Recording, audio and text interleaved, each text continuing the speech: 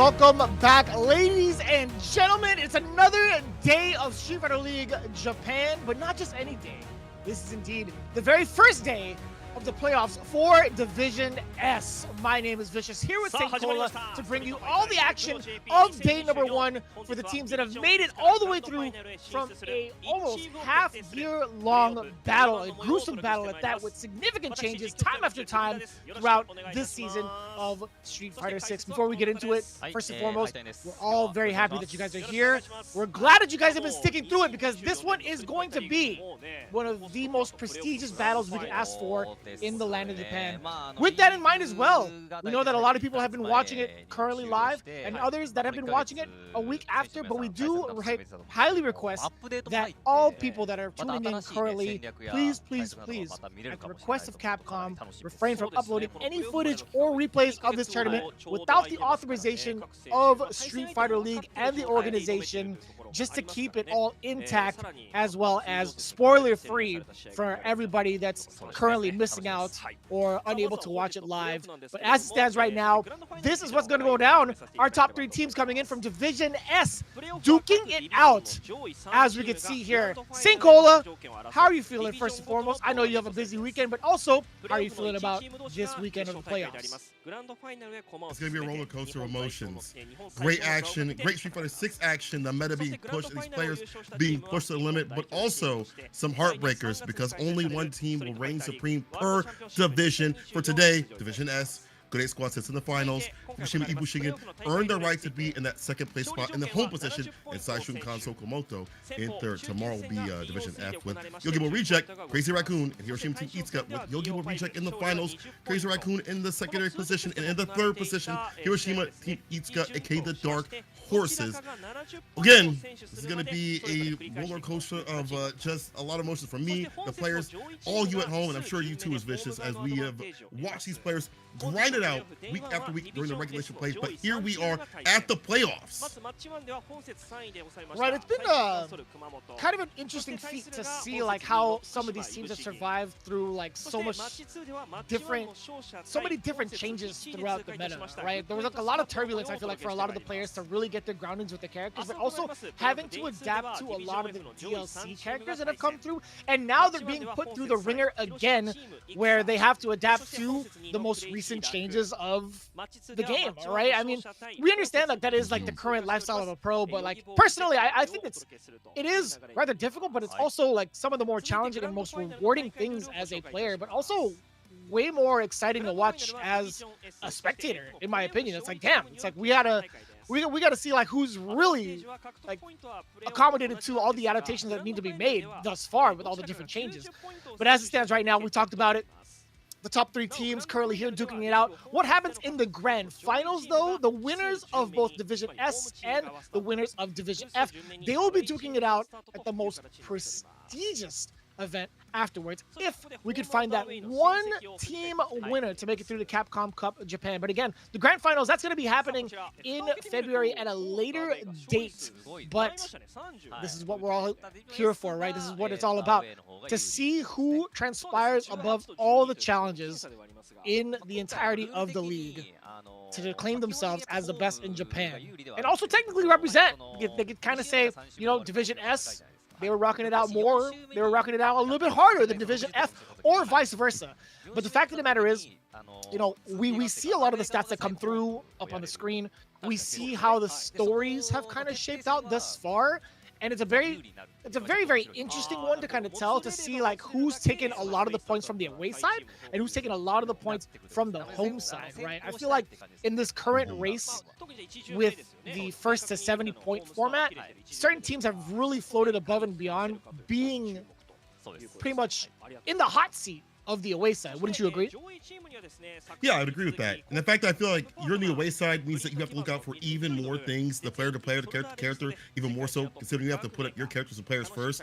I feel like there's more strategy behind that, or more, I guess, awareness of what is going to come through, and more, I guess, defense that has to come through as well. But all that defense will have to be put to the test out here, as 8 million yen will be split up between the top 3 teams. First will get 5 million, second will get 2 million, and third will get 1 million, respectively. Down the list, you want that money, but again, you want that prize of being at the finals, fighting off against the US and EU teams, as US teams are almost squared away. They're going to have their playoffs real soon here in about a month or so, and the EU team, well, we know who reigns supreme out there, but that will be determined at a later date, as you mentioned, for the grand finals for Japan. But going back to everything in terms of like the away and home side, it's cool to see these players and teams get ready for no matter where they're at. So I think that even though Saishunkan Kumamoto is on the away side today, it won't hinder them. I think they'll be just fine. However, FUKUSHIMA IBUSHIGIN, the new kids on the block, I said that for CAJ Osaka. I got to say that for the FUKUSHIMA IBUSHIGIN cats out here who have been doing a lot of damage, have earned their spot in a very hard season, probably the hardest season of Street Fighter League Japan thus far, in that second place position with a very new, kind of new kid sort of team. You have people that were there before, like Kosa, who kind of got a little bit of a taste of what was going on, just like they're getting a taste of that beautiful energy drink that I wish I had right now. But Kosa just got a little sip of what Street Fighter League was before, and then understood what to do right after. But the other players were like maybe Sasamo as well. You have someone like Yanai, who had maybe not been as consistent in terms of Street Fighter League. You have somebody, you know, that sits on the stands like Kaku, who had just now been introduced into Street Fighter League, who's been doing a lot of the single player stuff. I really want to give them credit for being able to coalesce as a unit and be so strong to be in that second place position and earn their right to be above a very dominant team that was only one match away last season from being in the grand finals. That's Saishunkan Kumamoto being defeated by Nation FUKUSHIMA. However, they were able to advance over that team and earn themselves the right to be at the playoffs. So who's going to take it? Who knows? Street Fighter League Japan has been up in question marks continuously since we started this league, and I suspect it'll be like this today. If you guys at home tell me you think a team is going to win, I know for a fact that you would not put Bison Bucks on it at all. Nobody is assured to take that victory. Yeah, I mean, if I actually did that, I think I would go broke at the end of the season, if I'm not mistaken. Like, everything that I get paid to do for, like, the entire season, I think, like, if I were to actually have to make those bets, ここで無料配信をご覧の皆様にお願いがございます、この後試合が始まりますが、ストリートファイターリーグを盛り上げていくために視聴者の皆様ご協力よろしくお願いいたします。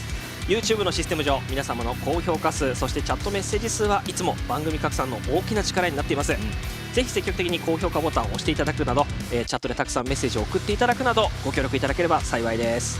みんなでね SF の魅力をどんどん広めていきましょう。一瞬1000いいね。何これ。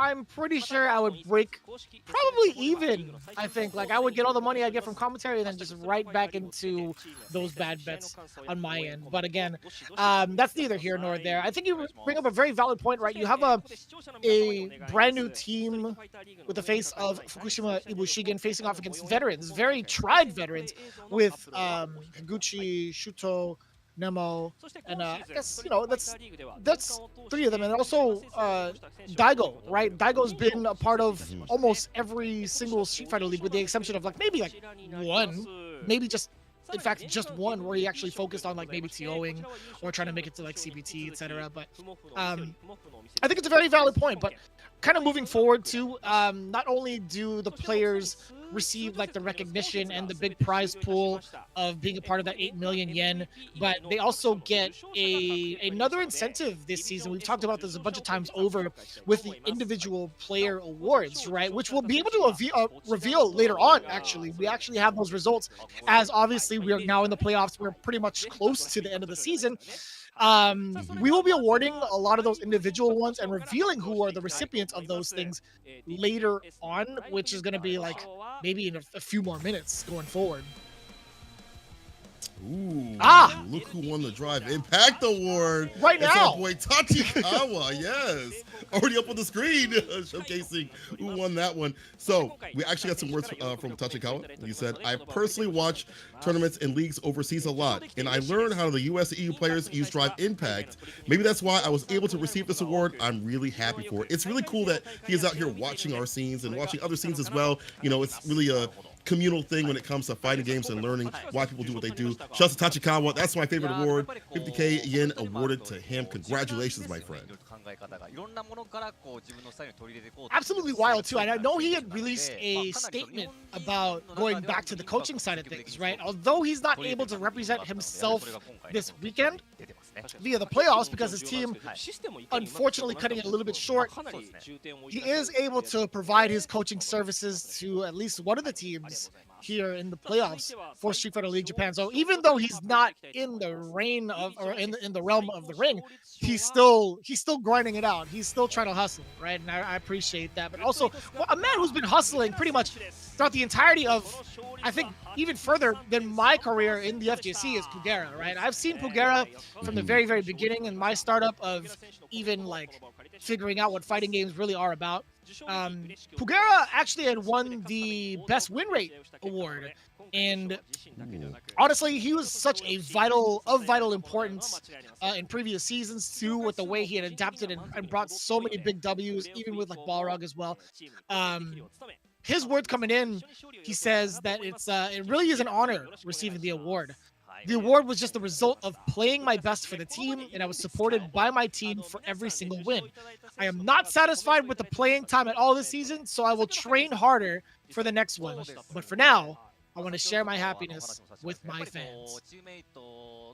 Wow, Pugera still not happy with what he had received, and not in like a selfish way, but in a way he was like, I want to do more. I'm not satisfied with what I've done. Always a hard worker, as you mentioned, has been around the scene for a long time and has grinded out, and this is the reward that he gets, not only being significantly well rewarded in terms of the pockets, but also the fact that he is consistent in one of the hardest leagues, the hardest league in Japan, at least thus far, shows quite a bit. 83%, by the way, 0.3 is insane if you think about it, when other players who are just as good have fallen short in that regard. So shout out to Pugera and his consistency, especially with the team behind him to lead him to that victory. You know, it's out here always a team effort, even if you are gaining a singular award. And the next one we're gonna have is Yaimochi gaining the Point Getter award. Actually, congratulations to Shinobi Ismgon.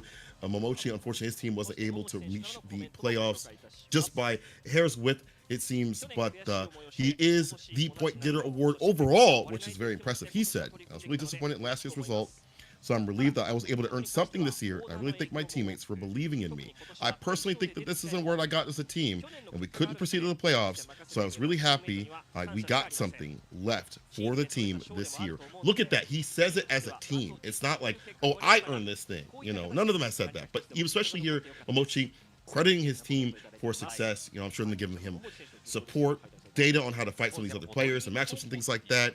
Never, ever a singular effort. It is a team unit out here in the league.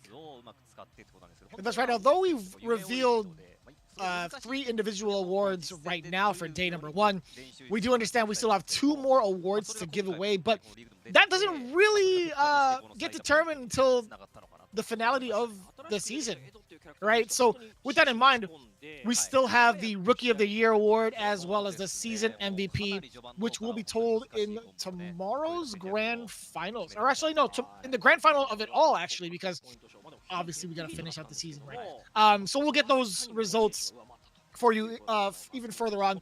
But again, as it stands, the 3 big awards that kind of St. Cola and I have been talking about, I'm actually a little bit surprised about the Drive Impact Award going to Tachikawa. Like, I know he was gunning for it, but I swear I thought it was going to be like someone like Higuchi. But the stats, I feel like it wasn't too far away from each other. Like, it wasn't too like few and far between, I gotta say, between those top 2 earners, those top 2 Drive Impact users, those guys, man.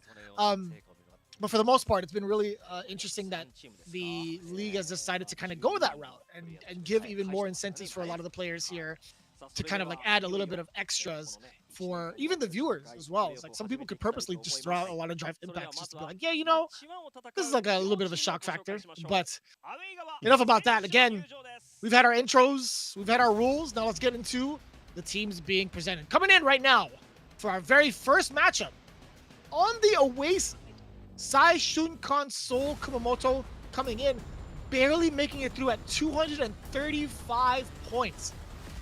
Here to show up today. The points don't matter anymore, Playboy.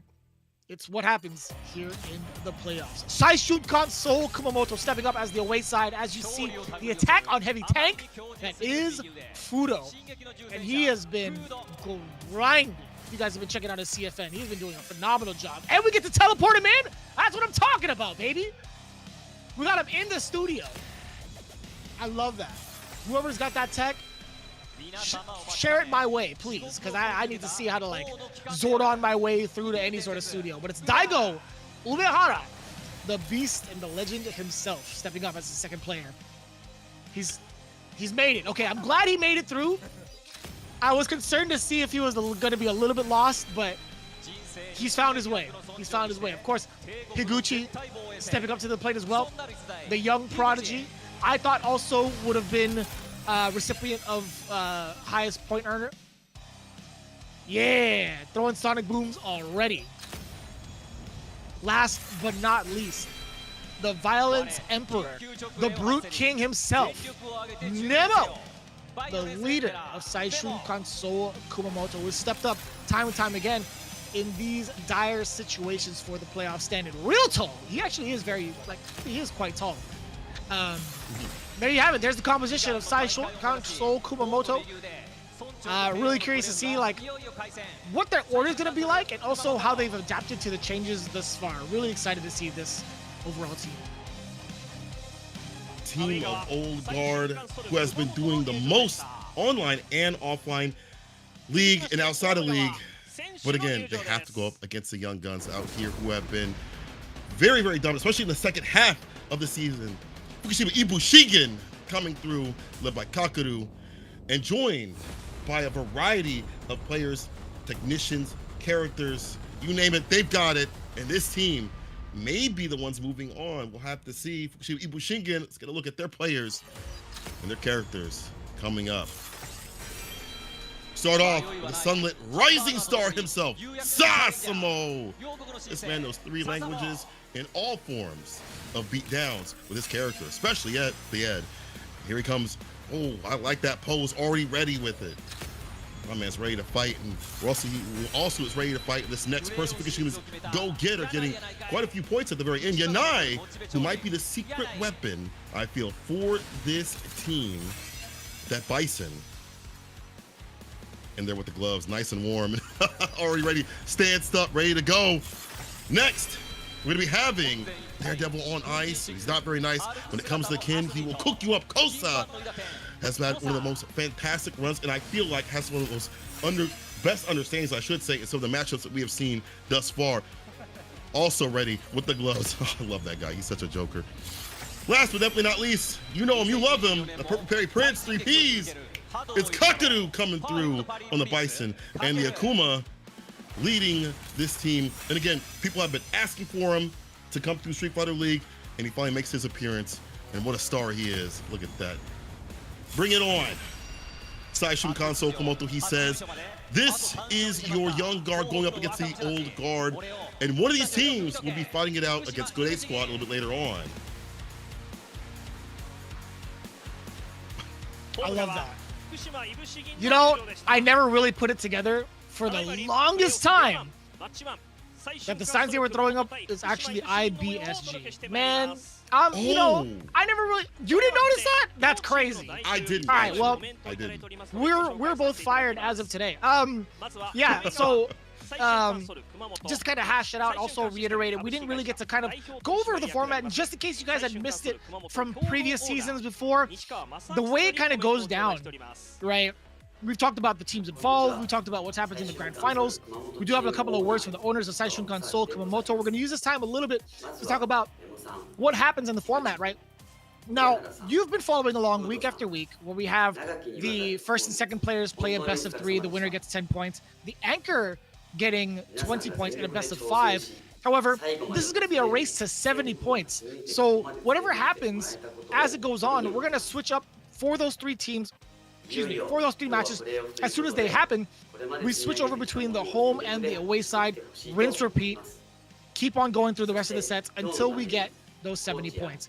Now, there are tiebreaker possible scenarios, but those will continuously be played out over and over again until we get those very last games True, so no more first to ones, first to deaths. Those are off the table. We keep going and flowing until we get 70 points totality. As you mentioned, home and away side switch, back and forth, so you better be proper and prepared no matter where you're at on the field. We've seen that happen over in the league. We've seen that happen continuously, and in fact, on the away side, continuously, it has been for their side for the victory. We are getting the words, again, from the owner, this one, for Saishunkan Seoul. We start off with him saying it's really an honor to be able to let these teams play in the playoffs. We've seen Saishunkan Seoul Kumamoto be supported years after years, not only for Street Fighter League, but even outside of Street Fighter League. They've had other players too as well join their ranks that maybe don't make it into league, but they still support outside. We've seen with Sasamo when they were on the other team previously.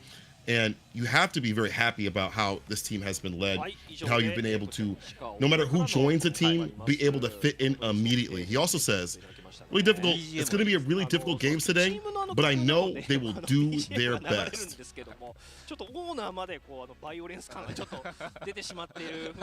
What's funny is like immediately after the owners, like I feel like for guys like Fudo, Daigo, and Nemo, they've been doing this for years. It's gonna be a real treat to see like how far we've come as like a community, and also like being able to do this competitively and for a living. Those guys back there are just like, man, to us it's just another day. Like this is just as if we were going to another tournament. This is kind of heavy. But I mean, I'm sure they never feel that kind of pressure. I feel like the only one that would maybe feel that type of pressure would be like Higuchi, right? Yeah, I agree with that. You know, we see him as kind of, actually, if I have to go ahead a little bit and make my guess, I don't actually know, they didn't tell us. Season MVP might be Higuchi. That guy has been cooking up an absolute storm out here. Street Fighter League Japan has been doing so years after years. A lot of weight on him, I think, but overall I agree. IBUSHIGIN, we're getting their words in from him though. I did credit to this team. This team really exploded on the team or onto the scene, and one of the managers was actually at Evo, like the very first year of Street Fighter 6, walked with their team the whole time. Over in the Hawaiian suite was there, was talking to me and other people. Very kind-hearted soul. It's great to see them support not only like the players, but also like people who are interested in Street Fighter. Maybe not top-level players, but want to get them there, or the streamers and things like that. Like Asuka. We get some more words here. He says, it's our first time at Street Fighter League, and thanks to all the support, we were able to proceed to the playoffs. We will keep up with the players' support. As they should, because they have such a promising team full of talent, right? Even if you kind of talk about like the players that are currently involved in their team, and as you had mentioned, Asuka, one of the main Kami players out there representing herself well, and also does a lot of the hosting work for a lot of the other Street Fighter events, and also the officially licensed Capcom Street Fighter events, I should say. She's doing a great job as well. But for the most part, again, these guys are some of the brightest we could ask for in regards to like the future of Street Fighter, and it's really cool to see them now face off against these guards, right? So talking about the guards themselves, Saishunkan Seoul Kumamoto has finally put up their roster. Fudo, Daigo, and Higuchi, and Akuma in Guile. Damn, stacked. Any way you slice it, it's going to be stacked. But I like this order to start things off. However, if I'm FUKUSHIMA, IBUSHIGIN, I'm putting up Kosa, Yanai, and Kaku for different reasons. Kosa, the takedown. Let me pull back. They've already picked their order. Before I can even ideate, they already have their order prepped and prepared. They had a month to get ready for this. Kaku goes up. I thought Kaku was going to go up at the very end. Having that variance of Akuma, I think he's very strong in the Guile matchup. I'm surprised to see him go up against the Ed. I thought Kosa would go up because I think that Ken can fight Ed a lot more now. That mid-range that was so annoying for Ken can be dealt with now that he can punish the character a lot more. Obviously, you can switch up the buttons and make that a little bit less of a risky threat, but I think that Ken can handle that matchup a lot better. Even Kosa had said that during one of his streams. But we see Kaku coming up right off the rip. What do you think about this? The first thing that comes to mind is maybe playing for longevity. I think no matter how you spin it, I think Kaku will always be ready for like either of the matchups, whether it's like Ed, whether it's the mirror match, etc. Like Akuma and Guile can also walk up through, but I think kind of setting the tone too, like getting the first couple of points with his confidence might be like the play here too. It's like he could find himself in the anchor for maybe the away side, where he won't have a choice, right? Because let's be honest here. I mean, I think majority of the times when we look at some of the playoff instances, a lot of the games kind of like R1 in the very beginning, and getting the kind of momentum is really, really important. So maybe it's one of those things like he's trying to get the important momentum win at the very beginning. In terms of the matchups, again, as a player for Kaku, I think he's ready for all sorts of ideas and matchups that come his way, whether it's Bison or Akuma. And he has the choice of both, right? Being 2 out of 3 in the first game. But specifically, Bison versus Ed, I still feel like can be kind of tough for Bison, in my opinion. Once the knockdown happens, I still think Ed has a lot of control against Bison. We talked about a lot of the damage output that Bison does have. Surely, it's like you're gonna have to land that hit first too. One of the biggest things that I do like also is like the big mechanic changes that have happened this season. Not being able to get away with multi-hitting moves and canceling its super, right? If a multi-hitting move does get perfect parried, we had seen this also in the changes, then they are fully susceptible to being punished, right? So Bison's not going to be able to like OD Psycho Crusher, cancel into like a level 2 or cancel into level 3 in case somebody perfect parries and tries to like drive impact afterwards. So I think that on top of the things that have happened thus far for both characters, I still think Ed has a pretty decent shot over Bison.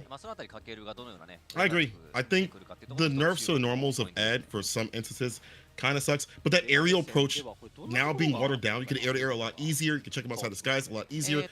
That helps out because that was such a big entry point for Bison.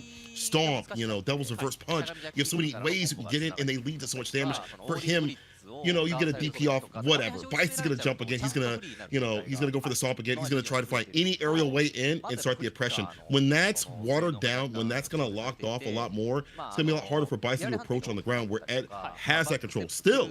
And even though a lot of people might have put Ed to the wayside, you watch the top level players still rock with that character. He's still very strong. We'll see who's the strongest as we started off. The very first match of the playoffs starts now. Saishunkan, Kumamoto, FUKUSHIMA, IBUSHIGIN. It's gonna be Fudo, Kaku, people. Let's get it.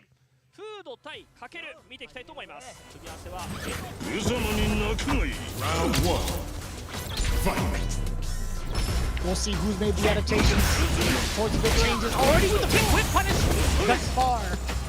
Kaku setting the precedence. The bomb is planted. 2 back-to-back throws. Fudo's just taking it. The back throw? Sorry, the back dash, excuse me, away from the throw. In the corner thus far, Fudo trying to reclaim all of that time lost, all the life lost as well. It's been hard. Everything's been whipping and a lot of big whip punishes from the side of Kaku, especially punish counters that delete the drive gauge, tick throw. Right back into the corner you go. What's the defense like? ODDP after the light is fighting back. We've seen Fudo be a more aggressive player, especially on defense and even on offense. Let's get the knockdown here, the fireball, bring on the oppression, the approach. Needs to work himself outside the corner, not where you want to be. Either character, strangely, does not want to be there. Even with the reversal that Ed has, the person that fights it on is difficult to deal with. Trying to go for the area, he doesn't get the DP. I believe that was a punish counter if I didn't blink at the wrong time. Damn, that's sweep also from that far. Yeah, man, Kaku has been getting a couple of punish counters in against Fudo thus far. And I love the control too towards the end of it all. Didn't want to be too antsy. He was in a moment where he could have actually died against Fudo, but man, also what a snipe out against the Devil's Reverse. I love the fact that Fudo is still trying to keep that in check, keep that approach in check at all times. So active with the flicker. Great anti-air approach, but now what happens? The Bison's nice and close. You just get a confirmed OD, DP, Cycle Blitzes after it. Not using any bar with that kill rush. One of the best things about the character.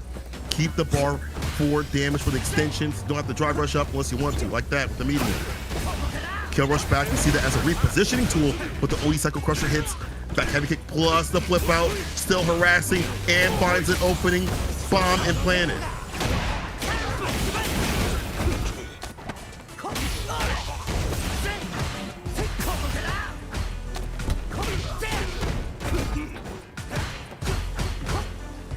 Touch. Oh. A little bit dicey. Fudo let go of the corner to risk for a mix-up and possibly get that last hit he needs. Oh, this is huge now for Kaku. he baits out the uppercut successfully and gets the rest of it with a big punish counter. Kakeru getting the first game against Fudo. Now, we had a little interview previously. Fudo had said, I was expecting him, if I lose this game, we were expecting 50% wins. If I was able to win, we would get 80% win for this match. And Kaku said, hey, I think he's really nervous listening to his words. I'm going to do my best. And maybe it's not nervous, but it's a good understanding of where to stand and where to land your normals. Outside the range of the mid-range, having the sweeps, the stand fierce to the medium, catching trying to leap with the crouch fierce. Here's Fudo. Punish counter, dash up, throw right after.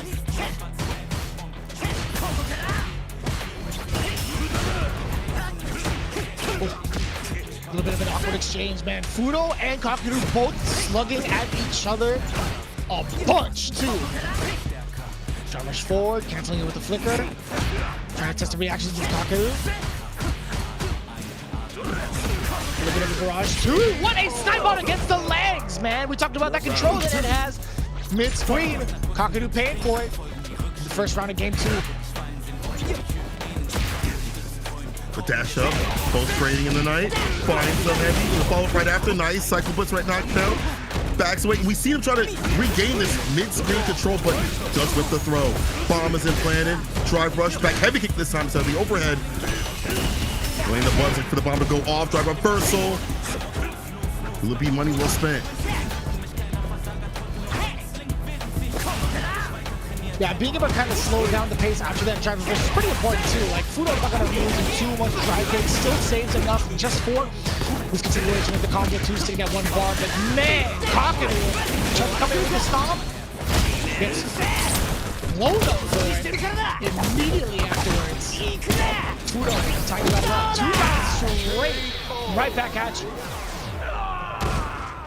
Man, I don't think Fudo's nervous at all. By the way, he is playing very dominant back in that dominant mid-range, back where Ed wants to play. And even before that, we saw Kill Rush being able to reassess and dissuade a lot of the aerial approach and checking and challenging, even in situations where he might be plus. You know, the other player might be plus that OD stomp. So it's game to game right now. Who gets that lead in points? Who starts it off?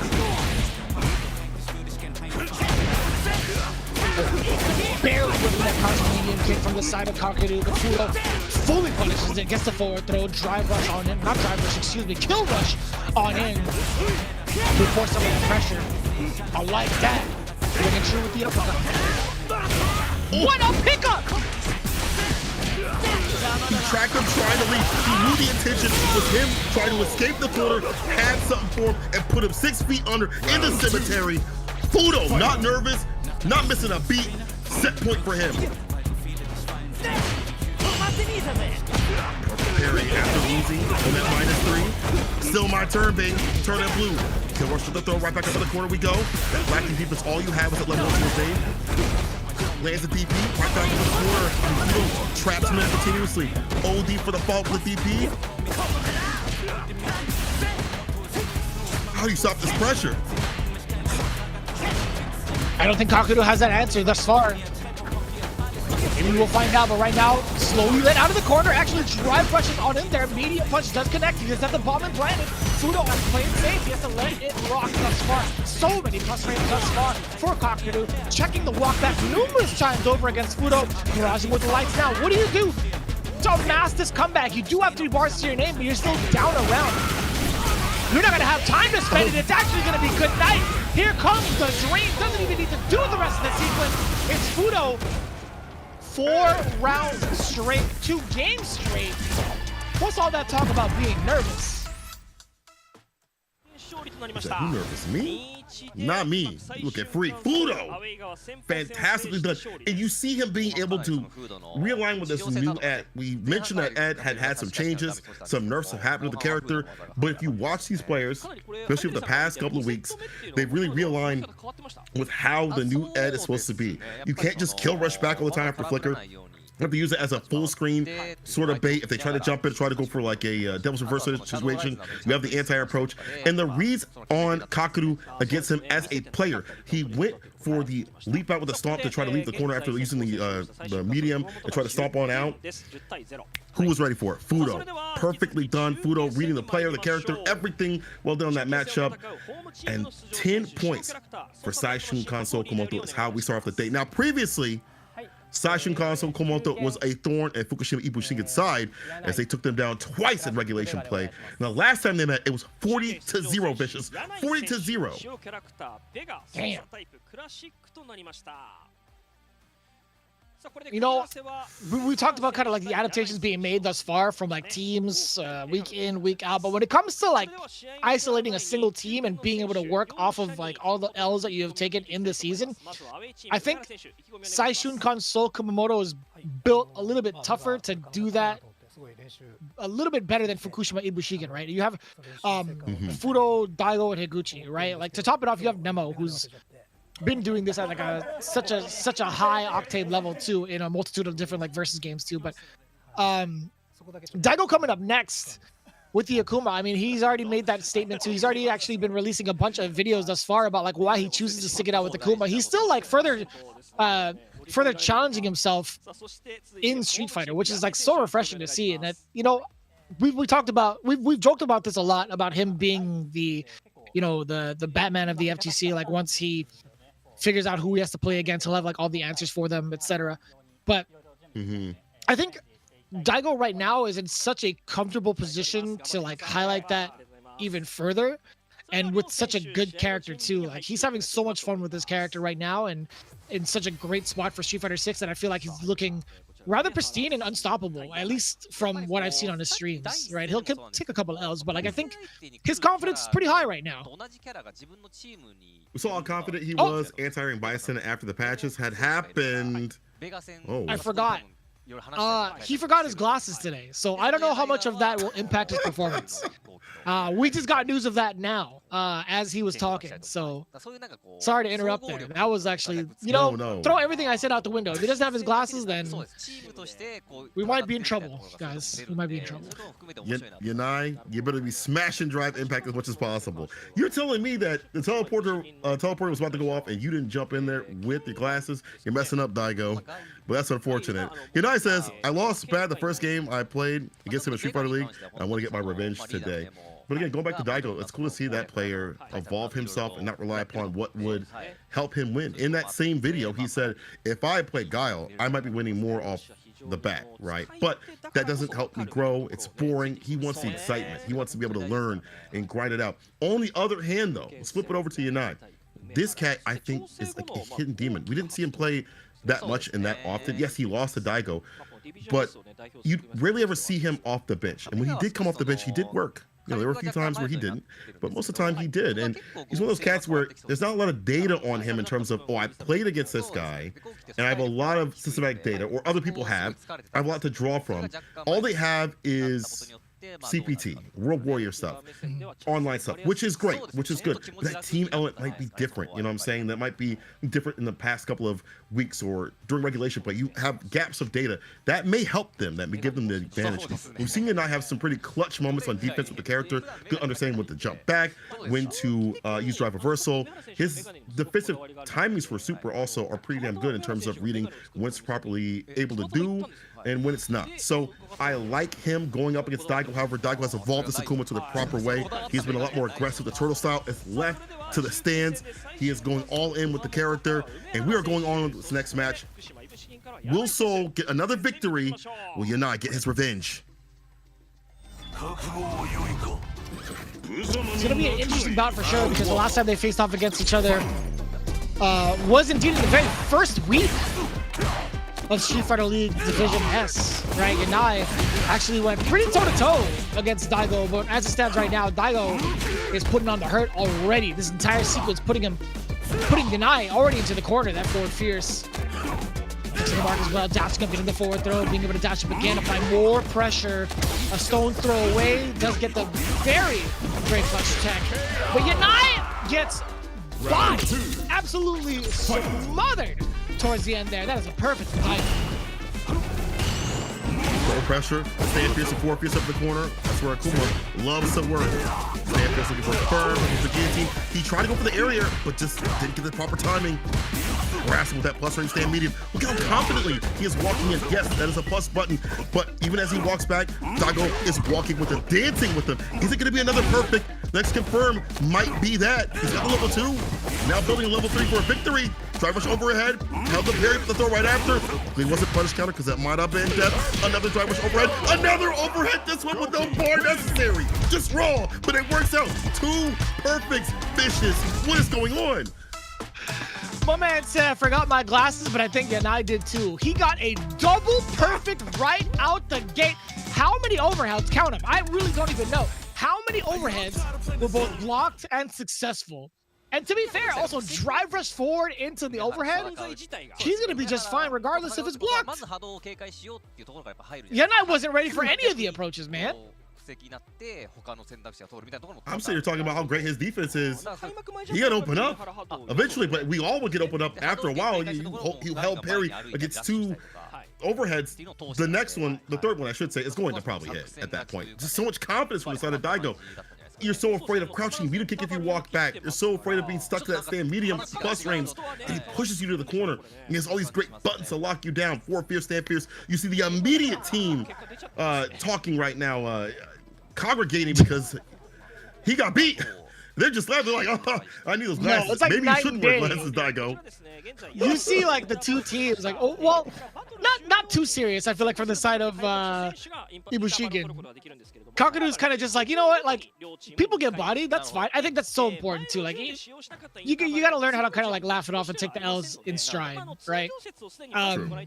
But it is kind of funny to see the demeanor initially coming from the IBUSHIGIN camp, and then you switch over to the other side where like the Soul team is just like, man, Daigo, you're kind of nice, man. Like, you're a little bit of a bully, but, you know, you're kind of nice. Like, how many I wouldn't have blocked any of them. Like, to Yanai's benefit, dude, like, being able to catch, like, most of those is pretty impressive. But no normal player would have been able to block any of those overheads. I'm just saying.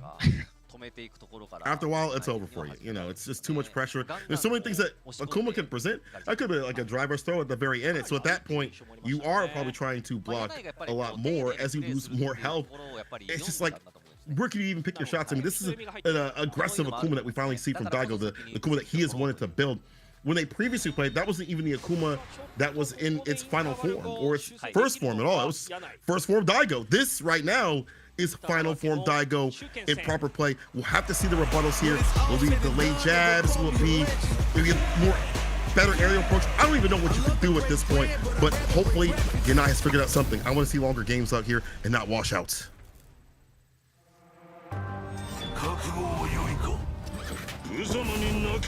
Round 1. Fight. Let's see if we can see a possibly different turnaround here for Yanai, as he had just been slaughtered by the numerous overheads that Daigo had thrown out thus far. 2 rounds straight, 2 perfect straight. There we go, on the board at least. That's a W in our hearts. Standing medium kick, finally getting the job done, at least against Daigo's health bar. Careful that drive, Jay. He gets the crouch to punch, the driver's conversion, heavy kick ender, max amount of corner carry off that Tatsu. Perfect parry, reads the stand medium kick with the poke. Adamant fizz, heavy kick Tatsu. Again, one sub positional advantage and damage. Driver shin for the throw. Oh, I thought he was going to commit. Does get the air to air with the jump medium. Overhead again. This time they're not blocking it out.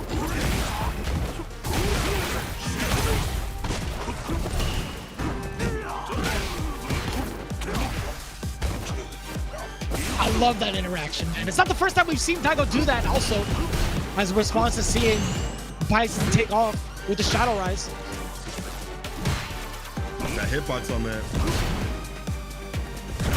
Punch counter throw will kill here. Now a fireball. A light one to get it done. Forward overhead. Oh yeah, don't let it be you. Nice interruption. Hit COD, stand fierce. Level 2. Punish this man. Psycho style. Going dead though. 0 bars to Yanai's name. Ooh! What a snipe out to the OD Psycho Crusher past the fireball. Daigo thought he was in the clear. He didn't have his glasses on after all. He thought he was okay to throw the fireball from 3/4 of the screen. Uh-oh. A entirely different look now from Yanai. Back-to-back throws. Making it really hurt thus far. How do you contain him in the corner? The big punish counter. In by the bomb. Yes, sir. Forward throw again. He could throw him once more. But it's Daigo who comes up with the throw instead. A little better for a back throw. We'll take this for sure. Perfect parry, but I do like that Yanai standing on 10 toes right there with the perfect parries. Trying not to get caught up in the corner has been a big pain point for him. Laying on the pressure, but drive rush medium. Straight before I wish it was an overhead. Plus frame. Resets with the throw right after. Still pretty dangerous though. Critical art territory for the side of Daigo. He does have a little bit of drive gauge. He does have 4 bars, excuse me, to cancel into anything he needs to. If he's at full bar, Lord knows, a single hit can still be just as dangerous, and Daigo knows it as well, hence the drive rush forward to start things off. Closer to his demise is Yanai, but no, nothing after the medium punch too. That was a counter hit from the side of Yanai. Or against Yanai, excuse me. Committed to like the OD fireball instead of something significant. Set him up in the corner, will be a wake up super, the fake out. Oh, the punish counter throw. Instead, Yanai gets the back throw. Caught him whipping, and we tied things up. Yanai finally fighting back. And that was a slight mishap from the side of Daigo too. He drive rushed forward. I don't know exactly what the frame kill was. I think he did stand jab, crouch jab, which is a little bit too much, and Yanai was able to get the punish.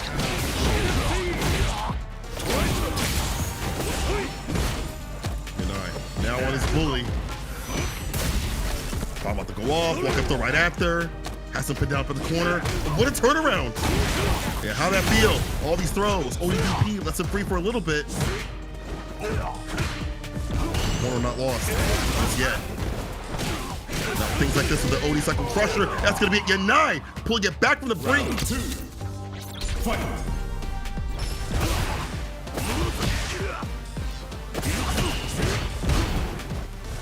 Pretty significant turnaround in terms of momentum and also the mentality too. I think Yanai has done a great job thus far of spending his meter to close the gap aggressively against Daigo. He's not really afraid to use it off of the OD cycle crushers also, and also getting some of these early hits into extended combos with the drive rush cancels. So if he can hold out a little bit longer to kind of get these initial hits, or like get some of the hits and also get that momentum back, I think it'll be in a great spot. But right now, Daigo pretty much setting the pace with the fireball is pretty important, but man, Yanai with the movement again, the big punish counter, spending 2 bars for the damage to both the drive gauge and the health bar.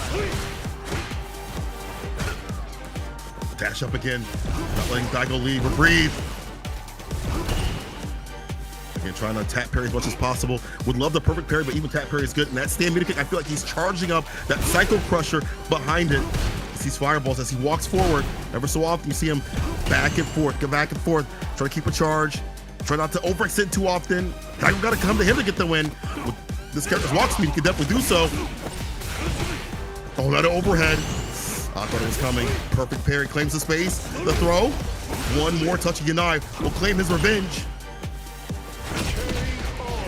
And the medium kick catches the startup of the fireball from the side of Daigo in perfect range too. Yanai, that was mad. He was either mad fortuitous or he actually reacted to the startup. Either way, man, that was excellent placement of that button.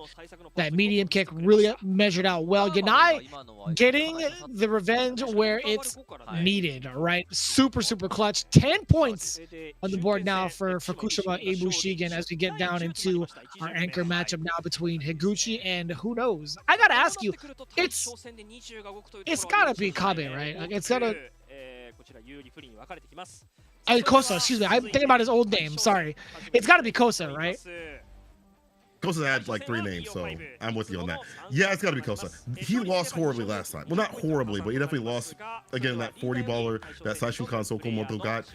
I think Kosa should go up. I don't think the matchup got better for Ken. But you gotta imagine he wants his revenge as well. Like, he's been thinking about that. It's Sasamo instead. This is shocking because I think Sasamo's a great player, a fantastic Ed player. Had played this character before everyone realized that he was good, even before any of the dream combos had been discovered.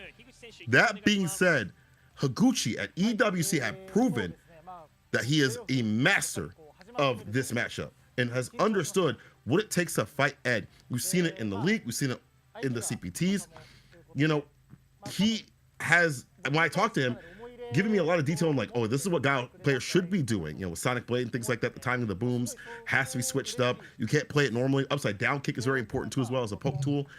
It's wild to see someone come up to fight someone who is a king of this matchup. Isn't always perfect, but more often than not does win the matchup.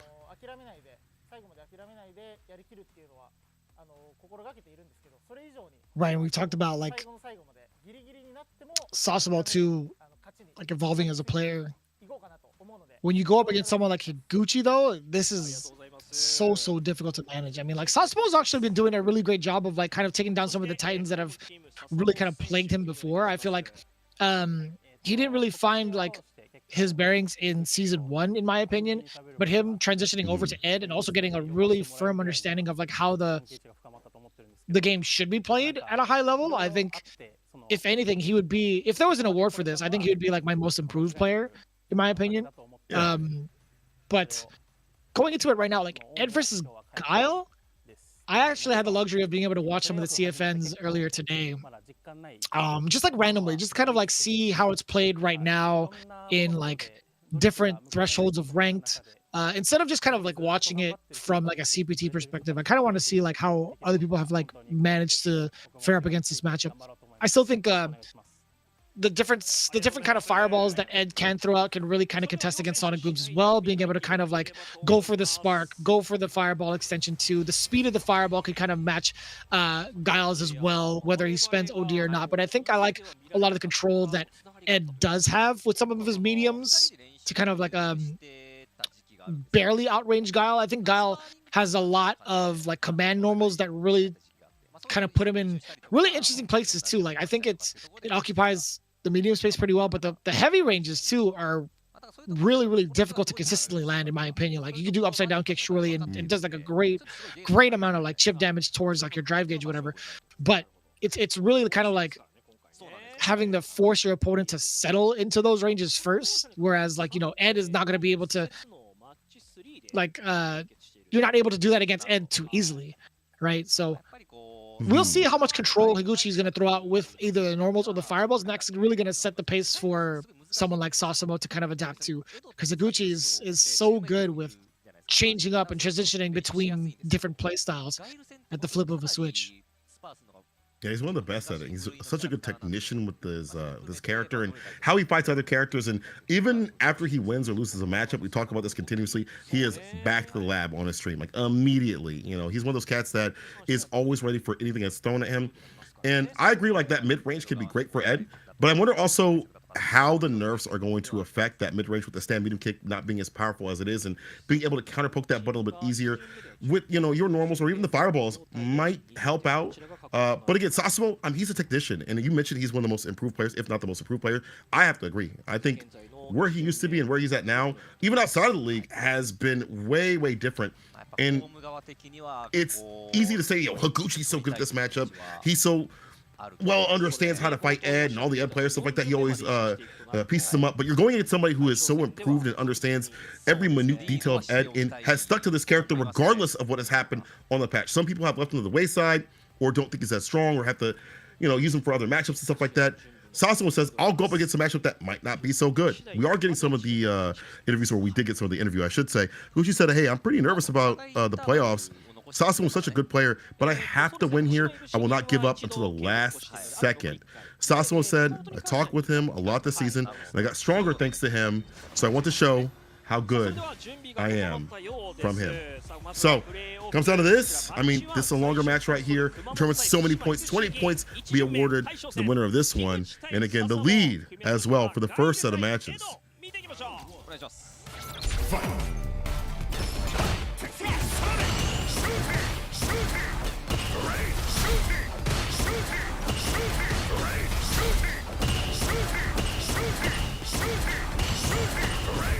So we're going to get the fireball variation of Higuchi today, right? Drive rush forward afterwards. He did get hit. A standing light kick hit, actually, against Sasamo. I think he wanted to go for the tick grab if you guys happened to catch that, but Sasamo, unfortunately, had not been in that range. Not even in the range, but also in like the plus frames that Guile had. A little bit too much there too, but already towards that burnout. Man, what a drive impact. Getting all the links too on top of that. Holy, the flash kick for the chip, no dip. Yikes. Man's not letting him breathe. The Ed Killer himself. We'll see if he continues though. Trade conversion works up better for Sasamo. The knockdown, the throw right after has him cut up in the corner. Throw, see a little bit of activity from the side of Higuchi. He's holding quite a few throws, trying to jump out the flip out. And you see that Sasamo backs off a little bit. He's like, I'm not trying to get up any scramble sort of scenario, get back to him myself. Gets right back in with the aggression. Ends the session with a level 1, you're done. The speed bag, psycho, speed bag, I should say. Round and round right now, with this bar at the bottom for Higuchi to utilize and see if he gets to like a level 1 for a lead and goes for like a level 2 to use the march of the booms to gain some ground.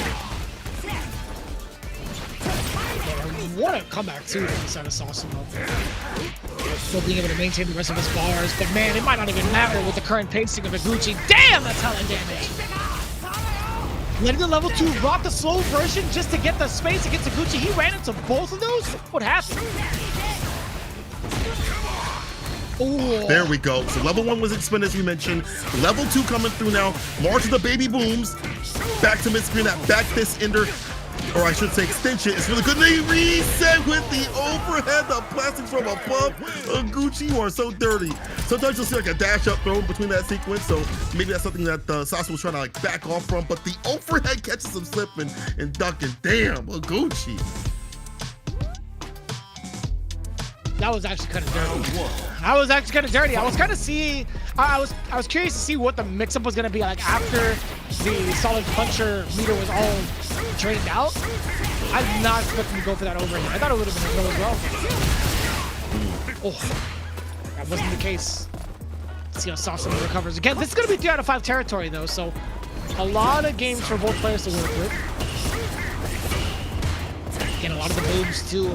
Higuchi's been laying it really thick with a lot of the boom pressure because, like, why not, right? Like, he recognizes that Sasamo is not going for a lot of these perfect parries and is losing out on the battle of attrition towards his drive gauge, right? So Higuchi can stick to this strategy and then initiate once he sees Sasamo at the yellow, right? Mm-hmm.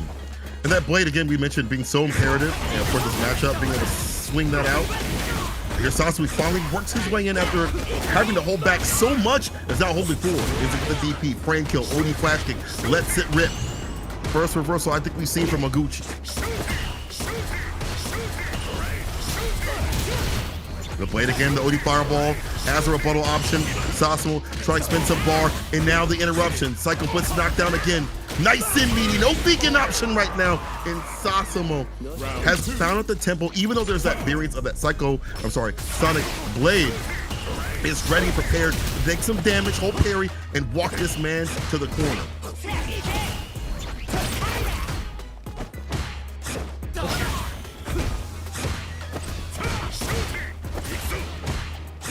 Yeah, now we're gonna see a little bit of a different look from Higuchi, right? Not really looking to throw as many booms as he was these last couple of rounds. Oh, I thought it would be punish, actually.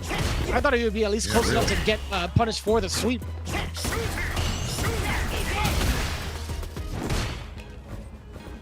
An upside down kick. Comes from the drive gauge. Tapping parry a lot. That's something that Higuchi might lock into. Drive reversal. He's going to take his turn and do something right after.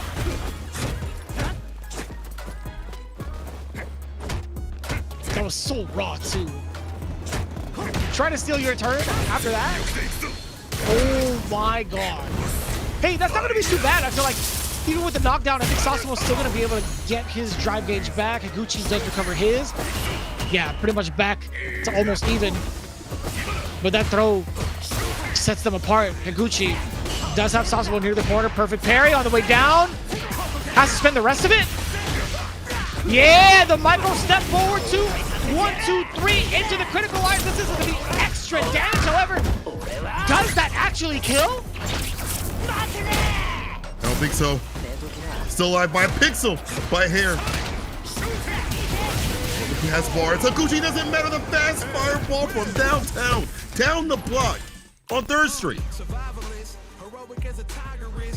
We talked about it, man, going tit for tat for some of the sonic booms, right? That spark into the heavy version of that fireball made all the difference against Higuchi trying to throw out a sonic blade, right? So, again, we see Sasamo kind of flex both styles of playing patient, trying to outplay the fireball game, and also being quite the slugger, right? He was brawling up close against Higuchi and forcing a lot of that corner pressure rather early in this part of the set. It might be more of an initiation from Higuchi that has to happen. Might have to be less of the booms. I think the boom pressure is okay until we see him get dog walked to the corner previously. I mean, we saw that happen and how much health was taken away from that moment. You know, I feel like Sasamo's willing to stand his ground and tap parry and kind of walk down. Even if he loses the majority of the bar, getting there, he knows his objective will be sound if he gets Gao in the corner or gets any character in the corner. Ed has some of the best corner pressure in the business. The knockdowns are great for safe setups, easily off a cycle blitz. You know, you have easy ways to check and challenge them at that range with the fireballs, with the flickers as well. You have great anti-s. You can really predict where they're coming through from. So if your objective is to get them to the corner, he's willing to lose some bar to get him there. In reverse, you know, I saw something on Guile's Guard. I have to give a big shout out to them. I've been watching some of their videos about Guile, and you saw a little hint of it. Higuchi went for drive rush, stand light kick. The purpose is to go for the medium right after to possibly enact for like a trade or get something nasty on hit. I'd like to see that implemented a little bit more if you can kind of suss out in between the strings. But again, that's going to be hard considering the range on what Sasamo has and his tempo. You mentioned the fireballs. It's hard to kind of sneak that in. He goes for the spark, for the fake out. So it might be something that has to happen, but it will be hard either way. Sasamo's starting to get a better read of the fireballs, the normals, and it's hard to kind of get through the airtight more normals he's putting out. The stand medium kicks, the butts with the lights every so often when he gets close.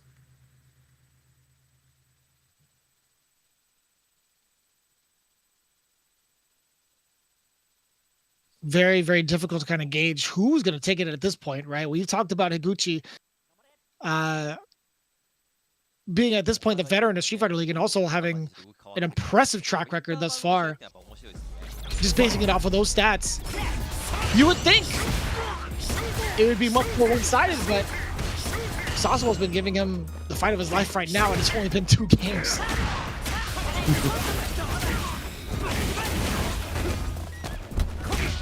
Heavy not reaching, nasty jump in. Sasamo has him up the corner, only 20 seconds in.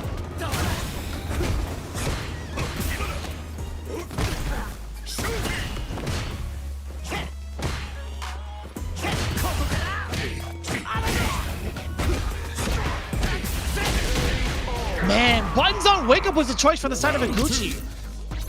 Sasamo has not let go of that pressure, that meaty pressure at all, but Higuchi's still opting to go for a button, making the wrong reads.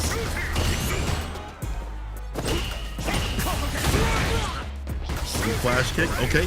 Better in bar right now here for Higuchi. Not a bad bet. Has a full screen, forcing the perfect parries to come through from the side of Sasamo. He tried to go, but that fast fireballs you mentioned, the timings have been so good to dissuade that from happening. Jumps over the blade that was set out.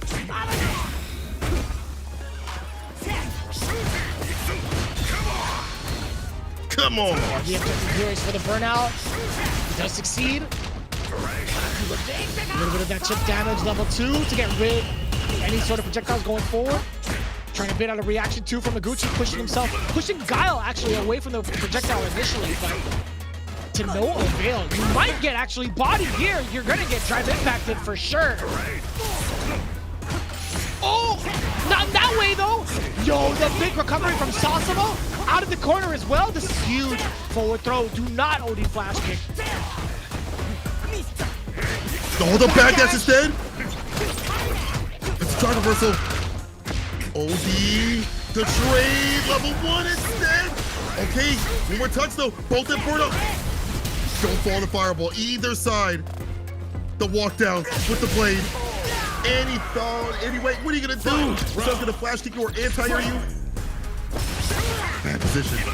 Nah, man. That's the thing. It's like you couldn't even jump regardless. Like he was walking forward, so the flash kick wouldn't have been an issue. But Guile is such dominant anti-airs regardless of that matter, right? So like him getting walked down was so treacherous. It was such a tough ordeal. Drive rush light kick in the back though. Talked about that entry point. Higuchi using that drive gauge, less for OD now and more just to initiate with the buttons. More buttons, less boom, stand light kick again. Gets a counter hit in between the string. Blade, flash kick in to save some of that bar. Double overhead. He's trying to go for triple. Okay, Daigo.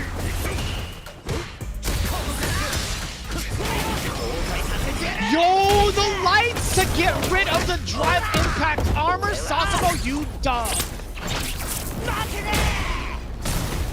Does get the burnout, but now what do you do after this? You have no bar to your name. You have a little bit of drive. Okay, yeah, and that's a tough one. Forced to parry, I get it. Higuchi sitting at 2 games to Sasamo's 1. Talked about reading those parries. That's what happened. But again, that's a position where it's hard to do anything on defense. So anti-air, especially at that range, are not going to be as effective. So you have to tap parry, and Higuchi reads that like a book. 2 games up, switching up with that drive rush stand light kick and using more drive rush buttons, even in trade scenarios.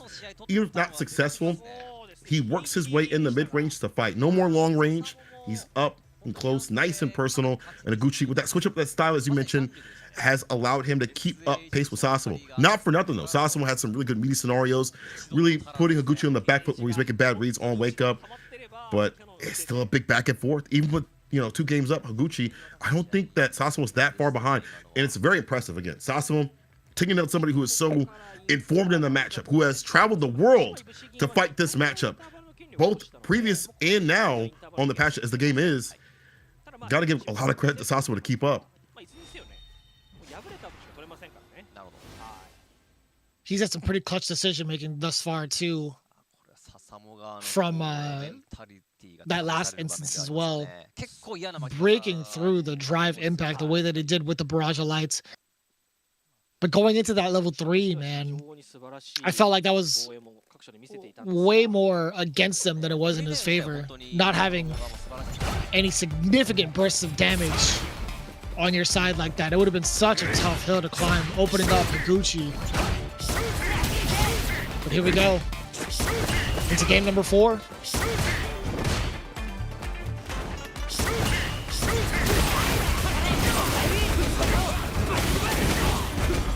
Blitz knockdown. Cutting through the fireball pressure is Sasamo. You see these great starts. Tapping parry again. And that's a range where it's hard for you to hit that DP. Fastest one you got is going to be 10 frames, so I get it. Allows the side switch to happen and him to gain some ground and walk back to get some bar back with the Sonic moves. Punish, yeah, -5 for Drake Bang. Damn. Round 2. Fight.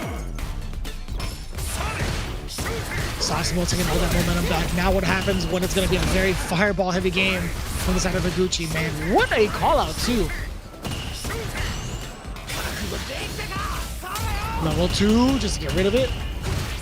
Or the threat of the fireball, I should say specifically. And that objective has definitely been take him to the corner. Take him west side. One close. Trade. Again, Higuchi backing off. Wants to get some bar back, just getting in with this. Drive rush mediums. Heavy kick hits. No level 1. No level 2 either.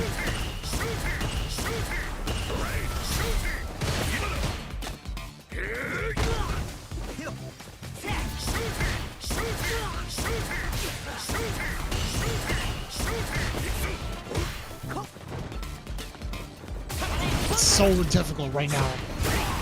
It is so difficult right now for Sasamo to even kind of inch his way forward without Higuchi misstepping. Oh boy. All from the perfect parry too. Now Sasamo finally gets to play after landing that knockdown too. Oh, that was sick! Reversal but buttons even though. better. Level 2 coming through. Double Hands bounce. like NyQuil. Damage is still intact. Drive gate deletion, not so much, but the damage is still there. Knocking on the door with those jabs. Open up. He almost got the whip punch. That heavy kick was out and about for a little too long. Does it on block. Has to do something. Drive reversal. Too far out the distance. That pushback was perfect. It burned up, but he doesn't have the lead. 5 seconds remain. He's got to get aggressive. Dragon suplex connects. Drive rush overhead. It's still in his favor. Sasamo stays alive by a pixel. That's crazy. The Sonic Cross. The Sonic Cross that still chipped away at Sasamo's health, bringing it so close to Higuchi's favor. On top of that, blocking the overhead at the last second. Sasamo's that guy on defense right now. Sasamo actually is that guy on defense right now. We have ourselves a tie ball game. What's wild is like watching Sasamo on defense has been fantastic. Higuchi has been the one faltering more often than not. There's good moments from Higuchi, like that cross-cut late flash kick, fantastic, puts him up in the corner. But like what comes after some of these sequences or what happens on his wake up has been leading to him getting like chunks of damage taken away. On the reversal, as you mentioned, Sasamo blocking it out at the right time, at the last moment, time winding down. You've got this big bulldog character with a sonic boom behind him. It's like a sonic booms continuously, the sonic cross, drive rushing with the bazooka knee, and you're blocking all that, and you're still staying alive, and the overhead? Yeah. Sasamo's him. He's him, bro. On defense, you're right. Him. He's him. He's got the tenacity, man. Another one of the timeouts being taken from the, I gotta imagine, from the Saishunkan Soul Kumamoto cap from Higuchi. But it's been so hard to call thus far. Once Sasamo gets started with his offense, he's so much harder to play against. But like in comparison to Higuchi, like Higuchi will kill you by like death by 1,000 cuts type of ordeal with a couple of straight hits, a couple of fireballs as well. But it's been Sasamo really laying it thick with his offensive pressure once he gets the knockdown. It's gonna sound kind of grazing, but honestly, Gal can double the damage when he has the resources. We've seen it from the side of Higuchi. We're not seeing it here. So much bar is being spent on defense to back this character off, holding parry, or in burnout. That bar isn't there to initiate that big boy damage that Gal can present. So with that, Sasamo getting way more advantage on these sequences, one more continuously. That's them the victory. Either way, final game between the two. The anti-airs there with the crouch spears. Drive gates ought to be so good here for the side of Sasamo. Sends out the blade. Walking down, holding parry, back at bar. Both are actually about even. I'll be seeing some OD from the side of Higuchi real soon.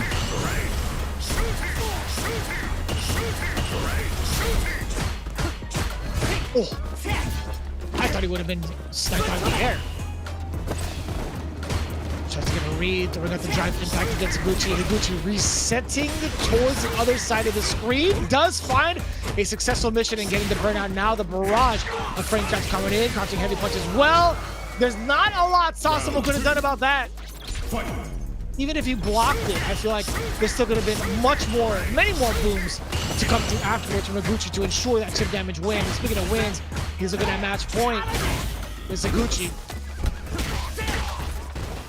Let's throw up in the corner. Look at the distance. It stands here, finds the mark. The level 2 right after it. The kill once again, on the way down. Proper button, top. The backdash and the punish right after. Here's at level 2. What a room to work with. Let's get dreamy.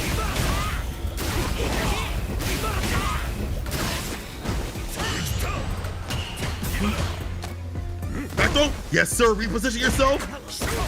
The trade. Eats a sonic boom. Oh, off the back here, though.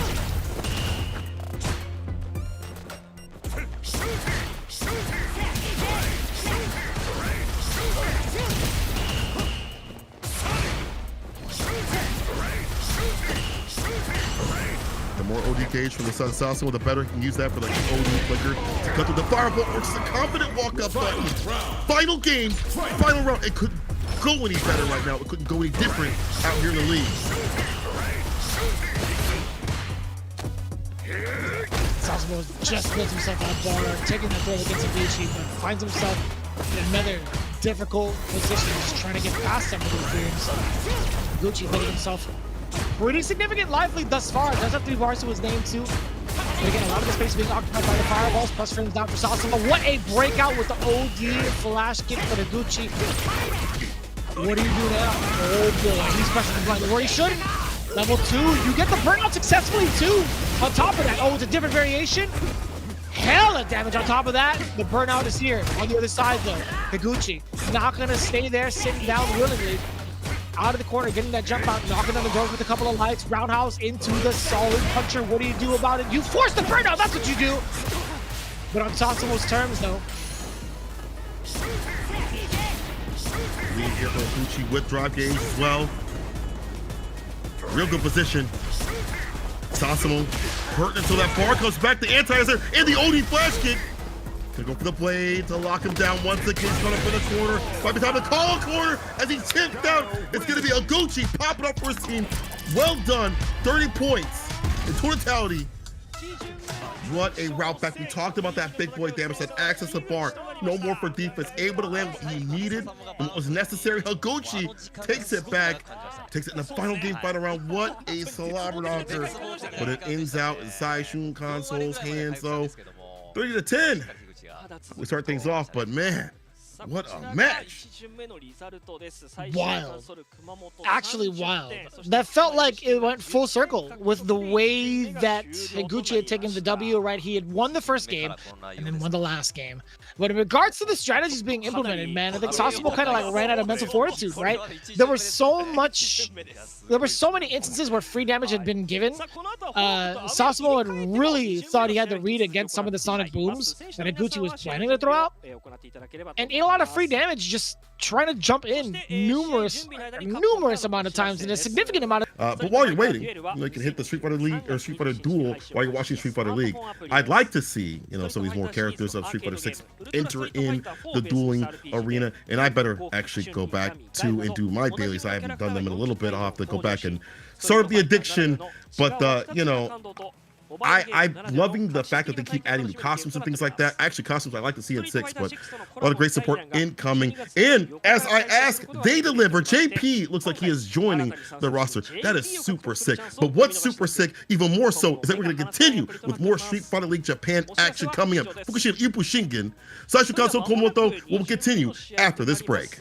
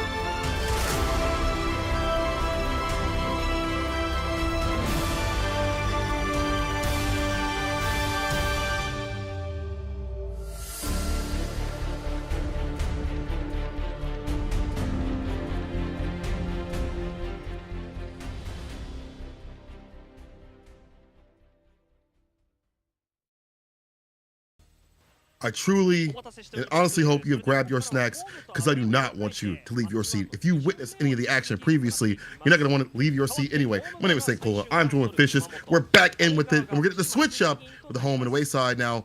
Saishunkan Kumamoto took a very crushing victory, 30-10, against their opponents in the previous match. Now, getting things flipped. Seoul will be on the home side, FUKUSHIMA on the away side, and we'll see what the latter pulls out. Right, being on the away side, I got to imagine Kosa's got to be in the mix at some point, right? I think he's too important of a tool to not let out. Obviously, having Ken in your arsenal is so important. We got to just see where exactly. Yeah, so Kosa, Kaku, Sasamo. Seeing the other two is not too big of a surprise either, although I got to give it to Yanai. Technically, he's the only one that got a W, right? Like, sitting him out here is actually pretty interesting. Like, you know, I mean, I can't take it away from Kaku. Like, we can't say, you know, replace one Bison with another, because Kaku could technically go Akuma if need be, being on the away side. True.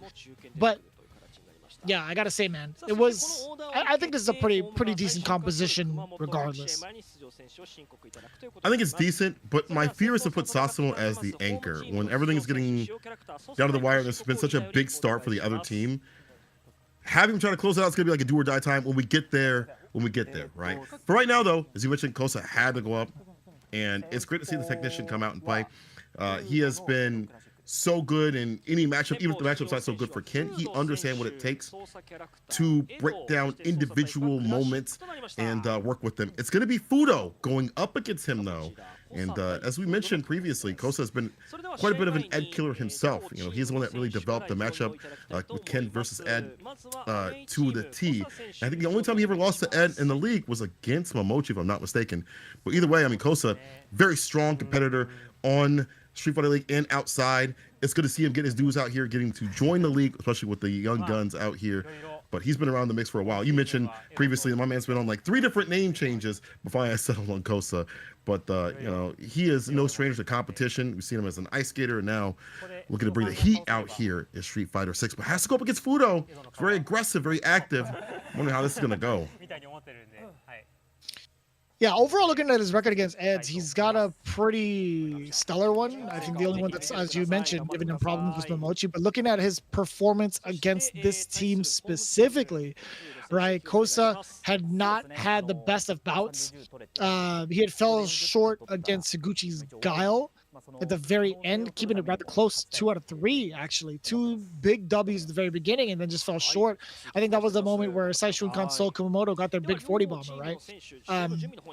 But not going to be the same type of deal to worry about, right? Kosa not being the target of that Higuchi pick. In fact, Kosa just looking to get at least the first 10 points is pretty significant. But you talked about the development of Ken versus Ed, right? I kind of want to harken on that a little bit more. We've seen a lot of that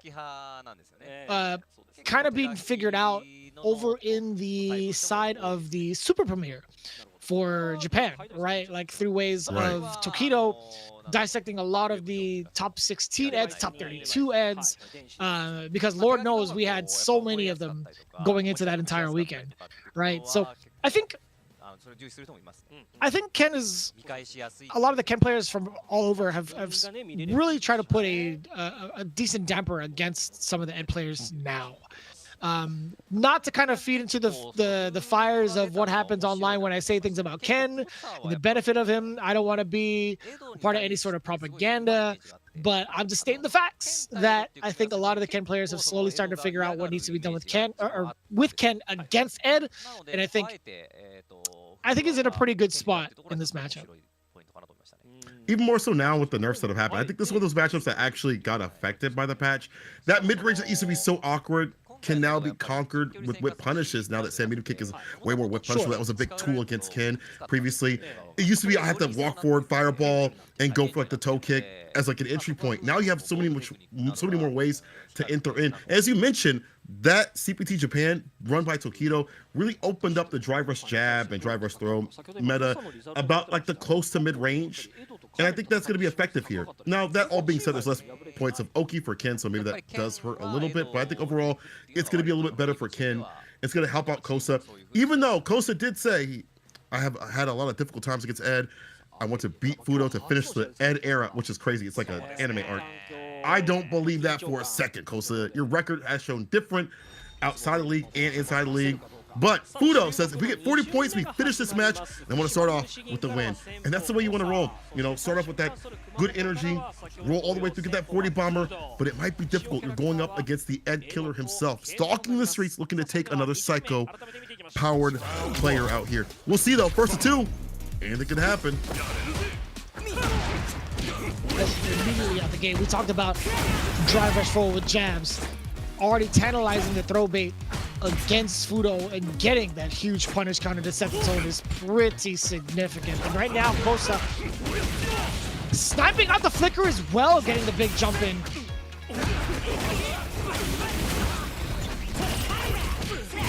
Close, goes for the strike, not the throw range. Was able to get a nice little follow-up. Crouching light kick. One of the nerfs that happens, you can't just dial in another one right after on counter hit, so lacking in damage, but not there. Stampius could have been in the OD or something more if you wanted it to be, but at least able to walk down Kosa could be a nice little advantage for him.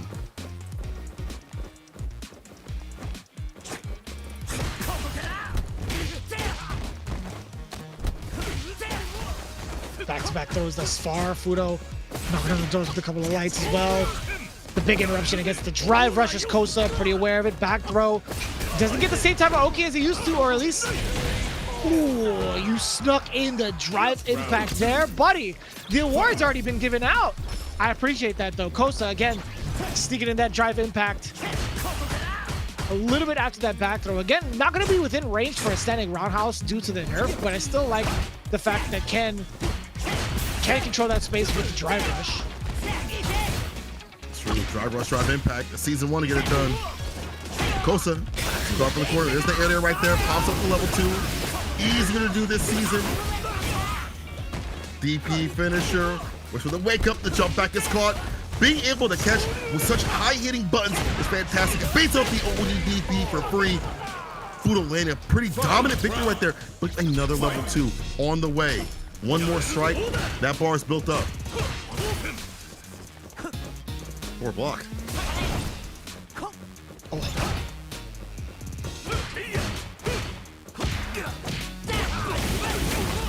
Man, beautiful trade combos too. I love seeing that exact trade combo from Ed players. The target combo knock him down. This is the back throw. It was a counter hit from the side of Kosa. Kosa actually pressed the button upon wake up. Knocking on the doors again, keeping Ken grounded as well. He's pretty much stuck there. Opportunity for that Sammy to kick out, just throwing it out only as a confirmed, interrupting the drive rush. Jab, jab, PP, drive rush, and then a throw. Another throw. It's the anti-Ed meta. You can open him up with the drive rush jab, like a Stampius right after, something saucy like that. Reversal jab in between the string level, three dumps it out to kill the drive gauge. For equalize at least in terms of having the bar to fight with. So help on the other side, jab, jab, opens up the door, fake out. Oh, this guy is ridiculous, and hoped and prayed that it wasn't enough to chip him out, and it wasn't. Ooh, Kosa, that was close though. That was cold. That was actually so cold. Kosa fully understanding that the damage that he would get from a fully finished out combo with the scaling involved wouldn't have killed, so he opts for the reset and baits Fudo into throwing that level 1. With the perfect calculation, knowing that he would survive. Kosa is next level, brother. This man's a lab rat for a reason. And look at the reward. First game in his hands, but Fudo not that far behind. He's had the proper timings for like the stand middle kick to come out. Usually like as a corner poke tool, like you see right there. Not much in mid-screen unless he's trying to hit confirm it in full. And he's adjusted well. The nerfs, like we see the flicker also being implemented, changing up the button timing.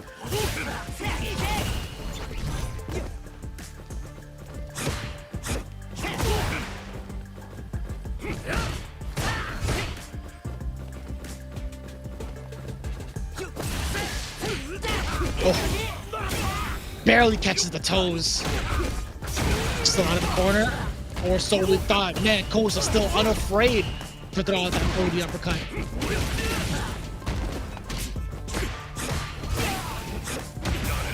Oh my god. Oh, the whip punish, the stand light kick of all things too as well. Ready. OD fireball to back him up. Kosa just walks back, waits for the whip, gets the sweep off the feet. It's almost the feet here for Fudo. Set point for Kosa. It's such a pivotal piece of information too, like, especially if they kind of like if they make enough points to go back into the third set, that would be so important, throwing Kosa in there for the home side, at least having the home field advantage to deal with Fudo. If he can manage to get these 2 games straight, Fudo is giving him his run for his money though. Does he get the full-on dream? Safe jump, no!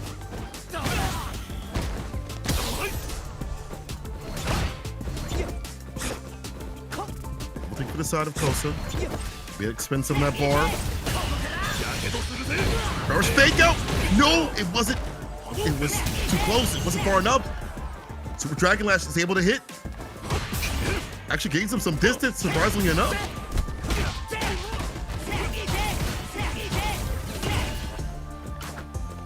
More fireballs from the side of Fudo. Oh, but what happens when he commits to the flicker, and that's gonna be it. What a punish against the flicker. That's the second time that Kosa has called that out. But what's more impressive, he knew he was going to be out of range. He still had time to micro walk forward and get the standing heavy punch. What a beast. What an absolute unit. This guy, Kosa, is actually built different. That was such a good call on both ends. Reacting to the flicker and knowing full well he was too far to get a standing fierce, so he had to walk up for it. That is mad impressive against Fudo. 2 games, insanely impressive, man.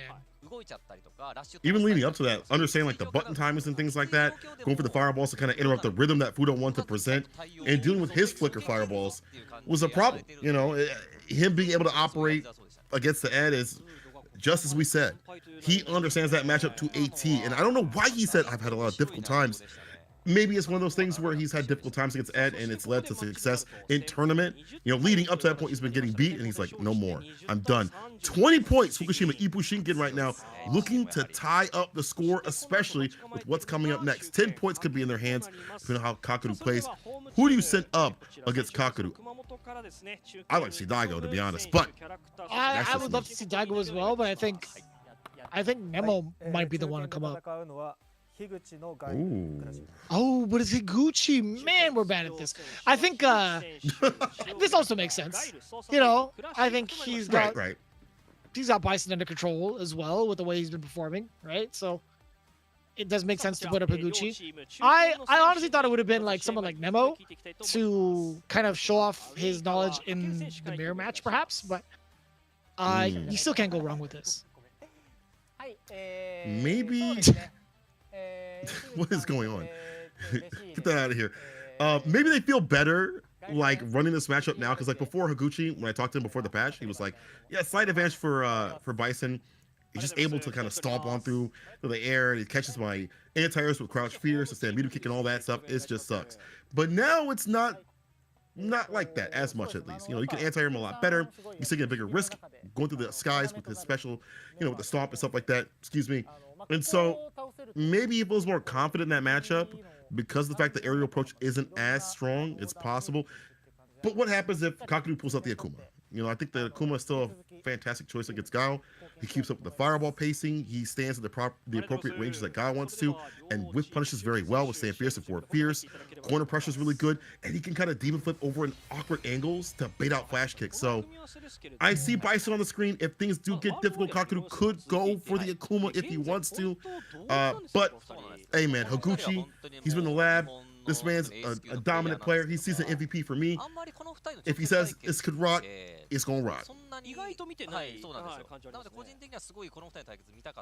I want to see what Kaku kind of does against a Higuchi who's pretty fireball heavy. I think Bison still has a lot of problems against like majority of like the Sonic Boom games that Higuchi does like to play. It's been very like aggressive and relentless, but I think Kaku at this point has built up enough of a reaction time against Sonic Booms to maybe OD Psycho Crusher through it, right? That's going to be like a very kind of like shallow pre-game analysis where we talk about like what characters can do against one of the main tactics that a character has, right? Guile's main composition in any of the matches he has revolve around his normals and his Sonic Boom. So obviously it needs to be talked about, but I think outside of that too, I think we've seen this example from Yanai. I think what's really great about Bison, outside of being able to like maybe bypass like a Sonic Boom, if you call it outright too, with OD Sonic Psycho Crusher, I think his limbs are great for trading with that exact thing too. Like standing medium kick does a great job of trading off against Guile's Sonic Booms more often than not to deter a lot of the players from throwing them out without any sort of regard. Like they really have to be conscious of the space that they throw it at, and also like the pacing that they throw them at, to not be too predictable with the trades, because those do add up. A lot of the medium kick trades that Bison can get against the Sonic Booms can lead to your demise. And it's also a tool you can just kind of hide that charge behind. As you're poking with that stand medium kick at, you know, mid-range, you kind of hold back a little bit and let that OD rip. If need be, we saw it previously. We'll see if it happens here. Kaku said, hey, I'm happy Higuchi came. I'm ready versus Guile, so I want to do my best. And Higuchi said, Kaku is a very important player for IBUSHIGIN. If I win here, it might affect the third round as well, so I'll do my best. The trade, he said, that same medium kick could be coming through. We're happy to have that medium kick. Thanks to space. Perfect parry. Proper punish as well. The drive rush, stand light kick, follow up, kill some of that drive gauge.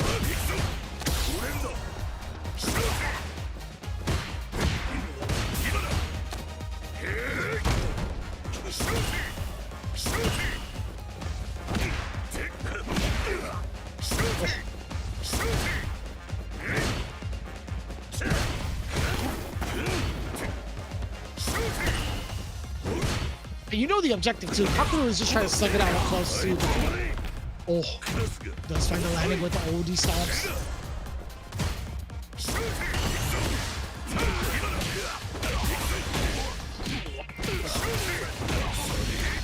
My God! Lord. Still finding ways to link everything. My man Higuchi. So much damage off a single hit. Speaking of single hit, what a whiff punish. Jesus Christ. He makes it hurt so much. So ready for like any sort of like crouching knee kick advancement. He also has that upside down kick to deal with it as well. OD flash kick on the way, kept feeling confident. It's Higuchi. Look at that. It's hard to come through the aerial space. Even easier to check the challenge this character through the nerves. The anti-air is there with the crouch fears. The trade better off for Higuchi. He's got more health in his tank, but what happens when the crouch fear kick finally hits and the bomb is on? Drive a shaft, but he didn't commit. You better put a ring on it. Back throws her up in the corner. And come on, man's about to get that drive gauge deleted and that health almost defeated. There's the air-to-air trade. Higuchi going to take those to the bank continuously. That was kind of a little bit of a rough shot, I think. Sticking it out with Bison could be a little bit problematic. That was just so commanding from the side of Higuchi. That's why I'm even saying that statement. But Kaku's gonna stick through it. It's coming up again. What about how much work he's been playing, putting into Kuma? See the perfect parry here and the bomb. See if this works out. Plus, delays it a little bit. The crouching medium kick at the proper time. Most people would just at that point wait for the bomb to go off and block what comes next, but he's able to strike back. Higuchi very commanding, very confident. Drop it low though with the crouching medium kick, ends it with the bomb.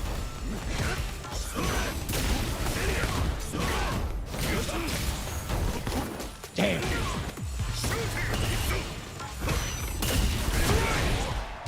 Oh, that was so smooth.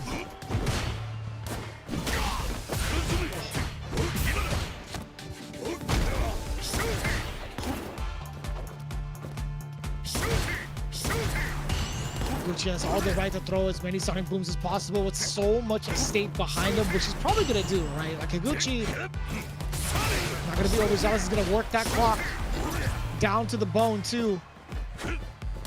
He's got 30 seconds to do it. So much time in favor of Higuchi. Yeah, he's good chilling now. Oh, or so we thought. Drive rushing forward into the sweep. Why not? A little risky, but it works out. Kaku was definitely a sweep prince. We saw it previously as a whip punish tool against the other opponents. Now we're seeing it here too as well. But again, I feel like if you do something like that, that might be showcasing that you might be a little bit less stable. Ooh, aerial approach, check the chest with the flash kick, stand like trick with the throw. It's broken though. Or medium kick, heavy kick, killing that drive game. You're still able to link off of that? That's crazy. The consistency from Higuchi. Getting some of these big confirms. In the corner carry too. Using that back fist. Good damage here. Forward medium kick. Overhead, you are dead. Set point. For Higuchi. This team is the overhead warriors. It's incredible how many times we've seen overhead here.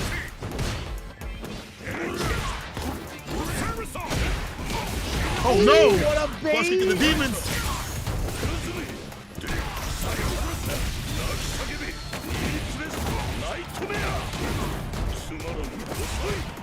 Good awareness, seeing about the wall, get that level 1 right after. You try reversal. He backs off. He wants to keep the bar. It makes sense. Don't want to be a burnout against Kyle. Anti-air flash kick.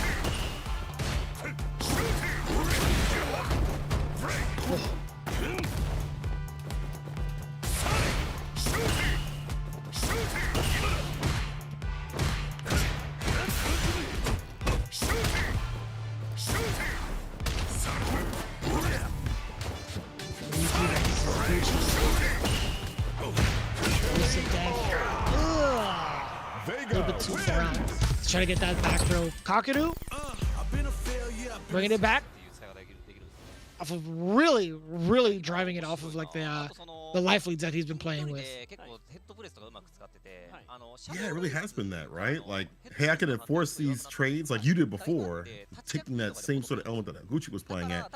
Had to get the lead first, which took a little bit to do. But he started to understand the fireball timings, started to be more comfortable in burnout or being in burnout in general, and that saucy combo led him to get that big lead with explosion, the awareness to have that level 1 right after.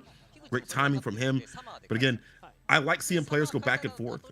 When one does something, the other player's like, wait a minute, that looks cool. Let me do that too. Higuchi had the lead before, had kept with that lead, and took the trades because he's like, I have the health for that transaction. Now, Kaku is the one rich with health and taking those trades. And that allows him to go for that aerial approach that got dominated before. Before, he was losing so much health, he didn't have the lead, and he was kind of just gunning towards his demise. Now it's like, hey, I'll take a trade. I still have the lead. I have a ton of health. You have 1/4 of your health. Come on, flash kick me. Go ahead, try it. See what happens. Game to game now.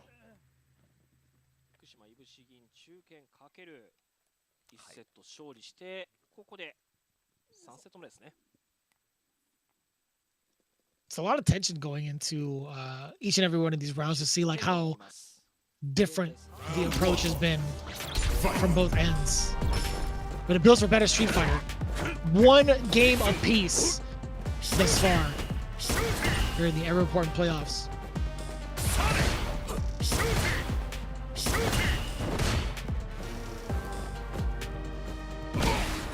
Confident walk in right now to the side of Kaku. Backdash away, gets the punish counter and the flash kick at that full rate. To get a flash kick again as an anti-air choice. Try to corral this character. Again, get the lead, keep the lead. Name of the game right now.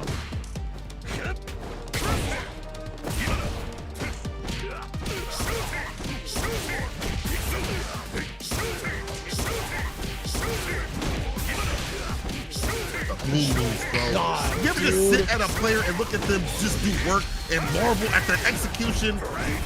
One more touch.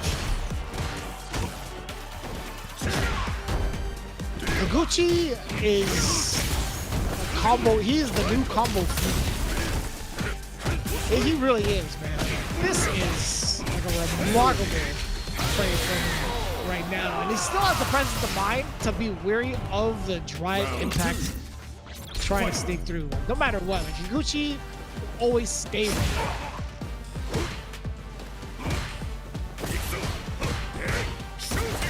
He's on set point now. And get that lead, keep that lead.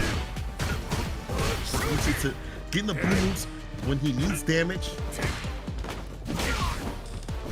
Anti-air with the crouch fears. Kaku, look at the aerial approach, trying to jump on himself. Gets the back throw. The pick out with the medium. Now the boom, perfect carry. Maybe didn't have the rest of the mind to get the bomb on at any point.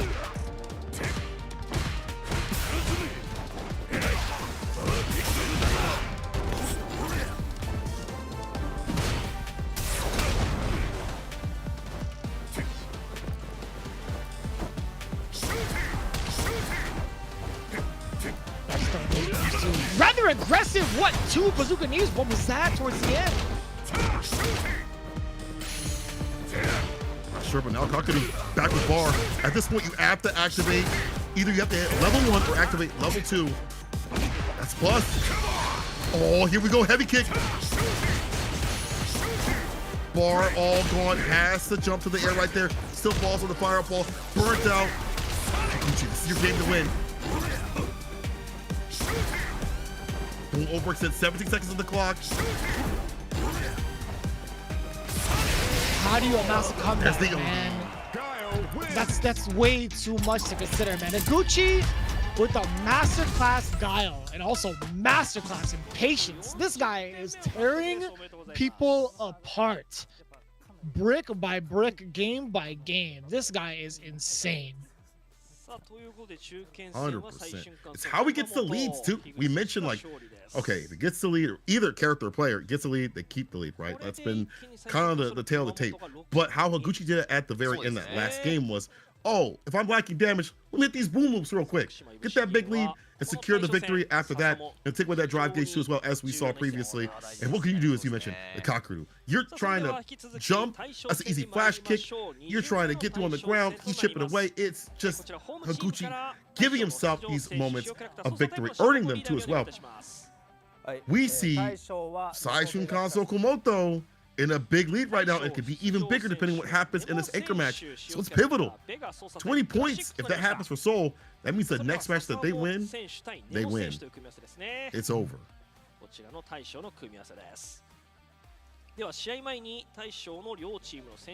Well, I mean, it's going to be a race to, yeah, they still have to go through the switch, right? Like Nemo coming up next as the anchor. It's it was a matter of time. I feel like Nemo stepping up to the plate against Ed, though looking at his overall record against Ed, hasn't been the brightest, hasn't been the best, both like on stream and some of his like tournament performances in general. But I'm looking at his performances from over in week 6, which he did not play, if I'm not mistaken. No, he did play. He faced off against Kaku, got a W there against Akuma. Going into week number 1, Nemo actually took the L in the tiebreaker series too. Didn't really get to face off against the Eds, at least for this team specifically. So now he gets his chance. We'll see what Nemo does. I saw him practicing Blanca on a stream. That might be for a different character. I don't know if it's going to be for Ed. But as you mentioned, it's gonna happen. Nemo's gonna come up to the deck. We've seen him way more informed than previous seasons. He's been way more of a presence on the sticks rather than just being like that captain out here. In the interviews, and Sasamo said, I played against him throughout this and last season, and I knew he would come against me, but I played with him now, and I played with him. I'll do my best. So I'm assuming Sasamo has some data from previous excursions throughout like CPT or other tournaments, or just understanding, hey, this guy's came up against Kaku. Kaku got some data and says he does this, this, and this. So Sasamo has some understanding. I think that Sasamo is confident coming up, no matter who's going to come up regardless. But Nemo, I'm curious to see him come up right now. You know, this is pivotal. If they get this, we mentioned, the next game that they win, it's, you know, over at that point. They only need 10 points after that. They get 60 in total. So Nemo really has to show out and show up.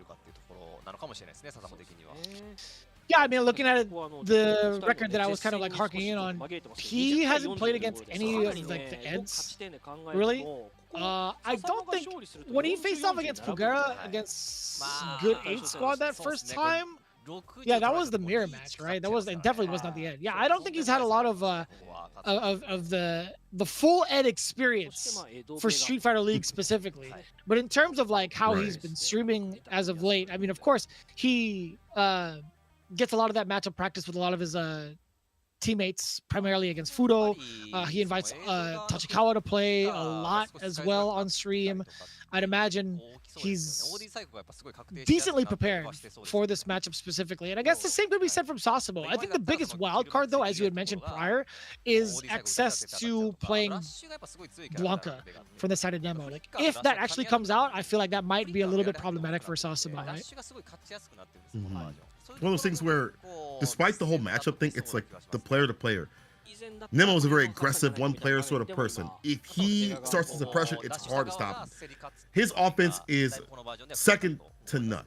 He is one of the best at like just running his game and running it right. Now, that being said, we've seen Sasamo rise up in the defensive side of things, especially today. His defense has been immaculate. So we're having two players on two different sides of the coins, defense and offense, going at it. Nemo said, I won't forget how he disrespected Bison when I played him last year.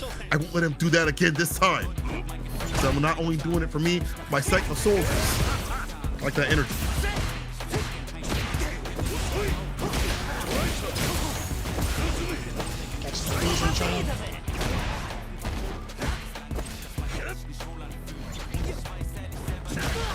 Nemo a lot more aggressive than the other Bison that we've seen thus far.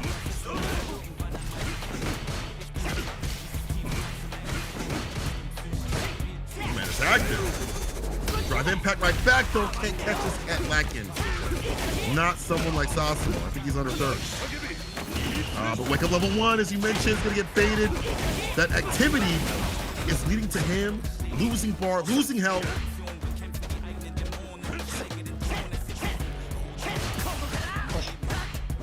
Man, throwing a bunch of Nomos in the face of Nemo this far is Sasamo with no regard.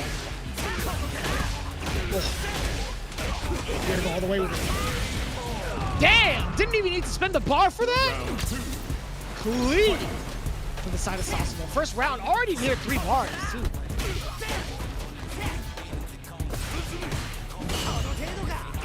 Perfect parry. Target combo, saw that before. Said no more. Knocked off the cycle blitz. Reversal jabs from the side of Nemo. Trying to find an opening. Only jabs are coming through from the side of Sasamo. So he's the one finding the openings. Proper distance to enter, as we mentioned. If you have him up in the corner, easier to corral the character. Didn't get the grip though. Nemo, the bomb. Let him get started. I'm telling you, it'll get dark for you.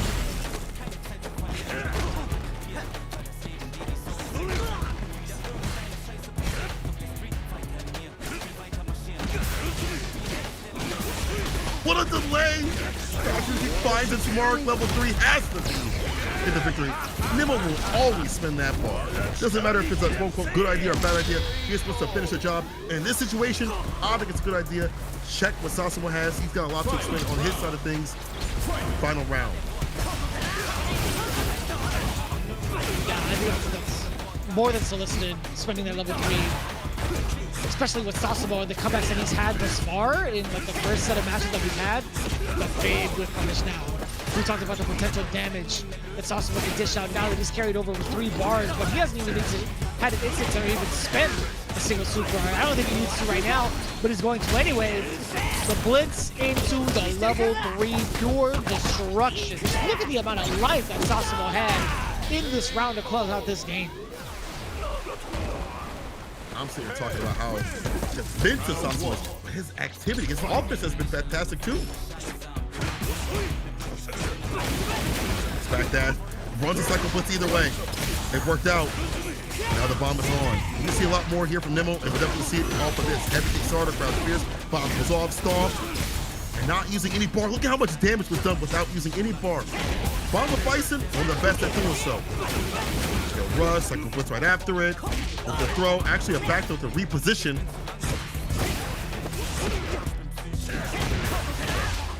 The whip punch is the kill rush back. You talked about the damage output that Nemo had with Bison. Since that statement, Sasamo completely dissected Nemo's defense.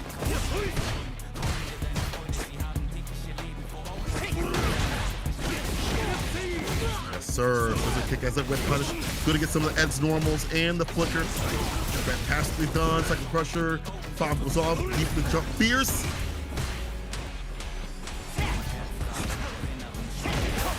Could have been it. Could have been it.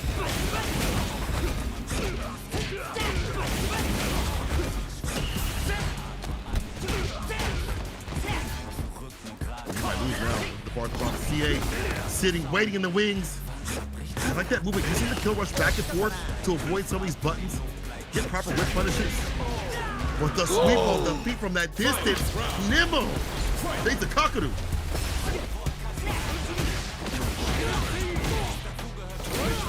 Damn, that actually caught the punish counter on the spark. Oh, punish counter again. Mediums into the bomb. That was a tap parry. Oh, you snuck in the drive impact, you dirty dog. Nemo with the mix. A couple of lights as soon as the bomb exploded.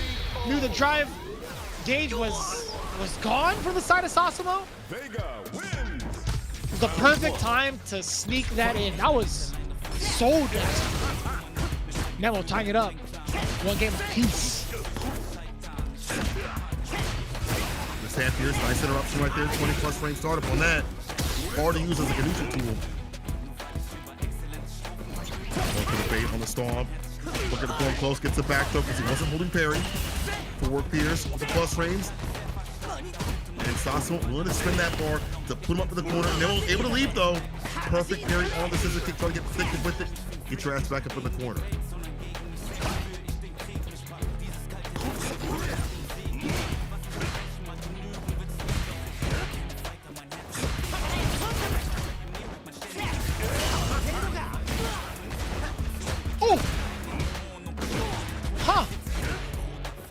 I think Sasamo tried to go for either like something heavier than a light because he's definitely got time after that perfect parry to punish the OD Cycle Crusher. I mean, maybe even like a drive impact too would have been able to work because he wasn't burnt out up until just now.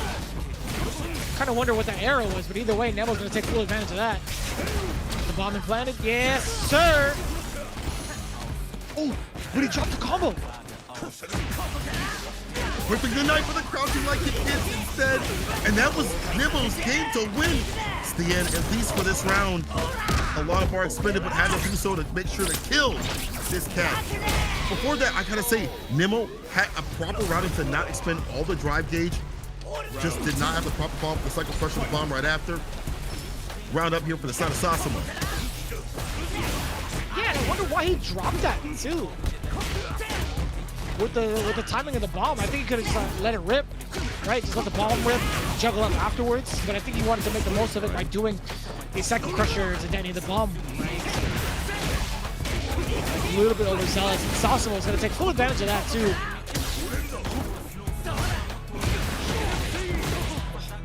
What a bait. Hooked it up for the distance. Kills the drop gauge, that stand fierce into level 1. Keeps 2 bars in his pocket for more. Air to air right there. Does get the overhead, but still has the advantage up in the corner. Watch out for that level 1. The drive impact. That's it, rip. And that's going to be a game-to-game, round-to-round right now. I appreciate that Nemo is the only person giving players looks with this many drive impacts thus far.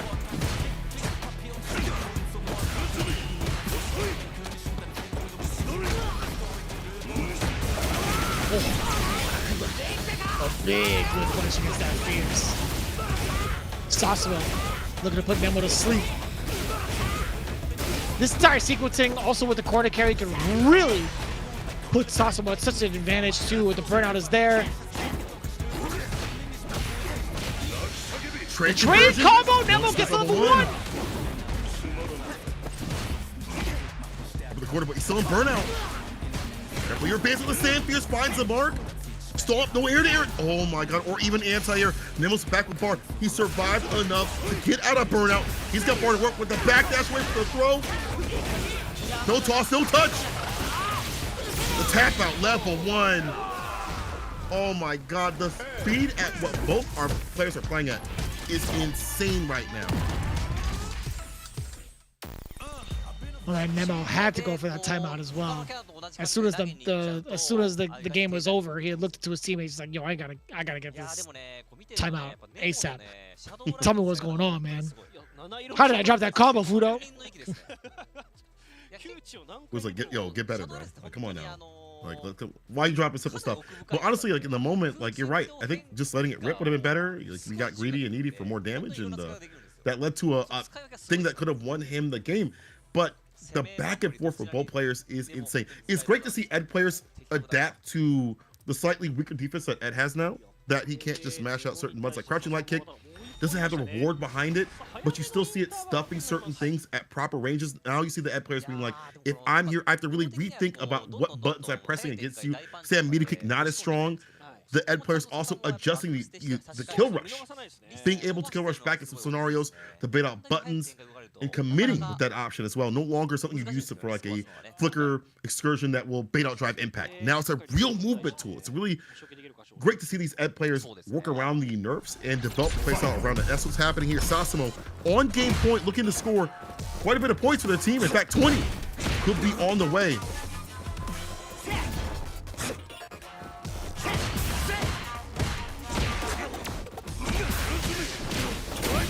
Big opener down below with a low medium kick, drive rush on in. The bomb is going to be a pretty big problem, or at least it was temporarily, but that punish counter throw is everything against Sasamo. A plethora of those mediums too. Does get another punish counter against the parry. A very, very quick round for the side of Nemo with pure control in the corner. That back heavy kick had been blocked, the parry. Hey. Plus, still. Stay the offset point. Struggle for the air, wasn't able to get the proper timing. Overhead lands, blessing from above, ends it with the bomb. Tap and parry. Punish counter damage incoming. Bomb goes off, drive rushing in again for the pressure to continue.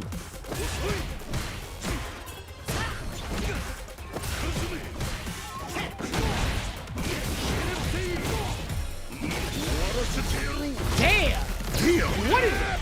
What did Fudo sneak into Nemo's drain? We got Fudo's secret stuff over there. But yeah, I gotta say, what was it that Fudo had told Nemo?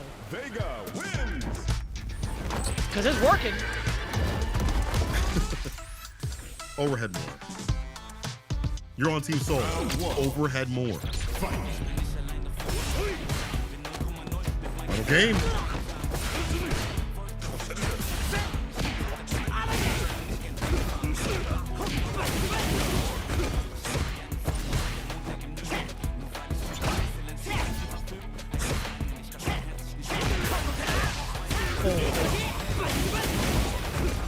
Sasamo looking to return the favor with the current pace. Nemo stuck in the corner. Shot a rise stomp. Does find the mark. Does get the side switch as well. Right. It's a big lead. Sasamo taking the victory on set point. But you see Nemo, like, I feel like he's holding back a little bit. You see him jabbing out a lot of scramble situations. This time he's holding back a little bit more. See if that works out for him. Drive rush throw. This time the target combo. Struggles to stand fierce too far out, but no big fault from the side of Sasamo. Does get this hit though. Into OD level 2 incoming. Put this man to sleep. Corner carry incoming. Drive gauge not so bad. Perfect parry. The button and the stop ball. He gets right back in again. So many people would have just convinced him just leaving. He gets right back in with the pressure. Stand fierce level 3. Kill this guy's drive gauge and put him. So it's a one-touch scenario when that final game put around. See if that even goes down. Oh, he's not burnt out. Excuse me. Oh, he woke up with OD, the panic. You mentioned this before. Sasamo, his touch scenarios.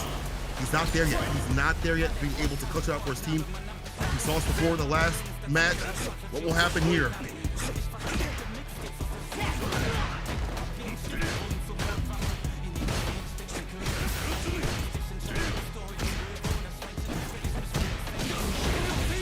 Man, so many of the lights.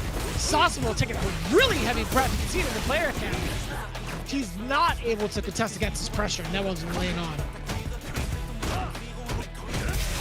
This burnout, drive impact, gets the splat. He's got the bar to work with. He's got the bar at the bottom to work with as well. Overhead bomb on one more interaction after this, a throw. Yes, protect. The DP connects. Back throw. Sasamo still in this.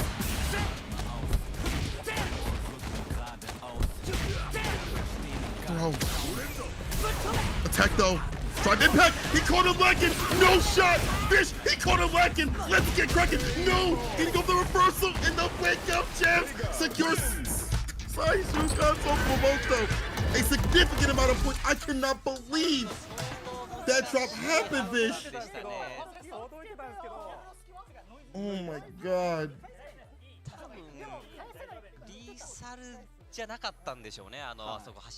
I didn't want to see it either. I didn't want to see it either. I thought there would have been a sequence where he could have done light blitz into level 3. I thought there was a world where he set himself up with a combo to go into level 3. And it would have been a heavily different story. But it's 60 points from the side of Saishunkan Seoul Kumamoto. Back-to-back W's thus far. In regards to the matchup spread, right? Saishunkan Seoul duked it out on the away side. Getting full advantage of the home side now. Man, it is looking like a tough ball game. Whew. My heart, man. You even heard my voice. I almost wanted to say that Sasamo won because he was so close and he had it. But what's about to happen now is Seoul only needs one victory. That's it. Leading up. Very, very difficult position here for FUKUSHIMA IBUSHIGIN. Let's see if they can rise to the occasion. They might need some of the samurai drink to wake themselves up because they have to play picture perfect now, Fish. Yeah, Cole, I'm going to say it's going to be kind of rough to see how the rest of it kind of like works out for FUKUSHIMA IBUSHIGIN. They're going to be on the home side. They're going to have that type of advantage, but it really is going to be like quite the uphill struggle with their current predicament of 20 points. But we've seen this happen. It is a possibility. You can't count it out.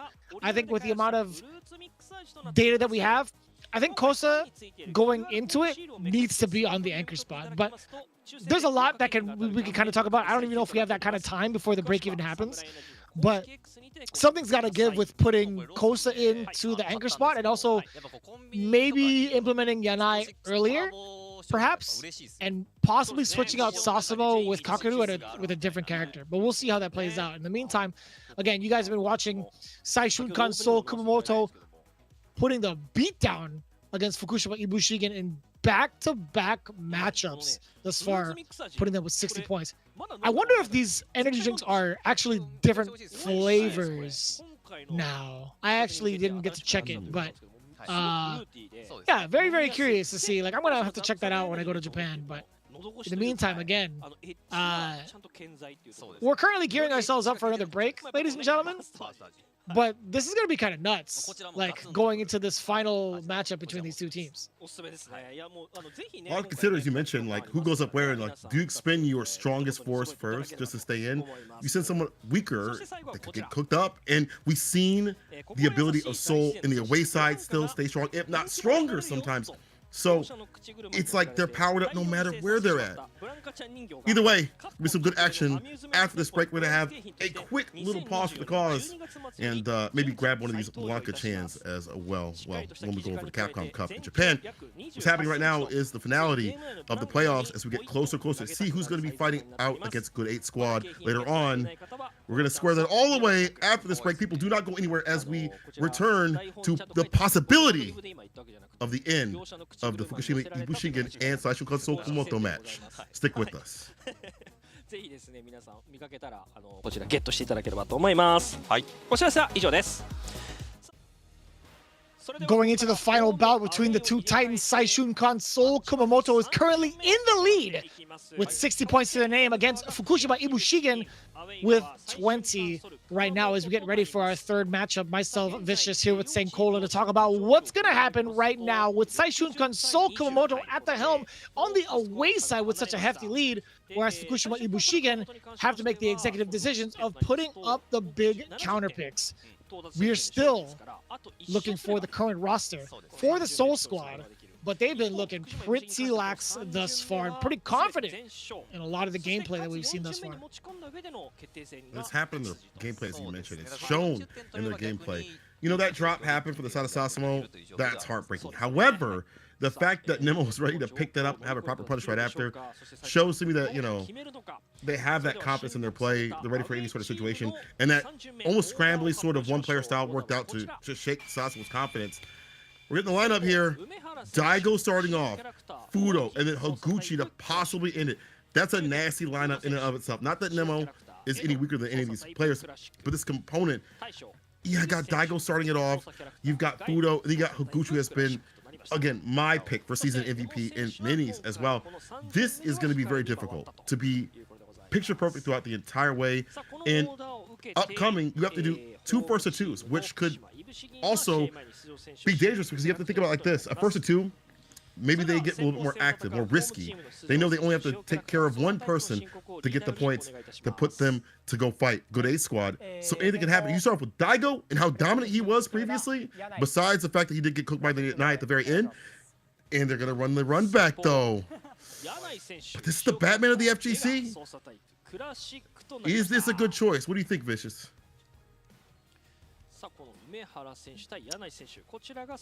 I think the longer the set goes on, I feel like Daigo might have the upper hand. But Yanai had a pretty convincing set of W's towards the end as soon as he got figured out, or as soon as he figured out what Daigo was kind of going for in neutral.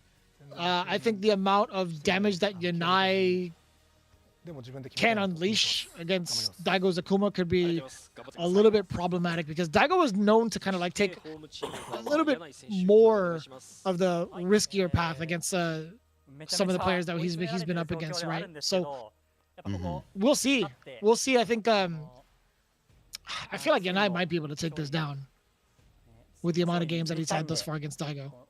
I think it's a confident pick. I agree. We'll see if Daigo has to switch up, though. I mean, him being the Batman, it's better for him to be in a longer set, as you mentioned. But maybe the hope is for Soul, sending him up right now, that I'm sure they predict that Yanai would come up again, is that you played against him. You have the data against him.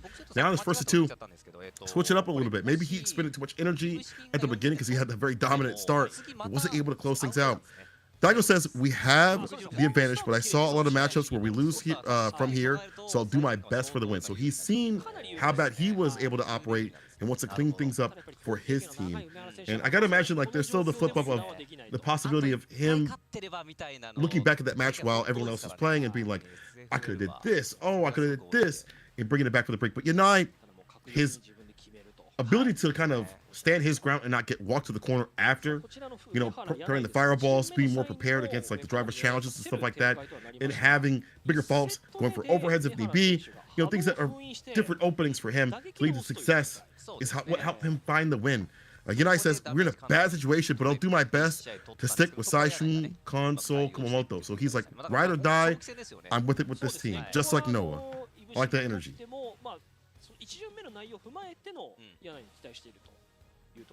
You know, with everything that had been going on the social media, you know, I kind of appreciate that energy too. You know, I think that's the kind of energy needed to kind of like keep your, you know, your composure with your team, all jokes aside, and figure out what needs to be done. But speaking of what needs to be done, let's talk about the facts. We have a potential game-ending set between Daigo and Yanai, right? Yanai getting this W would be everything. Fukushima IBUSHIGIN cannot drop a single set from any of their teammates. They need a full-on sweep going forward to at least bring themselves into a possible sudden death. But it's looking kind of dicey. Daigo, Fudo, and Higuchi to go through. Saishunkan Kumamoto has had the better half, I think, of the season against Fukushima IBUSHIGIN, albeit it was tied 1-1 in totality. But if you look at the details, Saishunkan Kumamoto came back with a big 40-0 bomber in week 6. Let's see if they can replicate those results again and close it out here. and continue their win streak against the quote-unquote newcomers of this of the season. Jab starter ends it with the DP. I like that. So the Daigo has him caught up in the corner. But we see Yanai get better and better about that defense up in the corner, and we see it right now. Back dash and the back throw to start things off. That's not enough of being thrown.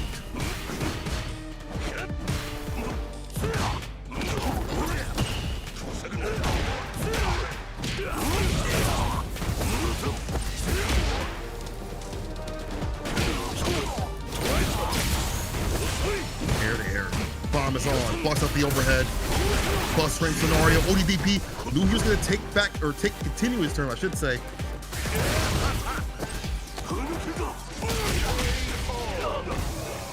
Gets punished for the attempted parry. Yanai not being able to hold on or at least keep the beast contained, excuse me. It's so difficult to tell when Daigo's going to utilize some of the big moments for ODDPs. Look at the explosion down below. Daigo now on the prowl. Dash up, back-to-back throws thus far. Yanai, how do you get out of this situation? Just biding his time now as Daigo, after a block normal, he just waits. And medium kick. Fireball as a rebuttal. Trying to keep him contained in the corner as much as possible. It's the beast up containing his prey up in the corner. Oh, the jump back jab is clutch. Knocking with the DP. Maybe it might whiff. Simple stuff. Not risky. Throw right after the plus range scenario. Dash up jabs. Oh, that could have been light in a DP level 3. That could have finished the job. Don't leave Yanai alive.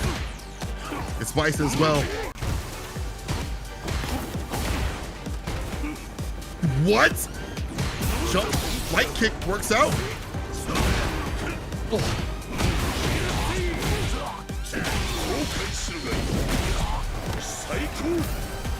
No way you gave away the game off of this, right? There's no way. You got 3 bars to your name. Damn, that walk speed is nuts, but he just walked. He walked into his own death. Daigo just thought Yanai wasn't going to press a button. He was trying to intimidate the hell out of him. That man with the watch this. Got punished. But now, burnout sequence hot here from Daigo. Coming on with the fireball. He's not getting the answer. You saw the counter. Try to go for it, I bet. He missed the DP. He missed the execution of it at least. Overhead again. Brings out against Yanai. He took a big old lean forward. He went full 15 degrees forward. He was trying to get the gamer lead. Bro, he's back with bar though. OD fireball. Gonna throw right there. Will kill. It's one more game for Seoul to go on to fight Good 8 Squad.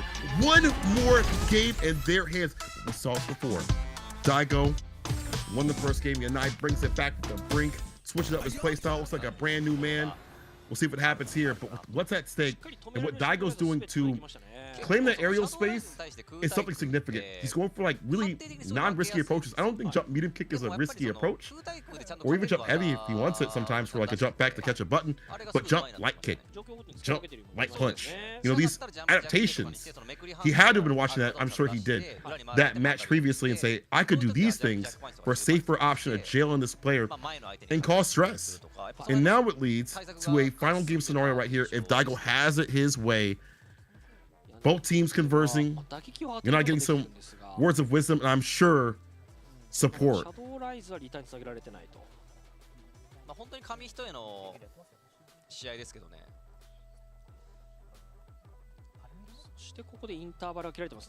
He's warming up the old man's hands, brother. My man Higuchi is putting all of his faith into the hands of Daigo right now. They gotta be freezing. Yeah. It's oh yeah. Maybe they can ask Fukushima IBUSHIGIN for the gloves. What is happening? I actually want. Is it that cold in the studio? I don't know, man. But on a serious note, again, yeah, I mean, like the current control that Daigo has against like all the Shadow Rise options has been very impressive thus far. I think like the overall containment of Yanai in the corner is something to really talk about, right? I think Daigo has had a very, very firm understanding of what Yanai's defensive tendencies are and has completely locked him out of it. a good majority of the time. So it's up to Yanai right now. Granted, we got that timeout from, I'd imagine, the IBUSHIGIN camp. I wonder what was told from that side. What the adjustment is going to be like. Immediate counter against the drive rush forward from the side of Daigo, but the damage output being put in place now. Yanai with the OD scissors. Still not afraid of the bomb is Daigo. Does capture a moment with the low medium kick against Bison. Clutch timing.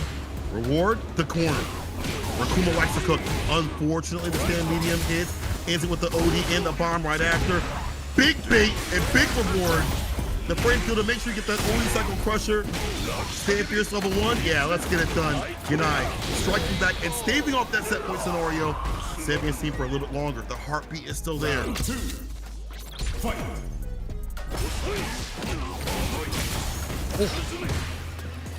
Too fast for Daigo. Parry, yeah, drive impact, you know it. Into the back throw, this is huge.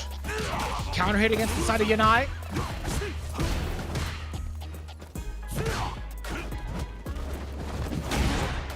Oh, there's the DP. Win it previously. Daigo can get that OD fireball. And the Imperium's in, the Baja Blast. Nice little fall back heavy kick. Tatsu? No, it's safe up set up. Keep the pressure on. Better. Walk up throw with the walk speed. Ooh, Yanai got caught taken towards the end of it. Daigo now looking at pretty much match point. Looking at elimination point against FUKUSHIMA IBUSHIGIN. Back thrown in his own plus frame. Score into turn. Back with the lace a little bit. Perfect parry. Back throw, switching position and straight in place. Space and stand fierce. The fireball. Bar not looking so good here for the Yanai. Be careful, like a super expended right now will definitely kill some of that drive gauge.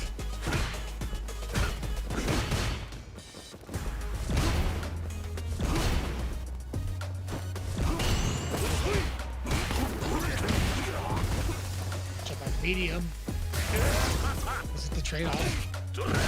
Attempted an OD Cycle Crusher, but Daigo was already preemptively jumping. Level 3 also on both ends. It could be a very explosive single hit. And I landed. Close range fireballs are peppering away, preventing him from drive rushing or poking. Daigo backing off, so there's no chance of a trade. Oh, stare down.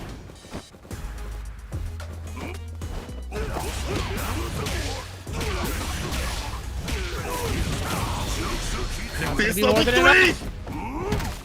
Ladies and gentlemen! Saishunkan Kumamoto takes out FUKUSHIMA IBUSHIGIN.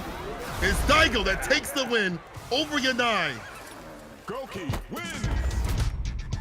The setup was there too. Daigo was just waiting, goading Yanai on with numerous stare downs to make the mistakes. And Daigo, again, catching the drive rush to let the rest of that damage ring out. So important to be able to get that big W, making it all the way back further into the playoffs with how they performed in previous seasons. What a play from Daigo too. What patience. Had it been annoying to not be able to get in the way you want to, and like walk him down with the stand kick, Daigo backed off, threw out a lot of fireballs to entice that drive rush. And what better button than a 6-frame wallsy button like crouching medium punch from the side of Akuma that leads it to such big damage. As we mentioned, the bar at the bottom expended from one side. It was going to be Daigo that did it. 70 points to 20. FUKUSHIMA IBUSHIGIN just not able to hold on. They had some good games. Definitely not going to be this the last that we see of this organization, right? I think there's a lot of promise and a lot of potential from some of these players. I think all the players, truly, with not only just Street Fighter League, but also EWC, the rest of the Capcom Pro Tour, or I guess the next season, the Capcom Pro Tour. I think they've had easily some of the best developments as like players throughout this season. That's highly noticeable also. So I think, you know, it's not too far of a shot to say that they will find their success. They will be able to find their success in both avenues, or actually all 3 avenues if they wanted to, like SFL, EWC, and during the CPT in years to come. But still, man, what a response, what a way to kind of deliver the first set of games from the side of Saishunkan, Seoul, Kumamoto in dominating fashion to 70 points to IBUSHIGIN's 20. Gotta look back at how Seoul was last year, just losing in a first of two in a mirror match against Detonation, and here they stand one step closer towards the finals. We get the interviews now. Fudo says it was great that all the players won and the training worked out really well. I had balanced training for both teams we faced, and we saw, you know, some of the players kind of taking some time with some other games, but they had the proper rest, and I'm sure right after the proper training too as well to stay on. And some of the players were actually, you know, showcasing their training on their street. We see Daigo all the time practicing, training, prepping up. Same with Higuchi, you know, and Nemo obviously never shy about training and practicing, get himself ready, whether it be the Bison or the Blanca. So I like seeing these players, you know, be very open about what they're doing, whether it be practicing or taking that relaxation. It shows how active they are and what they're working on. Daigo says, I wasn't doing well in the past playoffs, but it was really great that I was able to win today. Again, we mentioned that Daigo style has been developed, something that he's been talking about on his streams, on his YouTube. He's been more active with the character. He's found the proper balance of not being so active that he is getting caught lacking when he's like going for something that's too risky.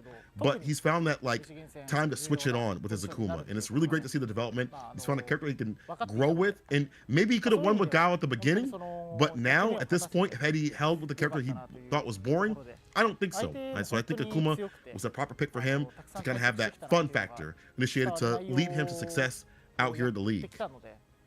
It's kind of funny too. I mean, like, we talk about the amount of characters that Daigo has played throughout the years. He's been very Shoto eccentric. It's funny that he's going back to Akuma, right? Like, all I think about is Alpha 3 Daigo Akuma.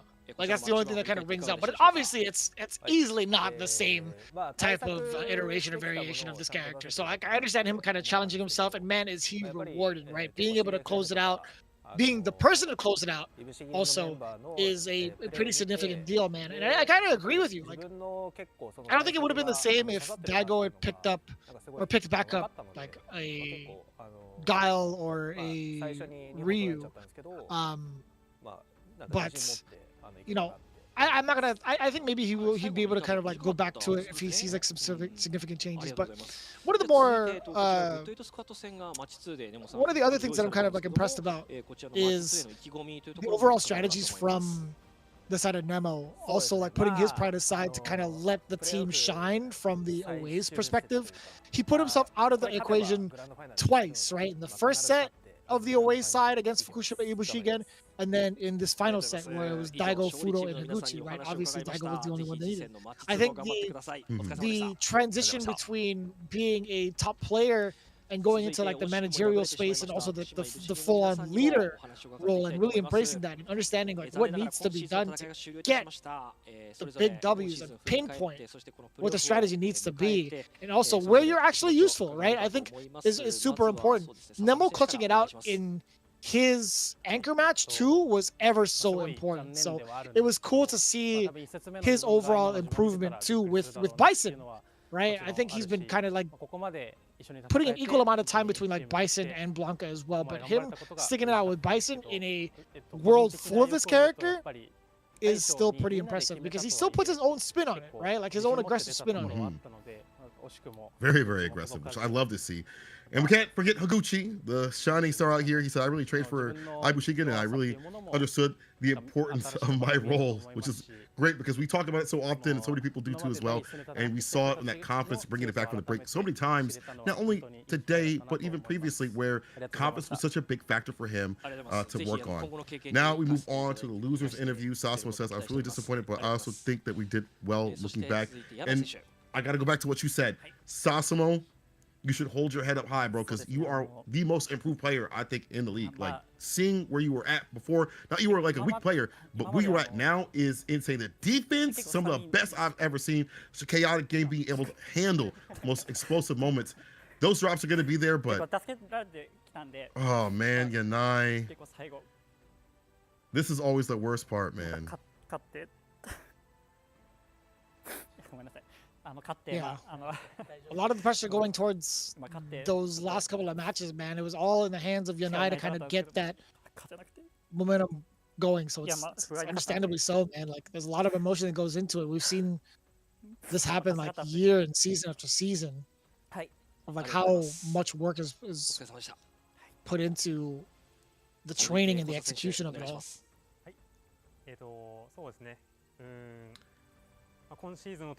I said he was helped by his teammates who wanted to win here and make his team win. He's really sorry for his team, but it's one of those things where I don't feel like it's fully in your hands. You're fighting these top level players and things like that. Yes, these W's would have been great, but to play this point, to get second in the hardest league in Street Fighter League Japan history, in my opinion, should at least let them have the energy to come back even stronger. I'm sure it will.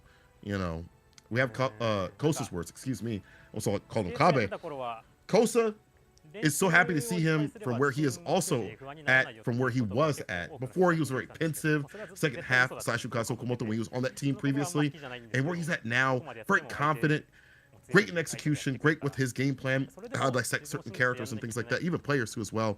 He said throughout the season we were getting better, but the second half of the season was difficult for me in general. And honestly, I feel like it's difficult for everybody, but Kosa, I feel like is one of those players that you can just watch and see the development happen in real time. His technology against every character, the punishes are always on point with him, and what he does, it feels like every time I watch him, he reminds me of Daigo. I learn something new in terms of like the punishes that he can do or a character can do from him every time I watch him. So I'm really happy that he's in the league. It feels like in a proper way, in a confident way. You see he's much more jovial, much more active, much more talkative, it feels like. And this is the Kosa that I want to see. The same one I see on stream and in person is the one I want to see out here. And it's great to see he have that same sort of energy which he didn't have before. He was really kind of like held back and conservative. He's really much more that person, you expect him to be. It's kind of wild to see like his transition overall. He actually gave us a little bit of insight during his interview from his, I want to say like past profession, but I think he's still currently doing it, into how he performs over in Street Fighter League, right? Like Kosa talking about like his transition. He talked about when he would practice speed skating, he was much more confident in his training, but he couldn't be as confident. He says from his quote in translation, I couldn't become as confident in SFL.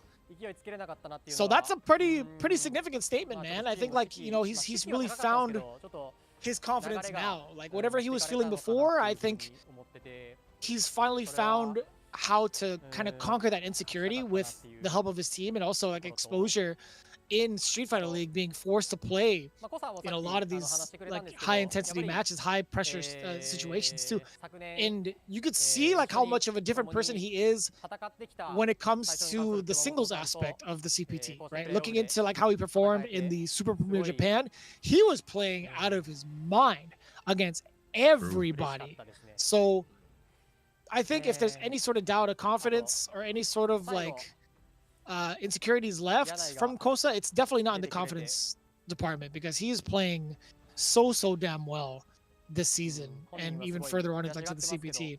But I'm really looking forward to seeing his further development. I agree. Kaku says, I'm so sorry I couldn't even win a single match in this match. But I'm really happy I was able to play with our former team. I mean, Kaku has to be one of the most studied players overall that people watch out for.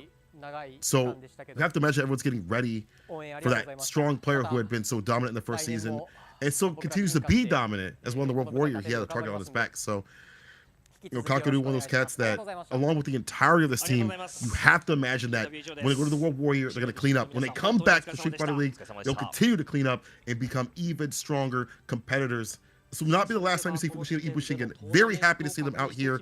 He said that I know that Yanai regrets losing the game, but he was the best player at that point. I won't blame anyone.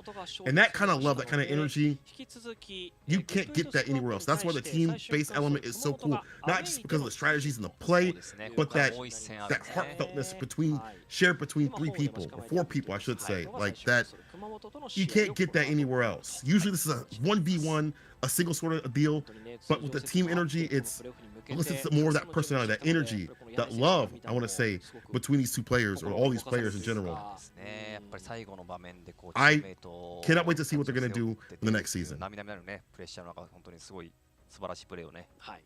Definitely looking forward to it, man. I think it's no question when it comes to like people to watch that this team has those types of players. I think there was a lot of excitement on my calendars as well. The finals will be happening live, by the way, at a studio in, I think, El Segundo, if I'm not mistaken. Oh no, it's going to be in Culver City. Why am I saying El Segundo? In Culver City.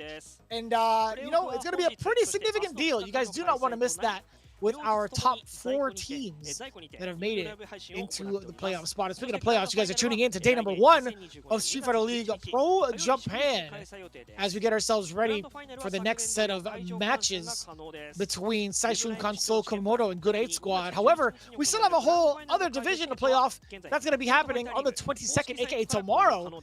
Well, I guess when you're tuning in, it might be a little bit later than that. But as it stands right now, we're still trying to determine who will make it into the grand finals. The top 2 teams, the top team, I should say, from each division, who will be duking it out in the grand finals February 11th. To earn that right to represent the land Japan is going to be something colossal. Again, every time I see these slides, I'm just marking it down. What I need to buy when I go to Japan for Capcom Cup. Official store is open now. I need to be officially out there ASAP because I don't want to lose any of these trinkets out here. I want to get actually all of them. There's not a team that I don't want to get as a keychain, you know, or any sort of support. I definitely want to buy. We did that with the digital stuff, with the buttons. I want to do some of the physical stuff. So it's cool to see the love that Capcom is giving the teams out here, giving them official merch. And speaking of official merch, I've been seeing a lot in terms of like what's been produced. The passport that Nakayama had shown on his Twitter for Capcom Cup. I guess players and people, attendees that are going out there are going to be able to get that. Is really, really cool. So I like that we see so much merch for this game and for all the cool things around Street Fighter 6, the leagues, the tournaments and stuff like that. Really go hard out there in terms of really supporting the esports scene. And it's not only just for the Japan side. You see EU's out there, US is out there. They give love to everything. I'm so excited for this too. Like I gotta see what that material is on that article of clothing. I want to see what that design is, and I want to cop that ASAP. But I also need to get me that hat. Yo, there's so much cool stuff going on at Capcom Cup, man. Every single time. It's so, like, this is the first time that's going to be out of the US, the very, very first time since Capcom Cup had started. And it is a damn good time to save up and make it out to this specific one because, again, we have the singles going down throughout the week, the finals happening on Saturday, then, of course, the very end of it on Sunday with the Street Fighter League World Championships from the champions of all over, US, EU, and currently going down for Japan. It's going to be so, so damn cool. But, man, this is going to be sick. On Valentine's Day, we get the group draw, and we still have one more World Warrior Spotlight on the 25th. Color me happy. We got a lot more coverage still left to go. And speaking of coverage, we still have another set of matches to go to determine our winner of Division S. Don't go anywhere. When we come back, we'll have that action ready for you. 最瞬間ソル熊本、そして福島いぶし銀。おっと危ない。調子投げた。いやー粘り強い。フードはうわーやった。そして無敵技油呼んでいた。にしてきてる。お前落としてきた。さあこれ広がるぞ。しかも伸ばす。大ダメージ。そしてそのまま大きい攻めヒット。サイコストームでリースタル。素晴らしい対策ですね。C 以上。フードもそれを理解してるんで、そうですね。ワンターンで。神体系ですかまた。いいプランですね。そう投げちゃったりしちゃうと、CA になっちゃう。打撃で倒そう。そう投げちゃったりしちゃうと CA になっちゃう。打撃で倒そうっていうプランが見えましたね今の。さあきっちりとリーサルを見据えた。さあ2ラウンド目もここもパーフェクトになってしまうのか。お太いな。さあ中段にも柳井としては考えていたんでしょう。さあしかしここで緩急をつけてきている。この緩急ですね。さあ梅葉の地上戦を見ている相手には梅原が若干リードしてますね。おお、しっかり出た。ドライブ差を生みましたね。梅原がドライブ若干優勢。うまい。そのうまく最後からした。キャッキー大先工事、そしてバックステシミ。うまいな。これはなるほど、使っていくと。一射に送ってダメージも大きく取れた。何が当たってもおそらくは解ける。最高圏内な。わあ、中継。最高圏内な。わあ、中継。発生前にタッシュキック。中継はそれが出たかもしれないですね。蹴りますね。ここでもサイコスキャノン。なるほど、キャノンで当たっている。できた。さあ押し込む押し込む押し込む。なるほど、しっかりフリッカーの距離下がってますね。下がってからソニック打ってますね。なるほどなるほど。はい、この距離調整ですよね。お、うまい。確定。そこは下がった。シミが入ってノーゲージ。いやでもワンハロー圏内ですからね。さあ、残り時間も10秒。おっとこれバーンアウト。スリットパンチは終了。ここで削りくる。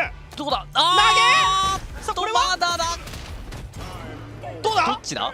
ギリギリの戦い。どうだ。どっちだ。ギリギリの戦い。となってましたね。制したのはササモ。この4割回復。うますぎる。さあこれ拾った。さあ削りが。ササモ耐えれるか。これは仕留め切った樋口。耐えれるか。さ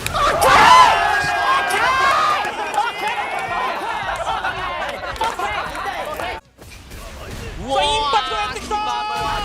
難しい状況なので。お前に来た。さあそしてここでこれ倒しきりがないと見たのか。なったっていう。バーンドうますぎる。ここまではいけるんですけどね。いやー先端当ててった。そして距離を見て冷静にタシキョンパンチ。そして距離を見て冷静にタシキョンパンチ。やったー。嬉しい。違うダメージを出してます。ナイスナイス。でもなるそのはい。そして投げを通しておお、枝ラッシュダブにうわー、うますぎる。出してる。がないですね。どうにかして。ただ時間がないですね。どうするか。うわー、ここでオーディソニック。ここで OD が飛んできた。最瞬間ソル。そうですね。これ走り目なんかもね。おっとインパク返した。ト返す。甘いんだよという。このやっぱオーディヘッドプレスでやっぱネモですね。うまい。しかしうまい。これでだ。ここでもバックステープ。ささもきっちりと受け切った。ささも行きましたね。さあリマッチ。うわ、走ってくる。さあ遅らせての中盤。すごい。開幕いきなり走ってきたんだというね。趣味シャドウライズです。さあオーディさん。さあ投げをしたインパクト。さあこの後バーンアウトしながらささも起き上がり投げは重ならず。いやーいろいろありましたね。起き上がり投げは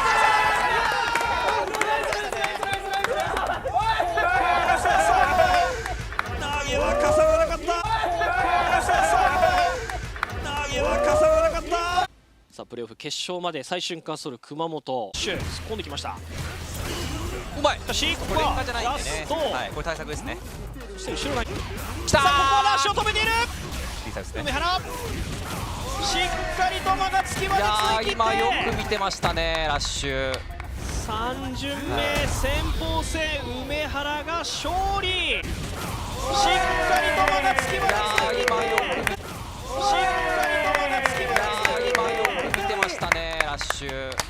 3巡目先鋒戦梅原が勝利。さあ従いましてこれで最瞬間ソル熊本は70点に獲得。おめでとうございます。ありがとうございます。いや、強かった。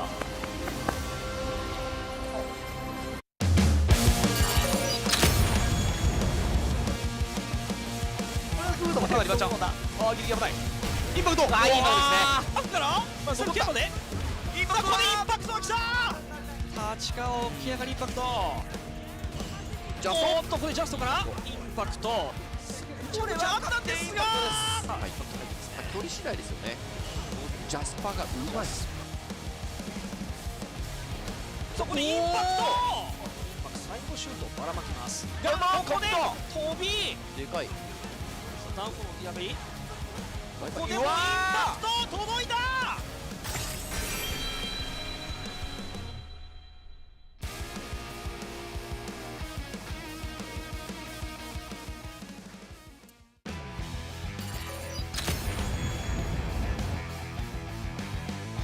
押し戻したが、これは様子見。どうだ？抜けな。マインがついているので、4D サイコクラッシャーからとんでもないダメージ。ドラムゲージオフ。ドラムゲージは2本。ジャスパー前に来る。上に行く。うわくぐっている。同時間稼いだぞ。うわー、うまい。マジか今の。からのドライバーがギリギリ戻ってこない。うわー、チラシ当たっている。もう波動打てないですよこれ。うわー、見ていた。アンリミテッドサイコクラッシャー。これね、王にね。打ち砕くこの一発。さ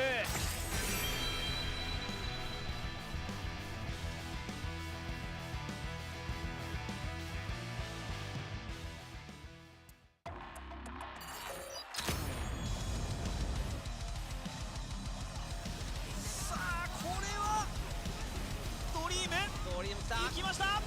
そしてこのドリームを受けてマッチャーもバウンド。バウンド上等。こうなる厳しいが、あまり読み勝っている。これは削りが見える。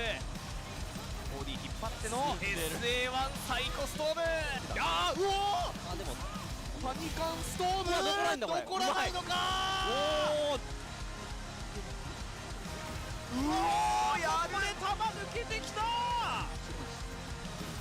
引っ張ってなった。いやしかしその伏せが継続。気持ちいい。バッチリ最後チェッカーまで。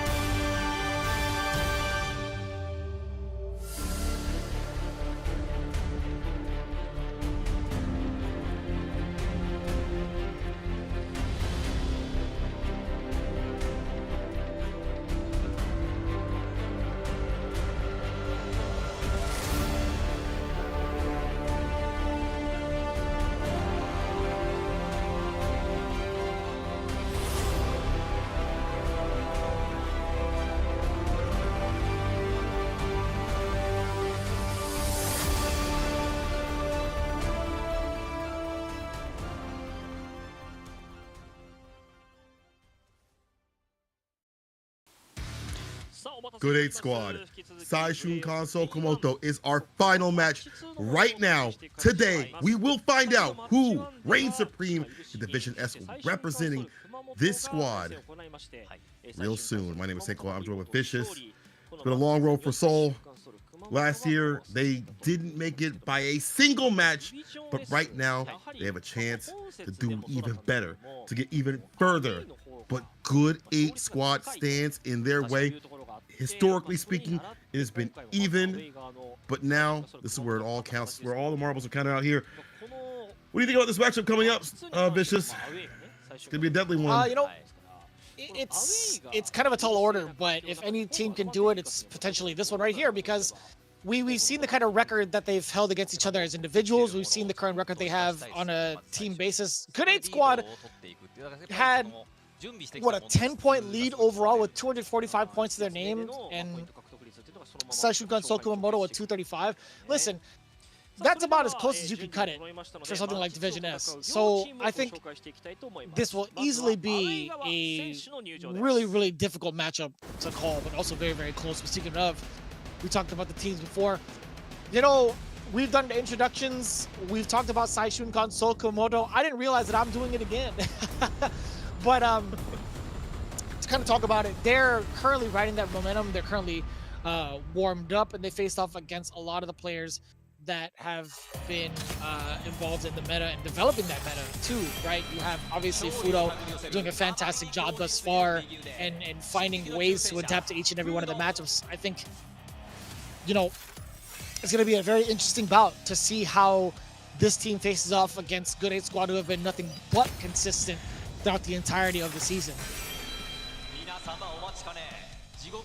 100%. Now you have the legend coming up too as well. You know, you have a well-rounded amount of players and characters that just makes sense to see them succeed the way they have. And last time we saw them against IBUSHIGIN, very dominant. Daigo, still not with his glasses, unfortunately, but still on point in terms of taking down drive rushes and things like that. And you gotta wonder when you have people like Higuchi, who have been such a starlight, shining star out there for his team, how the other teams are gonna deal with him. They know that that's like the component, the secret sauce, when you have such a strong guile player, a strong component player just overall. I'm very excited to see how Good 8 Squad is going to operate around them. Truly, right? I mean, Higuchi was on a phenomenal roll right now. I mean, like, he was playing the anchor spot. He got his big W. Faced off in the middle positioning in the second set of matches, he won again. So he's currently on fire. Nemo also feeling the way he typed, the feeling the type of way that he does right now, and also looking the way he's looking right now. He's feeling pretty confident in himself, right? He got his big W in the anchor positioning as well. So I think there's a lot for Good 8 Squad to you know, really consider. I think, you know, this team is looking really, really great right now. But would you like to do the honors for Good 8 Squad coming up next? I would love to. We talk about things to consider. We have to consider the fact that they didn't have the results they wanted to in the first league season of Street Fighter 6. They're here to take their revenge. People, this is Good 8 Squad, and this is a unit of absolute champions inside and outside the league. Hey, let's begin with the monk, Shimine Yaimochi, coming down from the mountains, laying hands on the man with that Dolph Sim. And I think he might be the secret sauce today. I really do think that he might be a challenging threat for Seoul to deal with. This man has been doing it for a long time in Street Fighter 6. And even before that, all the way till 4. After that's going to be the Cosmic Buster. We talk about these long-standing players. We have to mention Pugera, who has been doing the most amount of work in terms of the win rate. Just got that award with that Bison. And Pugera, oh, that has to be a JoJo's reference, because that man's always doing something different. Now, moving on, Singularity was found a single component for success.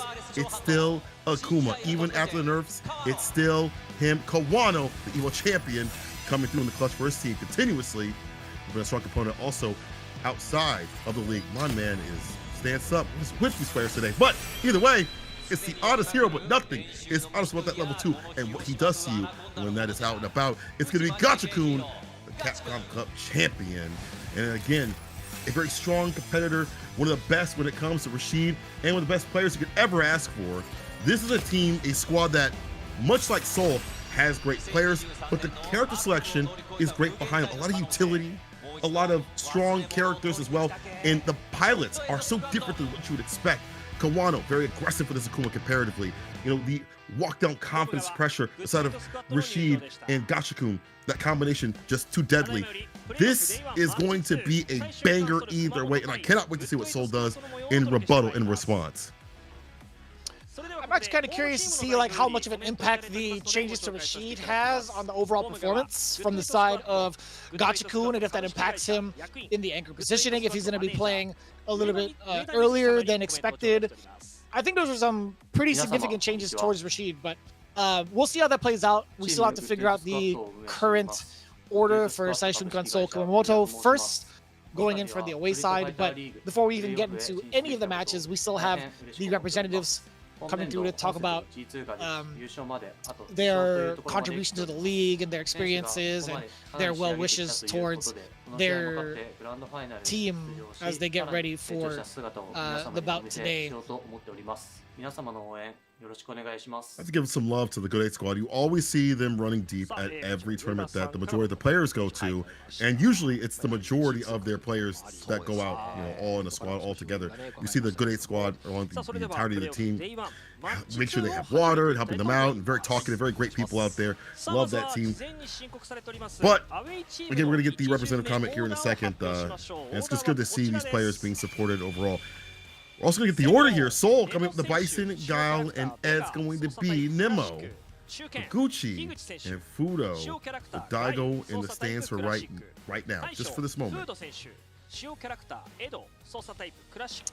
me see that. Let me go and jot that down. Nemo coming up first, Higuchi, and then Fudo. That's actually pretty strong way to stamp your ticket into the first matchup. Nemo going in with Bison, Higuchi, Guile, Fudo with Ed. Who do you send up first against Nemo's Bison? Kanano? Oh, it's gonna be the Rashid from Gachikun coming up first. Okay.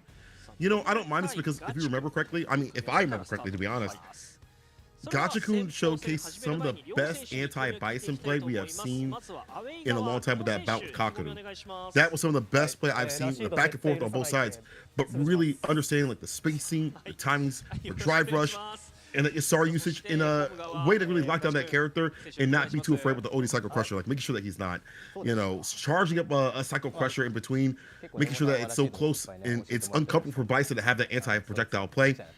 So if there's someone that's going to go up against Bison, it's a good idea, I think, to sit out Gachikun. Now, is it a good idea to sit out against someone like Nemo? That was Kaku that he played previously. That's an all-arounder. Nemo really puts a lot of points in the offense. Someone like Nemo is willing to jab a lot more in some offensive strings and things like that. Take his turn, go for sweeps, go for risky stuff. Is it proper to send up somebody that's footsie-based on the side of, like, Gachikun's more footsie-based Rashid, I should say? We'll have to see.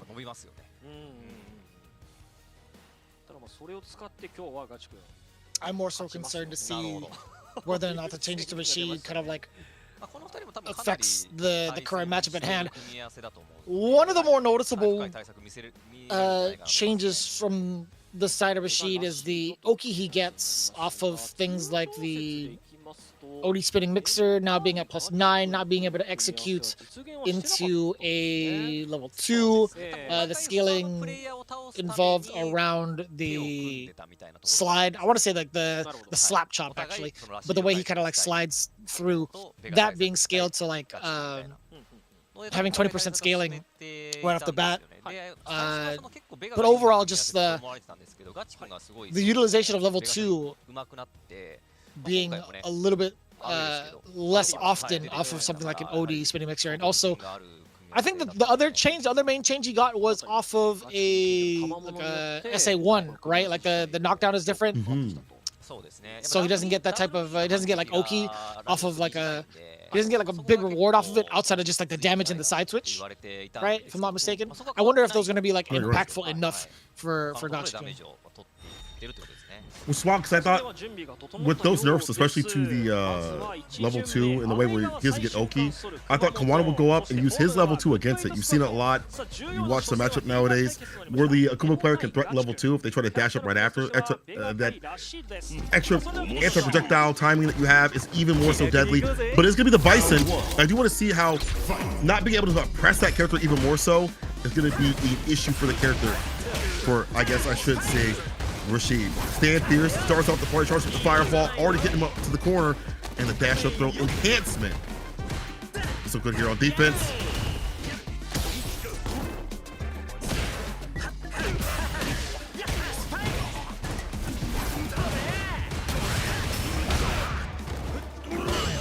I'm liking this far. Damn! You perfect parried the scissor kick like that? Round 2. What kind of insane reactions do you have, Gachikun? Dear Lord. And he almost has to because his character doesn't have the best way to punish it. So the fact that he had the reactions, the preparation, and the punish, he's clean. Here's Nemo on offense. Double sound with the throw. No explosion, but he'll take the throw damage. We'll get something. And as soon as I say that, a little bit too close. That stand light punch, able to claim some space. Punish it. Prove me a liar.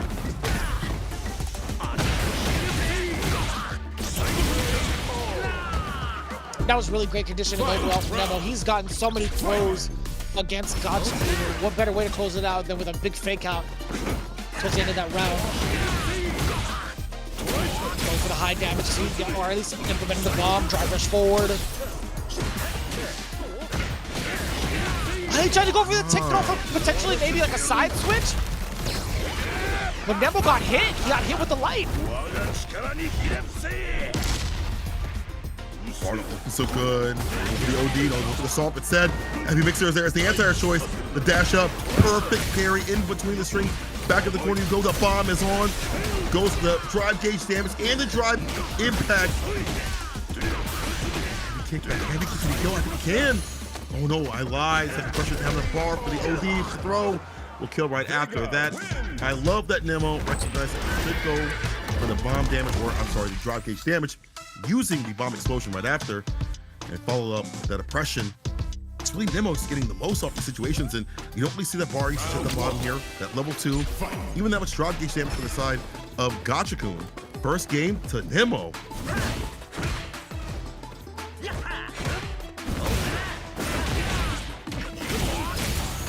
Counter hit, Gachikun moving on in. The bomb still applied right now. Does nullify it with the parry. It's confirmed as well, bringing it back to mid-screen. Pretty important too. Does get the punish counter on the throw. There was a whipped parry. Perfect parry instead. Now coming in for the side of Nemo. Bomb is applied. How do you apply this pressure though? All right, the after throw. The Oki break up for the throw right after for the tap of parry. Extra damage on the way. Another throw will clean it up. Gachikun zone throw pressure. A little bit better on defense here as well.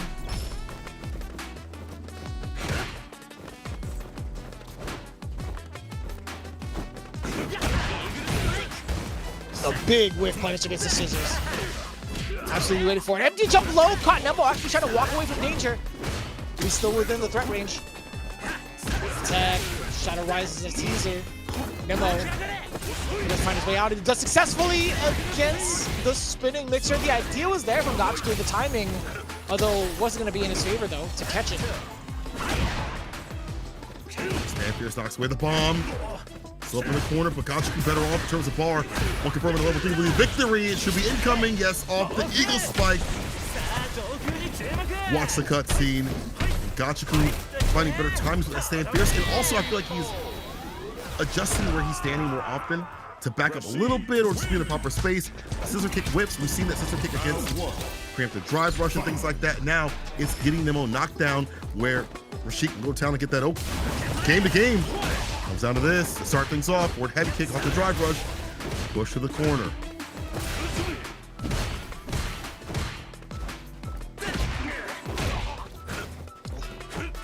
Check the house now. A lot of mediums are flying from both ends. Primarily medium kicks from both Bison and Rashid.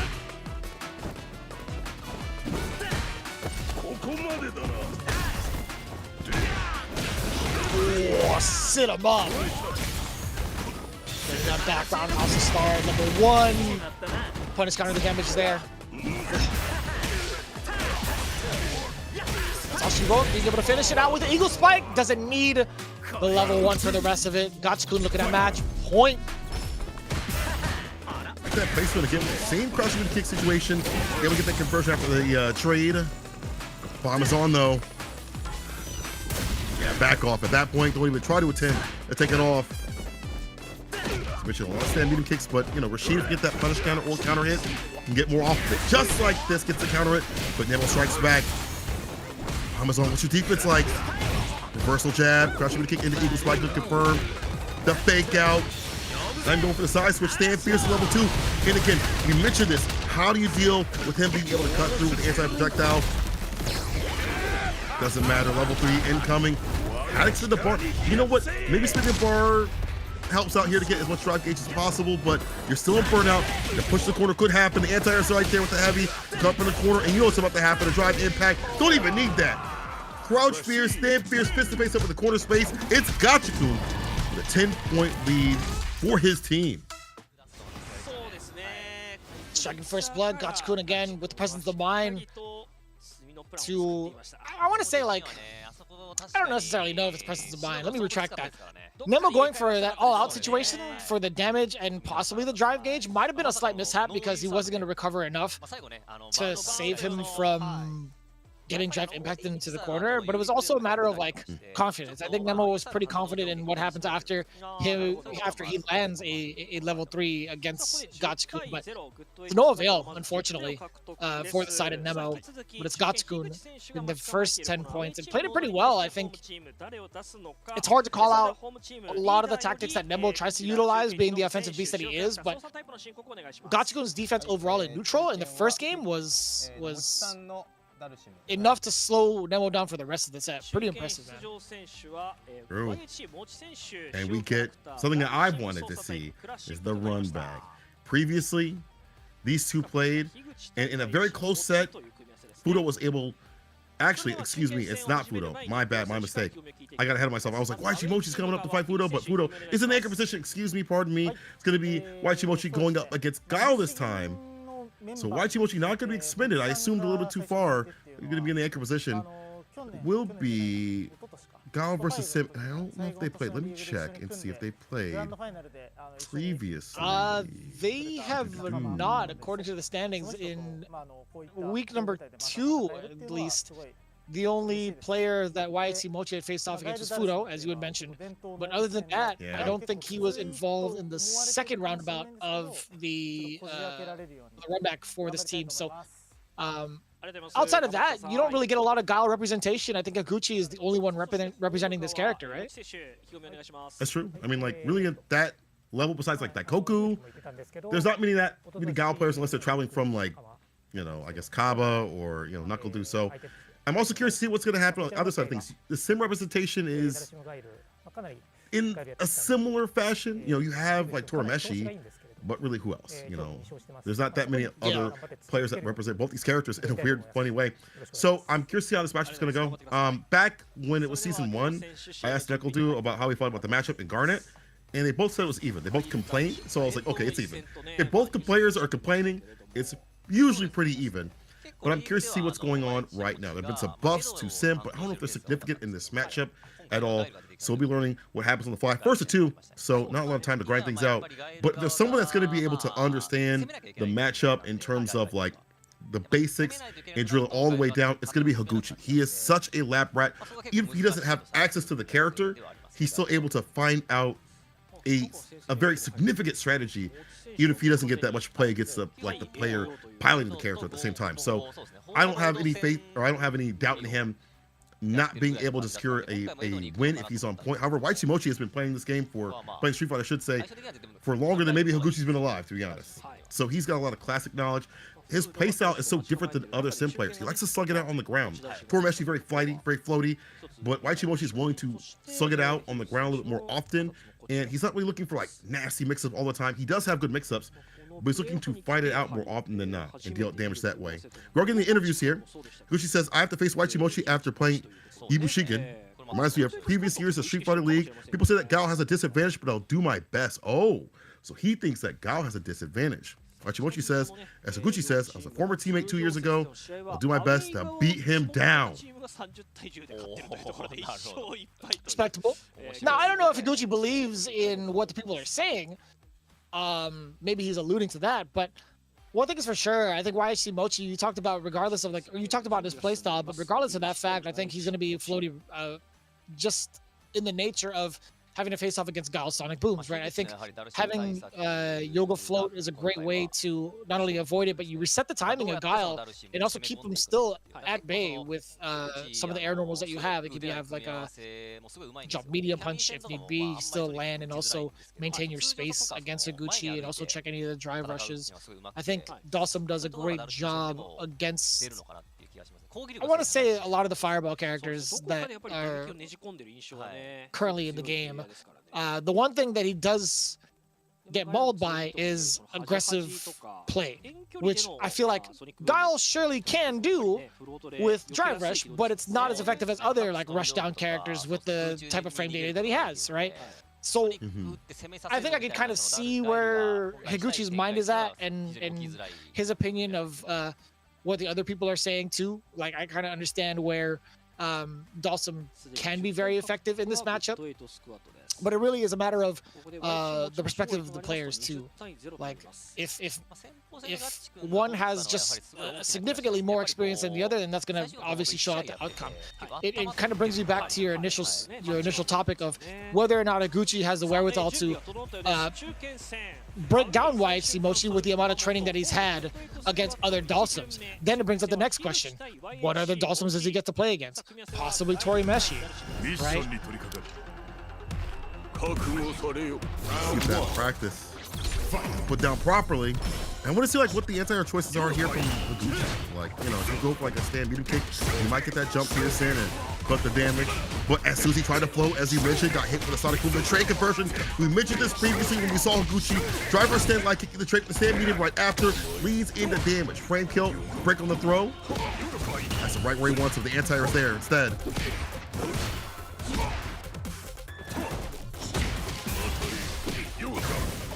To the other side, very fortuitous too, that slide. It's gonna him out a hard way. Man, what an option select against the whiff throw in case people want to jump out of there. Yaimochi's got that covered. Level 1, what a rebuttal from being in the corner. And all it took was a very fortuitous slide. Big showing from Yaimochi in the first round. His defense is an 8 defense to escape the throw without panicking. Fantastic. OD fireball to allow him to take flight, breaking the throw though off the side switch, but he gains some ground and leaves the corner. Objective secured. If you're Sim, you do not want to be caught up back against the wall, even more so against the likes of Guile. The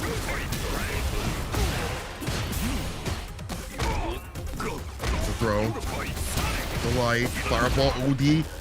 Higuchi trying to expend a lot of bar to get in, getting very frustrated. You can see it right now.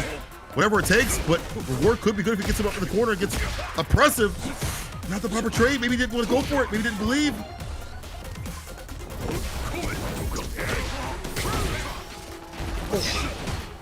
What a call out against the teleport. Pretty standard. Higuchi going full well.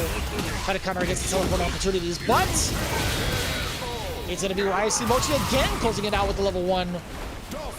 I'm loving the way that that Yaimochi is playing right now against the current strategies of Higuchi. Good moments from Yaimochi to be able to make Higuchi like panic and prey upon those tendencies of like diminishing his confidence, right? Like you see like Higuchi kind of, I don't want to say flailing, but alternating a lot of more aggressive tactics that might land him getting hit with like an anti or whatever, just to gain some ground, take some damage away from Yaimochi. Trying to jump heavy kick at the proper distances, trying to drive rush in, trying to expend some OD gauge with a sonic boom when you know that Sim can kind of float over that and kind of make you waste your meter. And I think that's great from Yaimochi, like playing around that tendency and making him frustrated. And then he had the bar at the bottom to kill at any point. Crouching Voodoo Punch into level 1 could be a killer continuously as these rounds go down. Yaimochi, man, this guy has understood the assignment in terms of how to fight Guile. If there are other Guile players out there, he has found them. He has taken note of what to do against them. He has played against them. He's been very studious. Higuchi looking a little lost right now, though. Yeah, I mean, in that regard, I think there's much more Guile players out and about and ranked or in like the Master and Legendary level than Dalsum players. Even asking for a Legendary Dalsum or a Legend ranked Dalsum is a pretty tall order. But I gotta admit, yeah, I think you're right. Higuchi trying to find solace and advice from his teammates as well. I think there's a pretty good understanding from the side of Yaimochi as to when he's allowed to press buttons. Like one of the big turning tides, I want to say, of that second round was understanding like how far the knee bazooka was when the drive rush came at him like that, and being able to trade and get the jab. That alone is a really big way to halt the momentum from the side of Higuchi too. So we'll see if Higuchi takes a different type of approach, because obviously it didn't work out for him in the first game, but right now the timing is everything thus far. Catches the fierce, that was a counter from the side of Higuchi against whatever normal Yaimochi was trying to throw out there. Man, the comment on the way down actually caught Higuchi. Unfortunate. Yaimochi though, not having to lead this time. Has to spin the bar to get the side switch, but Higuchi delays just a little bit. Gets the 6-piece off, the flash kick, tries to go for the overhead. Spins all the bar to get in. Gonna get aggressive because this character can be a bear and a burnout if you let him. Sim, one of those hidden bosses in that regard. Trying to read the fireballs, read the limbs. Mr. Fantastic himself. Hands here with the yoga uppercut. Striking back on hit. Going back with bar. There it is. That could OD Sonic Boom, but there's still a float right over. It's already up in the air.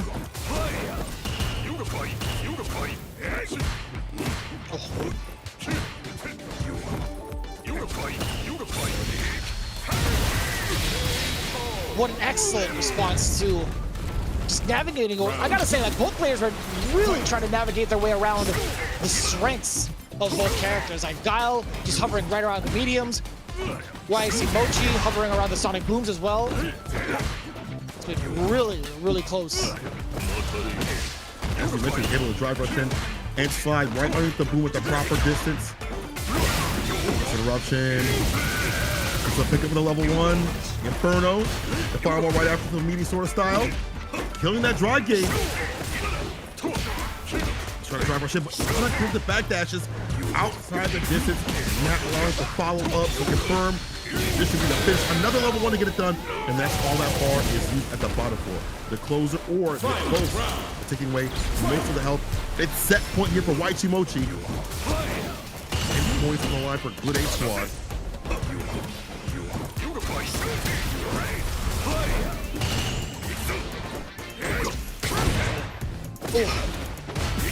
Still within range and still having the charge to catch the teleport back. Insane.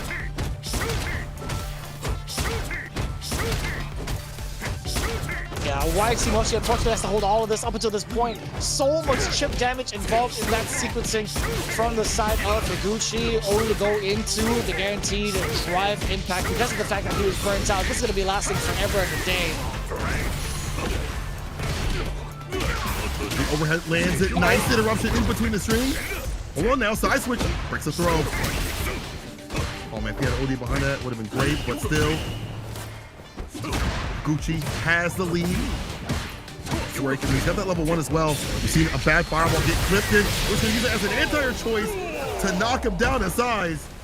Game to game now. Fantastic bar usage on both sides, but Higuchi able to clutch it out and close it out.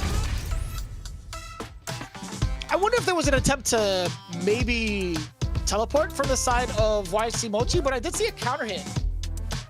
I actually don't know if that solicits a counter hit state, because there is startup on the teleporter. I kind of wonder if it was like all timing, but either way, Higuchi being able to snipe out with a level 1 very quickly, mad impressive. Shot. Nice jump in the flash kick right after. Now getting hella aggressive. The thing about Sim is, like, if he's got the lead, it's great for him, but the reverse can happen. If he doesn't have the lead, it's hard for him to route it back. He doesn't have the damage, especially if you don't jump that far at the bottom. Violent comeback has to happen here for Yaimochi. Down kick. I'm trying to float away. You don't all float down here. Big jumper to get the win. Great timing gets the fireball. And honestly, it's been more buttons than booms. Set point for Higuchi. Another jump in. Please.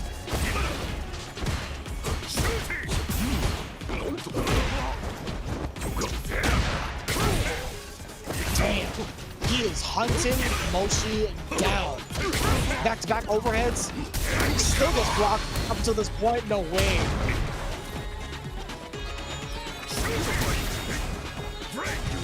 Actually so smart for that. Being able to block out using that level 2 to block out the drive impact.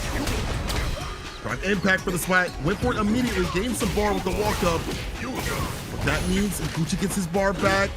Could wake up flash kick if he wants to. Could OD on the way down. There it is. Exactly that too. Especially after the parry. That's the most deceptive way to do it too, because of the fact that you still are able to maintain your charge. You can hold down, press the parry button, your animation looks like you're standing. Fact of the matter is, you were coming from a crouching position. You still get to hold that thing down. So impressive too, especially after that drill kick. You would think to yourself, at that angle, it's like, you know, I might be plus. I think I'll be able to contest. No, sir. 10 points to both sides. No tiebreaker involved. Actually, it's not going to be any sort of 2020 scenario. I thought it was going to be in way of Yaimochi getting the best of Higuchi, but again, man, there's so much faith in this kid from the side of Saishunkan Kumamoto. In a moment where he was looking kind of weary in the first game, him bringing it all the way back is insane. Now for our anchor match, our final match, the first match, should say, it's Kanano coming up, the Evo champion. I went to a stream 2 weeks ago, maybe a week ago, whatever it may be, and asked, hey man, how you doing? How's the Akuma? And he's like, I don't know how strong the character is what he said. He said that, but the way he was playing with that character, it looked like he was back in business still. Like everything was fine. Minor things to clean up, obviously, in terms of like adjusting some of the nerfs, but it felt like not that much had changed. Now, there are things that have changed with the Kuma. The Oki is not as good. You know, you can't do the adamant fit, or sorry, the demon flip, and like side switch after like a knockdown and get Oki off of it anymore. That's hella minus now. And some other things got nerfed, like forward kick has an extra frame of recovery. But overall, he's still very strong. You know, they nerfed some of his tools. He still has a million other tools to operate with. And the players have adjusted just fine, I feel like. I've watched a ton of Akuma players, and he still seems like he is very, very strong. Same with Ed. We've already seen Ed work fantastically well in Fudo's hands. We've seen it also from Lex Lashard, others who are watching the CFNs, other tournaments too as well. But this is still probably going to be a matchup where it's not that much fun for Ed. The aerial approach is still going to be very strong, despite the slight nerfs to Demon Flip. That's still going to be a very oppressive approach for Ed to have to deal with in the fireballs as well too. Even though you can kind of hit the ODDP, it gets those a little bit easier. Overall, fireballs are still going to be a prevalent threat against Ed. Fudo says, I did this matchup a lot this season, and we still don't know who has the advantage. So we're a game of who knows each other moves. So he believes he doesn't know what side takes it, which is strange because a lot of Ed players are like, yeah, Kuma, horrible, horrible. But that goes to show that Street Fighter 6 has so many ways to look at matchups that you never know what it can really be. All right, Fudo. あ、ごめんなさい、合計戦ですね、失礼しました。3戦行って、1勝2敗というところですかね。こちらかける戦とマッチアボ戦。はい。I was kind of curious to see whether or not you're seeing the same thing I was. There's a little bit of a slowdown, but I am kind of curious to see how this particular matchup plays out between Fudo and Kanano, right? They talk about like a game, this being a game of like who knows each other more, but I don't know, man. I feel like Kanano gives so many different looks. Like we've seen so many variations of like how he wants to play Akuma in every tournament that he enters, right? We've seen a different look from him from EWC, falling just a little bit short. We've seen a different look from him in a multitude of different World Warriors. He's really kind of like sharpened it up as of late, but I think it can equally be said about Fudo and the way he's played and adopted towards Ed from his transition to DJ, right? I feel like it's such a difficult call to see who would actually win between these two. The variance in terms of bar usage and like acquisition is actually kind of amazing between the two. Like Fudo, from how he played DJ, feels like he always has bar because he's so aggressive. He's landing strings that are trying to build up drive gauge continuously. It's been a big game plan for him. No matter where he sits with the character, he is always trying to not be in burnout. However, Kanano has been more and more confident being in burnout with his character. Like he feels like if he gets the lead, he can be in burnout, kind of wall him out a little bit like Luke. Obviously, you can't make as many mistakes. But as you mentioned, both have been getting sharpened up at their strongest out here at Street Fighter League for the very first anchor match between the two teams. Set a big precedent. Who is going to go in this next match? This next set of matches with a big lead. Here we go. Into the anchor positioning. Let's get to confirm. Fudo might have got caught. Trying to backdash.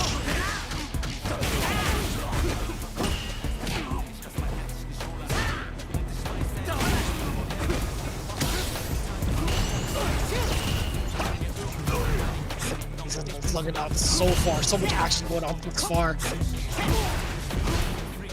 And I like Kawano kind of hovering around the ranges that Ed's trying to play at, the ranges that Fudo's trying to snipe some limbs at with some of the fireball game too. On the other side, is it the punish counter?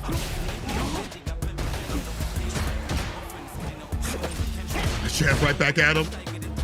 Flicker looking for a punish counter, getting nothing at all. Kawano very demanding for this space. The fireballs in that interrupts of 4 Fierce. Cobra Strike. Interruption, 4 Fierce. Kawano in burn up with level 1. So you can't go for like a drive impact, nothing goofy. Now level 2, a flicker sequence could get caught with level 2, excuse me.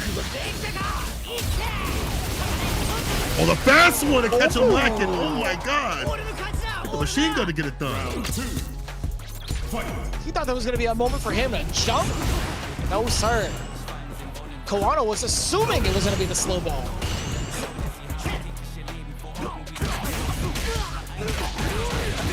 Fucker, everything top 2 for the corner carry, maximum amount.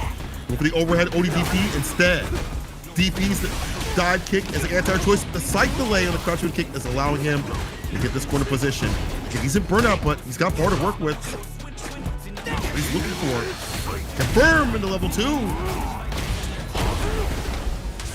You're dead.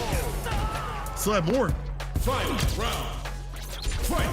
And he was at the perfect range too for that medium kick. He had ripped it the first time, so I'd imagine he was continuously buffering to catch a counter hit against Fudo. So rush forward, to the back row.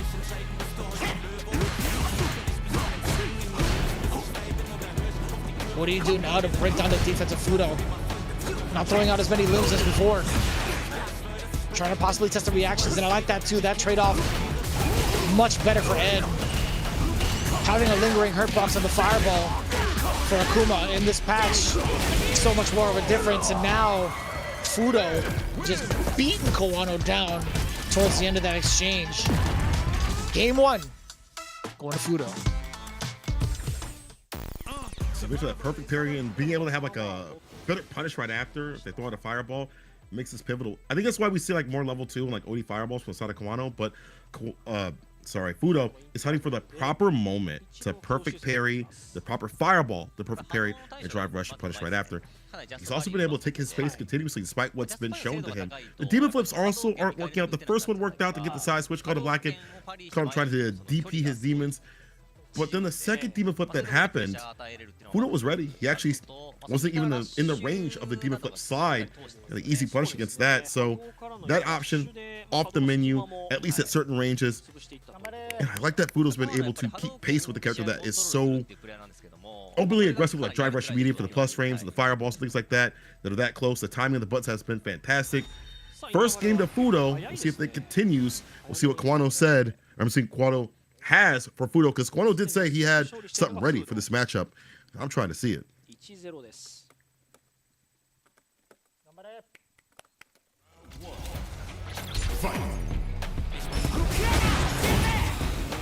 Boy, damn. I'll start. Right out the gate, reacting to the fireball. I think it makes it much more consistent for Ed to hit those, the OD uppercut past the fireball, because of that extended hurt box coming in from Akuma.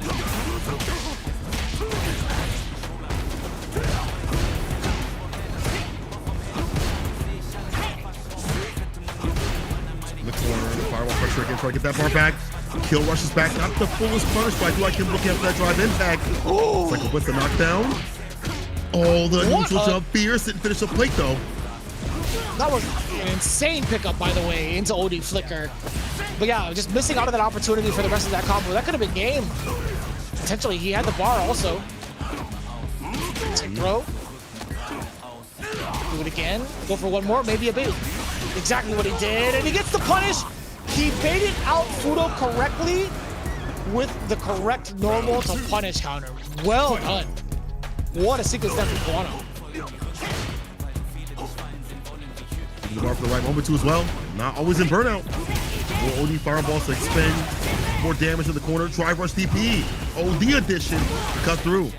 Once that corner carry, the DP is there as the anti-choice. OD, and now Fudo will expend quite a bit of bar. Maybe believes that he can get it back in the green real soon. And Kono not trying to even press the issue right now, so maybe it makes sense. So I say that there's a sweep whip punch, the knockdown is there. Kono goes with the OD BP for the punish counter. You're almost important, and there it is, off the fast fireball, the heavy.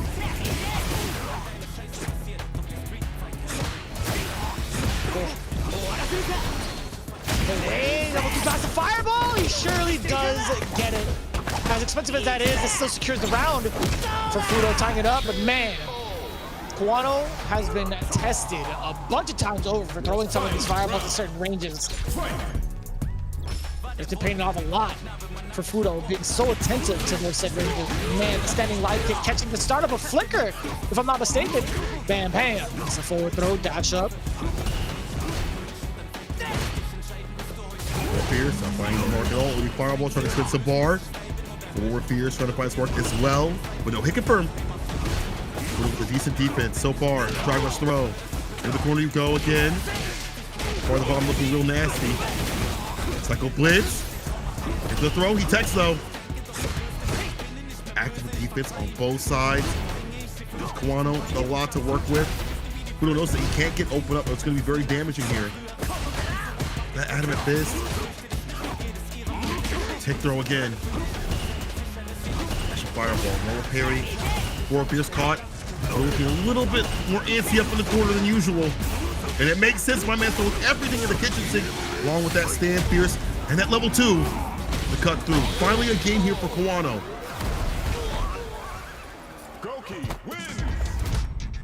All tied up in one apiece. Man, these guys have been slugging it out right at the start too. Like, I love how aggressive Kanano has been against Fudo, while at the same time Fudo still having the answers for said aggression every single round, or majority of the answers, I should say. That's a good answer right there. Again, the bunker and the punishing the fireball a lot easier. Now you're caught up in the corner. Tatsu, frame kill for the medium punch.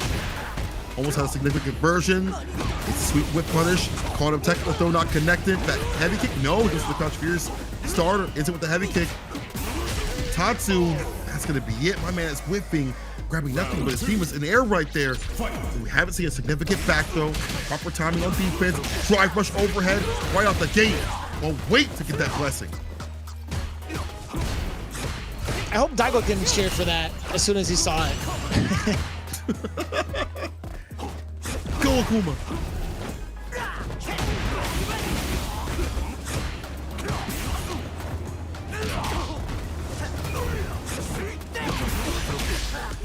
Damn. What a buffer. An insane catch for the side of Kanano. That should be more than enough damage. 2 games straight, to be specific, for the side of Kanano. We are going to get that timeout coming in from the side of Fudo and Saishunkan solo Kumamoto's camp. But man, again, we talked about that aggression has been very, very difficult thus far for Fudo to keep up with the pace of Kanano. Honestly, and the fact that he's holding his ground so continuously, Kanano, I mean, has been significant. Even at the very end right there, just holding his ground for the crouching medium punch. He's in that proper range where I feel like a fireball, a crouching medium punch, or a significantly, like, you know, forward fierce, stand fierce button will catch before maybe another button from Ed comes out, or the timing is there at least for him to catch that before Ed puts out his button. He's understood the timings, the rhythm that Fudo wants to play at. He's catching him off guard more continuously, and that's leading to victory, I think, here.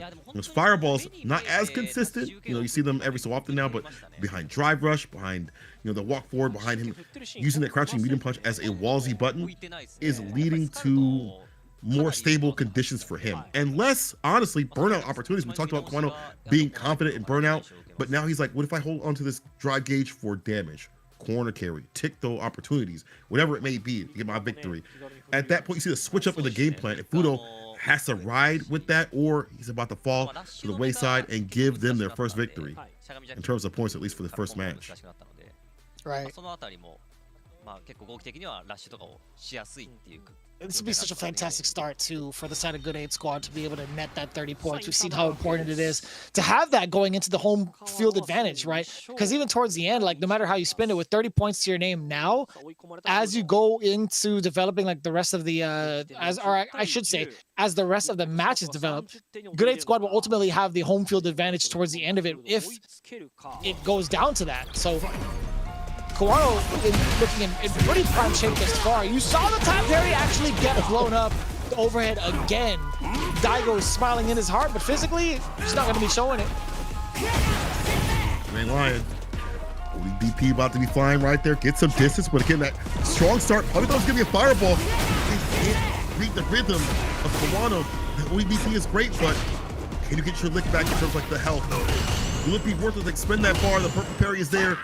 Now it's Fudo on defense for a little bit, trying to get that jump in, the anti-air with the Gosho Yukin. And a throw. Adds up for Kawano. The one touch, and there it is. Off the driver's crouching, the kick gets the hit that he needs. It's set point. Fight.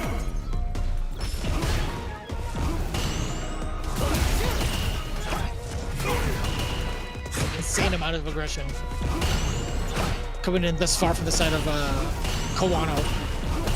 But the fireballs do a lot of the talking to. Fudo slowly trying to find his way in, but once he tries to get even a step in, Kawano drive rushes on in, again occupying that space, and then resetting back to the fireball game. It's just so difficult for Fudo to figure out what to do. Not even ready for like an ODDP. He tries to advance, it's like a button, a drive rush jab, or whatever maybe, or teleport. Got him. It's a butter stunner though, but still, so much to think about when you're fighting this character. The toolkit character. Home Depot, Street Fighter 6.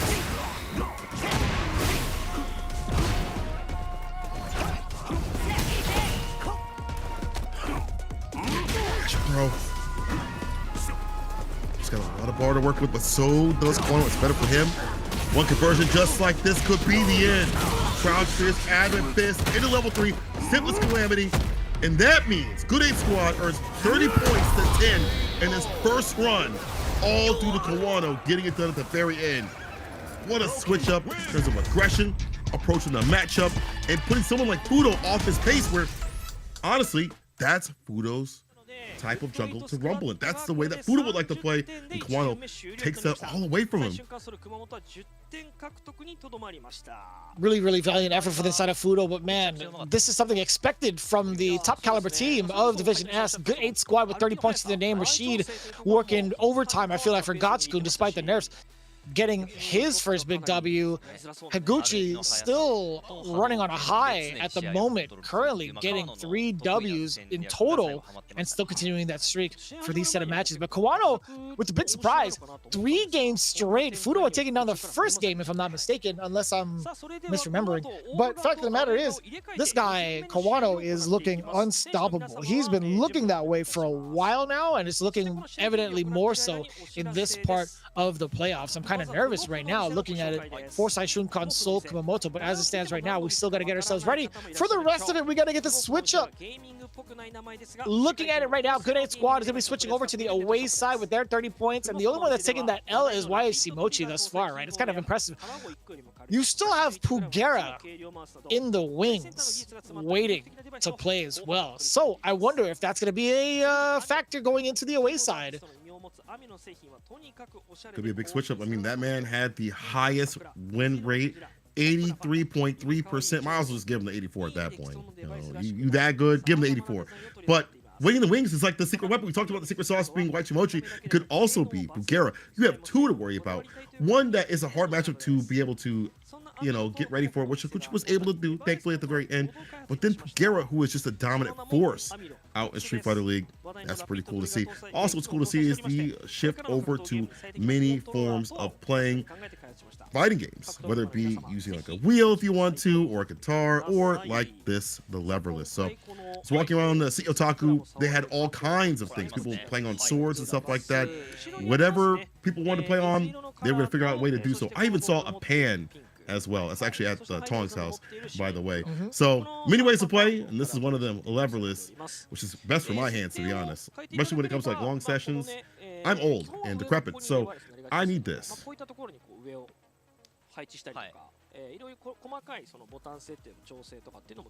I love the fact that Frida is showing off the extra buttons that the Farmilo comes with default too. I think that's pretty important to note, that you actually have extra options to map it out to have it even like a shoulder button. I don't know if it's going to be like a directional button. I don't know if that's possible, but I would love to kind of get my hands on that and test it out for myself, because I would love to have extra buttons for both like drive impact, for parry, etc. Having it accessible to like my thumbs.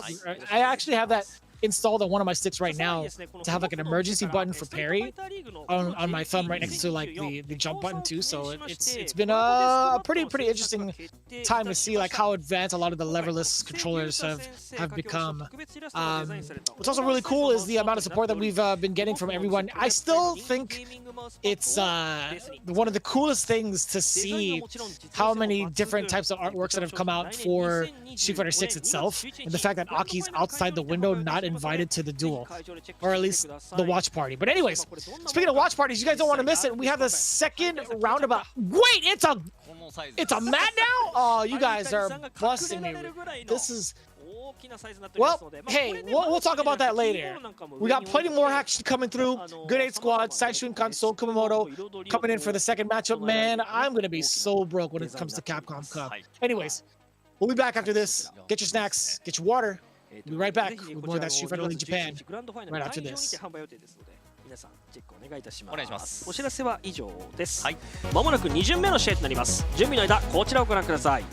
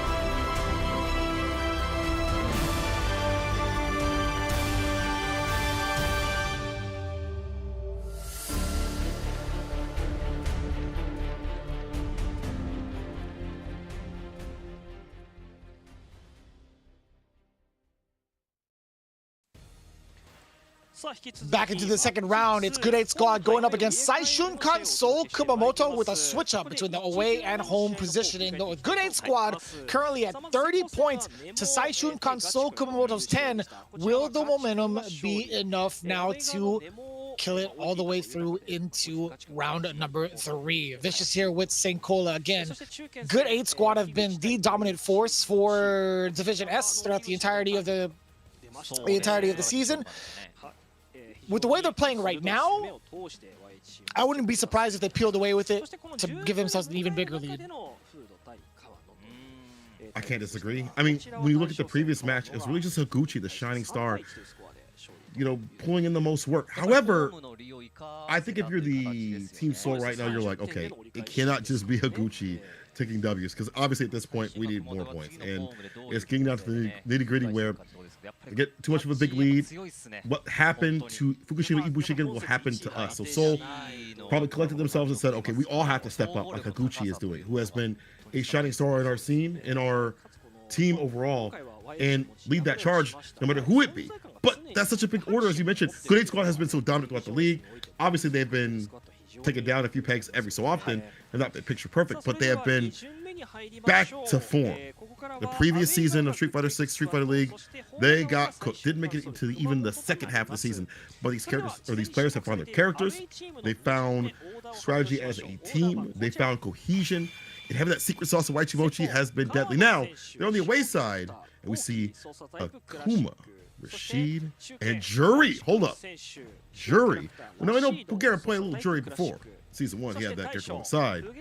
But Jury back on the sticks now. What do you think about that option in the anchor position?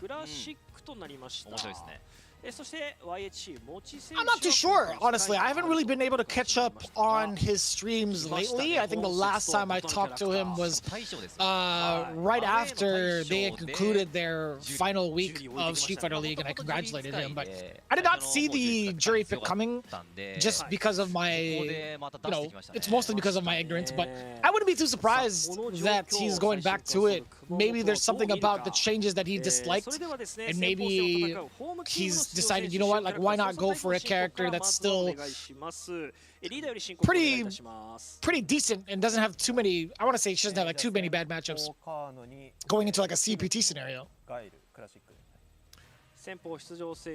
As I mentioned, or was about to mention this, I was like, well, they could probably put a Guile against Jury, but they're expending Guile right now.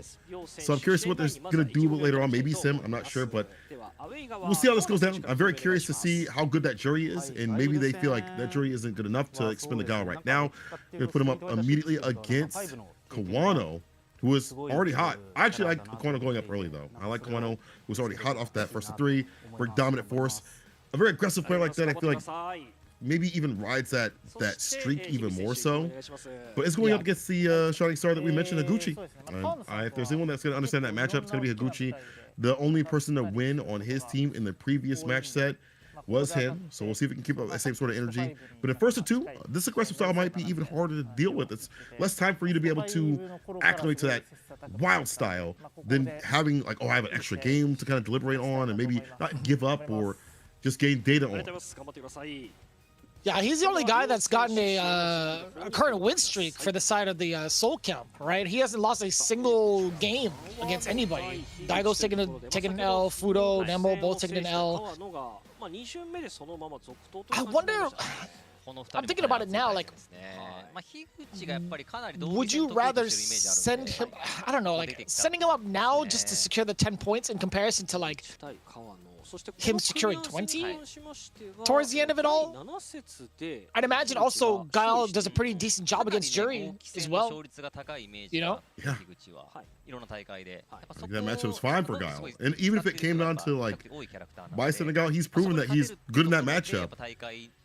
Maybe it's a matter of like, I don't know, the other players maybe being too tired or, you know, expending energy here and there. Maybe he can only play like a first of 2 because, you know, endurance is a factor in all this. But I would have rather him just kind of sit out for a little bit, wait till that first of 3 and see if he's revved up and ready to go instead of going now. I don't know. I feel like this is not the cleanest choice. Even if he gets the win, you get 10 points as you mentioned, but that 20 points could be so pivotal, even to stay in. Because let's say they get a 40 bomb right now. That's not looking so good you know, for Saishunkan Kumamoto, this could be the start of this. If Higuchi fails here, that's the strongest player on your team. That morale just shoots down. In terms of like the interview, Kono says, I think the experience in Street Fighter 5 worked out really well against Gal, so I want to do my best. And maybe they actually mean, no, that's Street Fighter 5 they mean. Kono and I were rivals in Street Fighter 5 as well, and I want to win here to get some points back. So that rivalry continues over here. Didn't play the same character though. I mean, at least for Kawano, he did not play Akuma back in the day, but did play a Shoto. He wasn't able to implement his style onto that character where people didn't think it was going to happen. When he picked up Akuma, the first few months I was like, is this really his character? Is he really a Shoto player? But he definitely found his mark and developed a style around that character and made it work. So same with his Luke. I'm seeing it out here. But again, it's so weird to see Higuchi come up with this character. I think this might be a weird expenditure. We'll have to see if it works out. Yeah, I'm just kind of considering the current order that Seoul could put up now. I'd imagine like for Kugera, do you put in like Fudo with Ed? Now is the anchor, but we'll get those answers in a bit. At the moment, Higuchi versus Kawano. Game number 1, Gal versus Akuma. It's a very big confidence pick from the side of Saishunkan. So Kumamoto putting the undefeated member first on the chopping block against Kawano. Let's see if the dish bites back. No first fireball. Only pair to keep the drive gauge up nice and high. No sweep against that. Sonic Blade. Maybe it wasn't close enough. Let's get the bump for the crouching medium punch. Drive rushes up. And a fist. And a top 2 ender. Break up for the meaty stand fierce. Strike back. Back to mid-screen.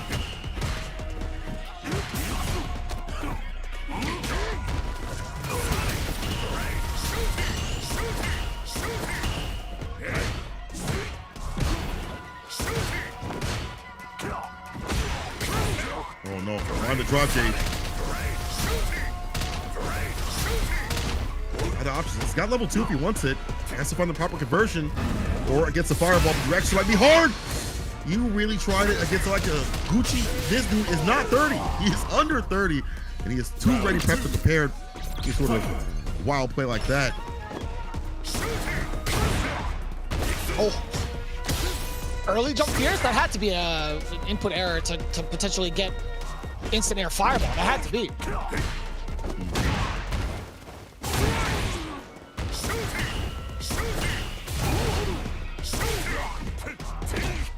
Man, he's taking so much damage thus far, and Higuchi hasn't even broken a sweat.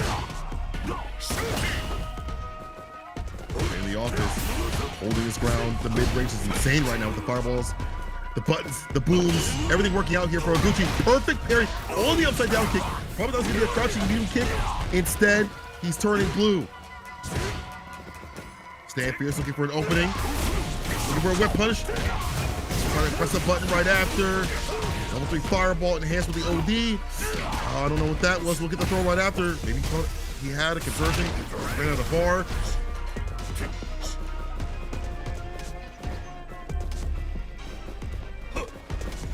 Oh, that could have been with punish perhaps. Counter hit, more than enough to get the rest of the drive rush cancel, and it's Higuchi getting the first game of the big counter hit too. Man, he actually whipped a normal right in front of Kawano, and I'm surprised Kawano wasn't prepared for it. I have to say, fierce that came through. And that bar at the bottom was ever utilized against like a level 2 boom possibly, or in between boxes. It doesn't matter. It's the fact that he's not as aggressive with punishing. Even that right there might have been a crouching medium kick, or at least an attempt to. There's the anti-release, heavy version. Dash up for the medium, crouching medium punch. Fireball, heavy kick, Tatsu.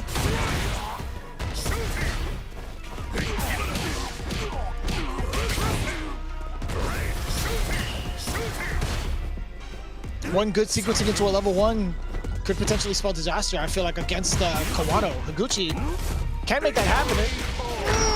Okay. Not in that instance, though. The back throw rings out. Kawano getting the first round of game 2.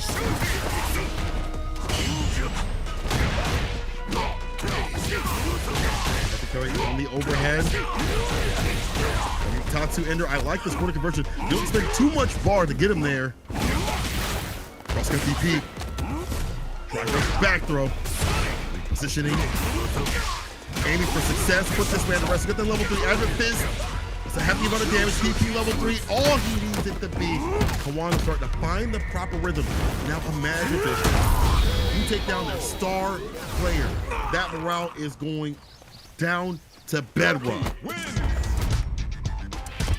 We'll see if Kawano can do it. Again, we talked about that momentum and how important it is. Coming in from the home position and good 8 squad with 30 points. If they net this 40, could potentially spell disaster. Saishunkan, Kumamoto. Again, we talked about sending Higuchi up for the anchor spot, specifically for Jury, right? Seeing him up front right now could be a very... It could spell for a bad choice. I'm not gonna lie to you. Looking like it right now. He's got all the answers. There's a flash kick. Driver slide kick. Goes for the throw this time instead of staying medium. Bowdy one health head kick, harassing the drive gauge. You lose your turn right after though. Too over the head kick. What a risk. He's only ducking. Damage incoming.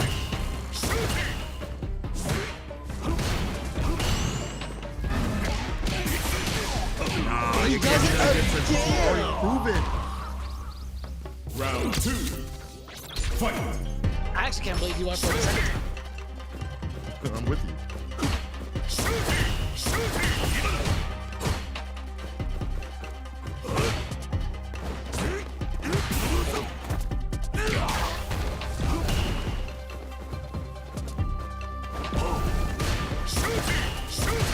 Air fireballs to lock him down. Like the back walks. Down back to down back, blocking out all the crouching medium kicks that he can, and gets a hard knockdown. Sweep. Hit you with the throw, but what happens when you're caught up in the corner? Rakuma can really cook. We talked about this. Elongated buttons, the fireballs, the damage if he hits you. Cross the PP.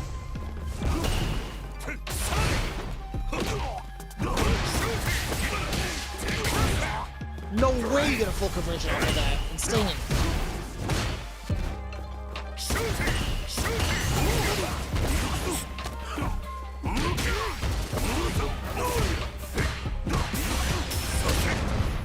Reversal. I'm gonna take his turn.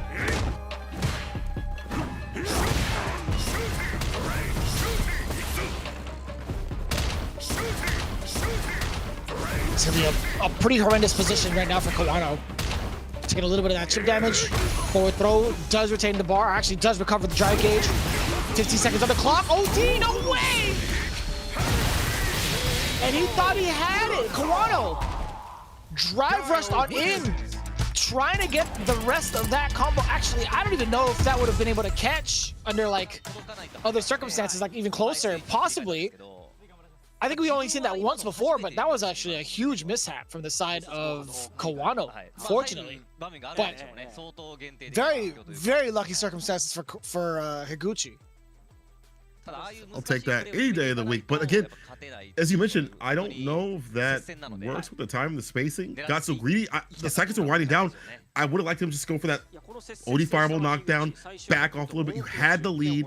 He had to come to you and spin a lot of bar. It's in your hands. Wow, unfortunate drop, but hey, that's 10 points for Saishunkan Kumamoto, picking up the pieces and possibly evening things out. The Gucci pick worked out for now, but will that come to bite them later on? You put out your star player, now the other players have to be just as strong coming up. Oh, Daigo it reminds me of that now. time of when Kawano like choked it up on the grand final stage, switching over to Vega in Street Fighter 5, and we were just like, what is this choice? Like, I know it's not to the same degree, but this slight error from the side of Kawano, I hope it does not bite them in the end, because they need as many points as possible. Like, you cannot allow the Soul Camp to get any sort of breaks, catch any sort of breaks, really. But going into it, as you had mentioned, yeah, Daigo coming up against Gachikun's Rashid. I don't know, man. I feel like Gachikun's Rashid has just been so defense heavy. It's so hard to crack. I don't know the different types of looks that Daigo can present that Gachikun hasn't already seen. I agree. I mean, like, on paper, that nerf where you don't get the Oki off the OD DP from Rashid means that you can't like set up for that level 2 scenario after like OD DP, because he can just hit the level 2. Like, I've seen it happen so often. I've been able to do it myself sometimes. You cut through the fire, or you cut through the level 2 even easier than usual. So now you see like what Rashid players are doing. They're like, okay, cool. I'll do like crouch fierce activation a lot more often to put it on you to burn you out. Like, they're like, cool, I'll just adjust to that scenario, you know? So I think you're right, because Gachikun has traveled, I think, a little bit more than Daigo. Maybe I actually might be wrong with that.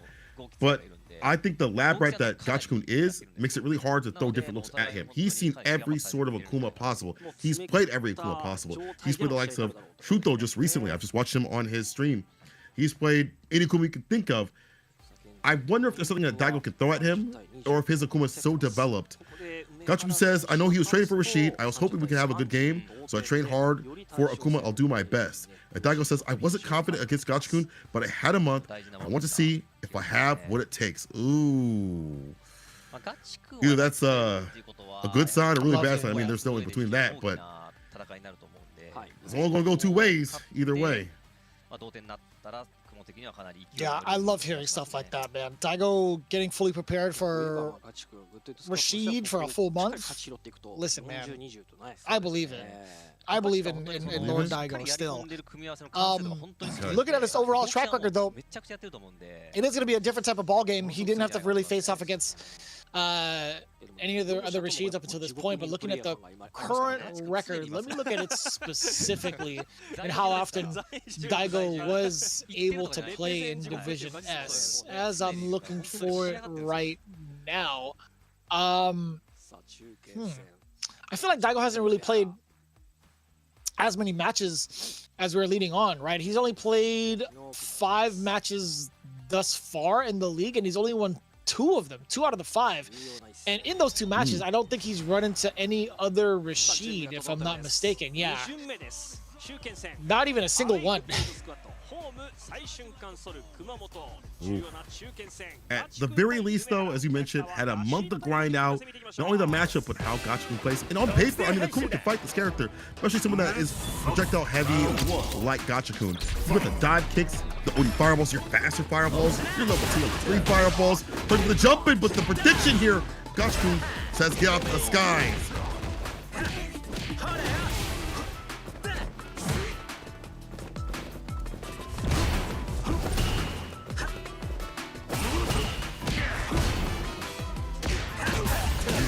Combo could have been more.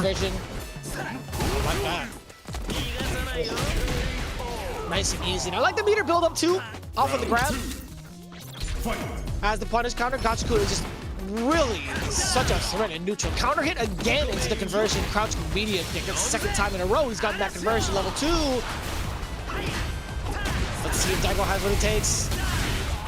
That is a very quickly answered question. That was a no, a big no.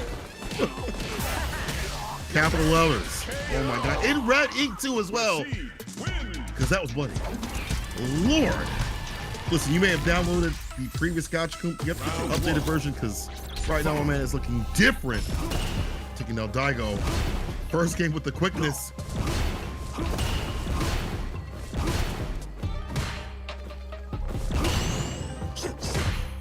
Yeah, what needs to be done for the side of Daigo right now, right? I feel like he hasn't really been able to scratch the surface just yet. He does get the first counter hit to get the confirm. Gachikun got caught slacking a little bit, essentially trying to move out of the way. That's why he got hit with the media in the first place. But the tornado to keep the containment. He makes it past the fireball, the air fireball too. Punish counter. Get the OD spinning mixer.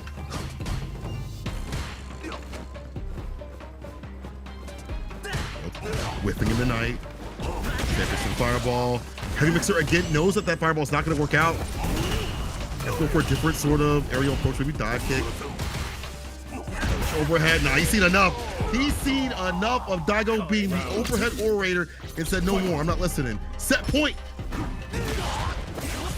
There we go. Switch up the aerial approach. Goes for the guillotine to get in. He'll throw right after. Oh. Man, still within the range to get clipped by the crouching jab counter hit. Over and over again.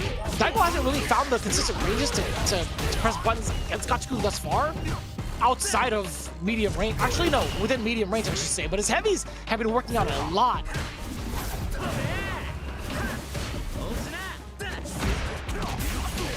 Well, need to kick perfectly up to the punish counter and the proper distance to get the follow-up. It's hard to do so, even with that great walk speed. Good awareness here for Daigo to stave off set point, try to tie things out. Heavy mixer and not having to expend a single drop of OD gauge to anti-air. Level 2, my wing condition coming through. It's one throw.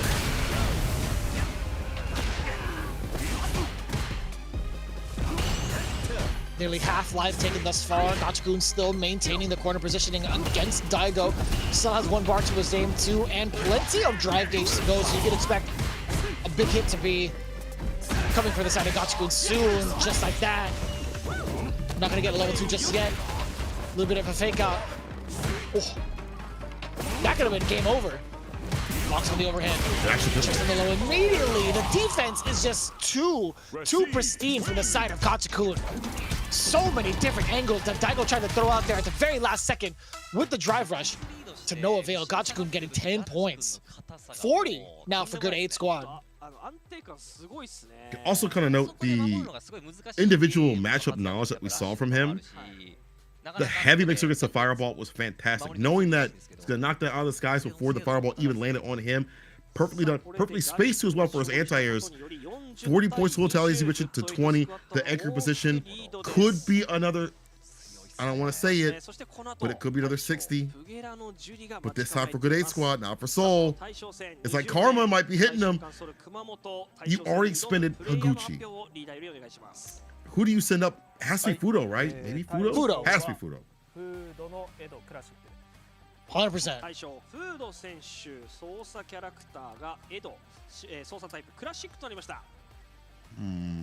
Now this is a little bit different too, right? This is a different look, at least from the side of Pugera. We have not seen the jury, if I'm not mistaken, throughout the entirety of the season. Right? I'm not crazy, right? That's definitely a fact. Okay. Yeah.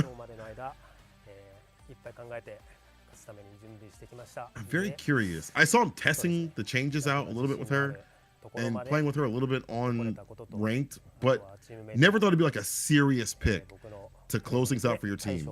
So either you could clean up with this character that they're not prepared for in a way that he could bring to the table, or he's gonna have to switch to Bison. But either way, a first of 3 allows him to kind of have a little bit of leeway.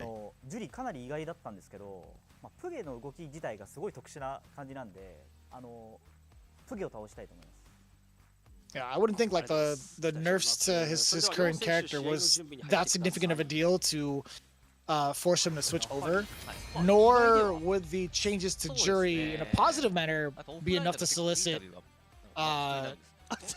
the switch up, right? I think one of the biggest changes is being able to get like an even bigger punish off of like a bigger damage starter off of like a crouching heavy punch, right? Being able to catch somebody airborne.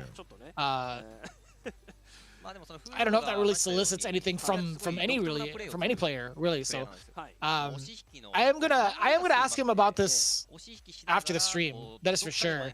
I know we're saying this now, and this is going to be broadcasted for the English side a week later, but hopefully I'll have that answer. I know we're kind of like messing with time right now. We're going through different timelines, but I'm very curious to see what the decision is from the side of Pugera as to why he picked this jury. But going into the interviews themselves, he just mentions it. No thorough detail though. After episode 10, I was practicing jury all the time, and I did my best to make it work, so I will do my best today. Whereas Fudo, Fudo says he's just as surprised as we are. If you want to take it away, Senkola, you could by all means go ahead. Sure. Fudo says Jury was a surprise, but Pugera has a unique move, so I'm gonna beat Pugera, not Jury. So he's gonna aim for the player, not the character. See how well that works out. I wonder if it's a matter of like the player-to-player like Fudo is so aggressive, or maybe thought Nemo would come up and that guy's going to be aggressive too as well, and they kind of called the order a little bit between those two, and it's like, I need a reversal. It'd be nice to have a DP. Something as minimal as that could lead out to help in terms of being like, okay, I can stem off their pressure a little bit. They have to think about this reversal possibly. You know, we saw that with like Tachikabo. He was like, I just want to run the command grabs when he was fighting Fudo. He's like, I want to run the command grabs. It's like a surprise pick. And he used just a few things to fight that matchup and ended up winning. So it's reminiscent of that, it feels like, where Tachikabo had that surprise Manon pick. It's similar to that element. Will it find success out here at Street Fighter League Japan playoffs? We'll have to see. If it does get dicey, he's got the Bison, so it may not be that big of a deal, but giving up a game on Fudo might be problematic. We'll have to see, though. This jury is actually ready for prime time. With a man like Pugera, I wouldn't be too surprised. It being ready for prime time is one thing, but it being ready for Fudo is another.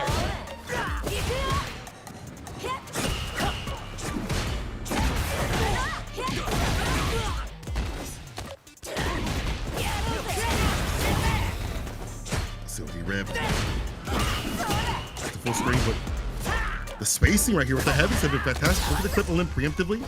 Maybe catch a punish counter if he's real lucky, or to get a jump in.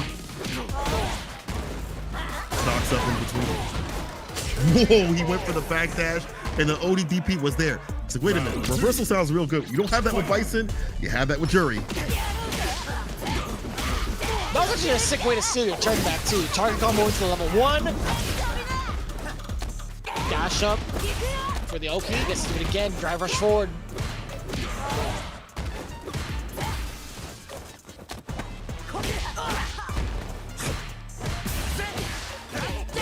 Oh, a little bit of delay on the medium. That was a counter hit against Pugera. Out of the corner as well, off of that single hit. Finds the overhead. Ooh, this guy is too good. All right, the jury's good. The jury passes the test with flying colors, 2 rounds straight. Aggressive, and as we mentioned, that DP could come into play, and it did, to steal that turn away and find the finish for that very first round. Damn. Immediately going into the timeout is Fudo to talk to his teammates. I don't blame you, man. That was actually pretty hard to contest against. This guy, Pugera, has had a very firm understanding of how to play jury, and also being able to contest against Fudo in this manner was pretty damn convincing. I had to like scratch my head on that one. I'm like, man, what is happening right now? He's making all the right moves against Fudo. What a surprise pick. You know, where Quantum faltered years ago, Pugera may rise to the occasion with a new character. But I like that, you know, he's poking with like the heavies around like the medium kick distance, you know, trying to preemptively poke at the proper times, and then drive rushes in when he feels it's the appropriate moment to do so. And again, having that ODDP puts something different on the deck. It's like you have to worry about this man expending that resource to get a reversal off, where before he had to use like the level 1s and the supers and things like that.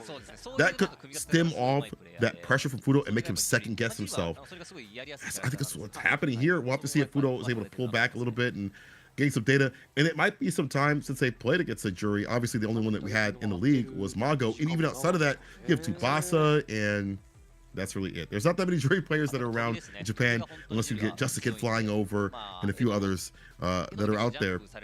So again, the matchup knowledge also might be kind of hard. And Pugera in the background playing this character, saw him on stream sometimes, but didn't know it was that serious. He's committed. He's put a ring on it for this anchor match. This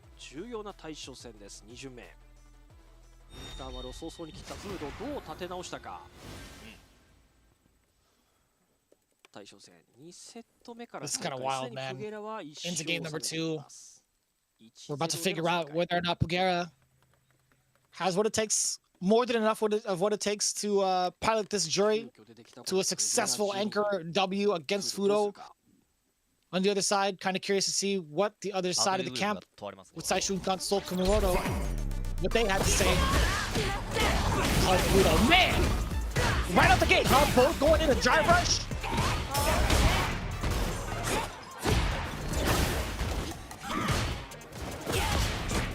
Again, it's the dash in. More activity here for Fudo, and a lot more like these lighter butts. Finds a forward fierce, calls up the crushing kick. Great button, Cobra Strike, and be able to seal the deal with the DP. That is way better. I think the change up here is drive versus light, and using these lighter buttons on defense too as well. The timing also different for the side of Fudo. More compact.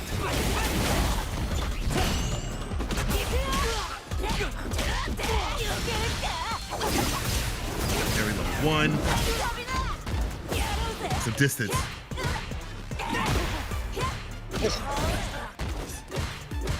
The bust down is happening again. Fudo spending so much time in the corner, at least within this round. The burnout's gonna happen? Yes, sir.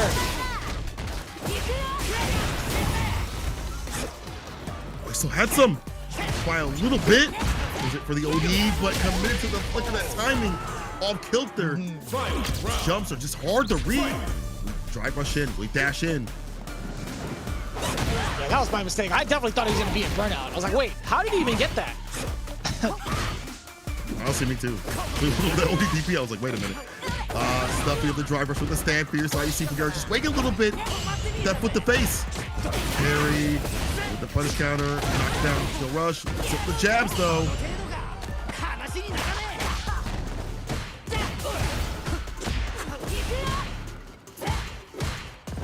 Jesus.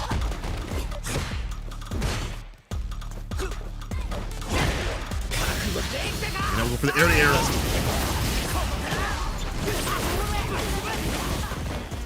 Jesus. He pressed the button upon Fudo's empty jump, huh?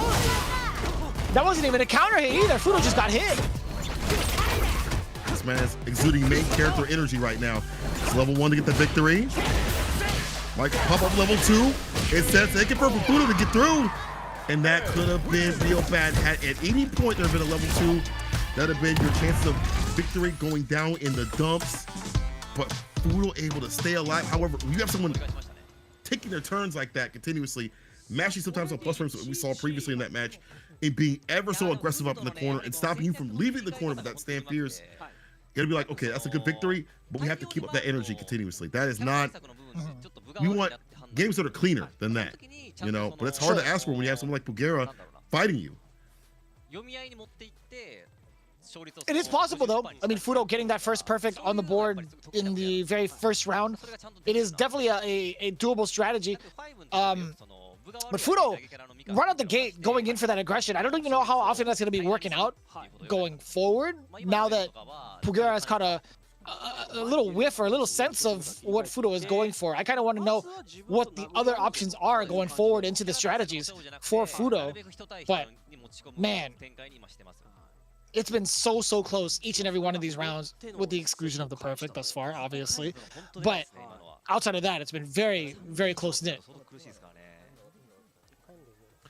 I agree in terms of like the sustainability of like driver's jab. I don't think that's going to be like the cleanest thing. And also, you've seen the defense be more compact with like crouching light kick, stand light punch, those driver's checks. What's going to happen when he breaks a little bit? When we see more fireball pressure also implemented.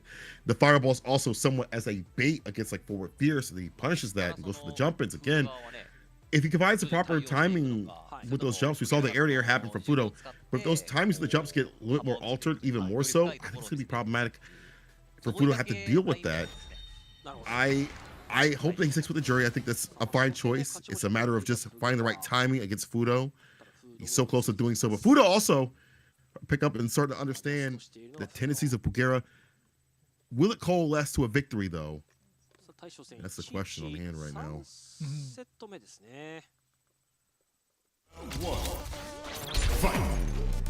Here we go, game number 3, tied up 1 apiece.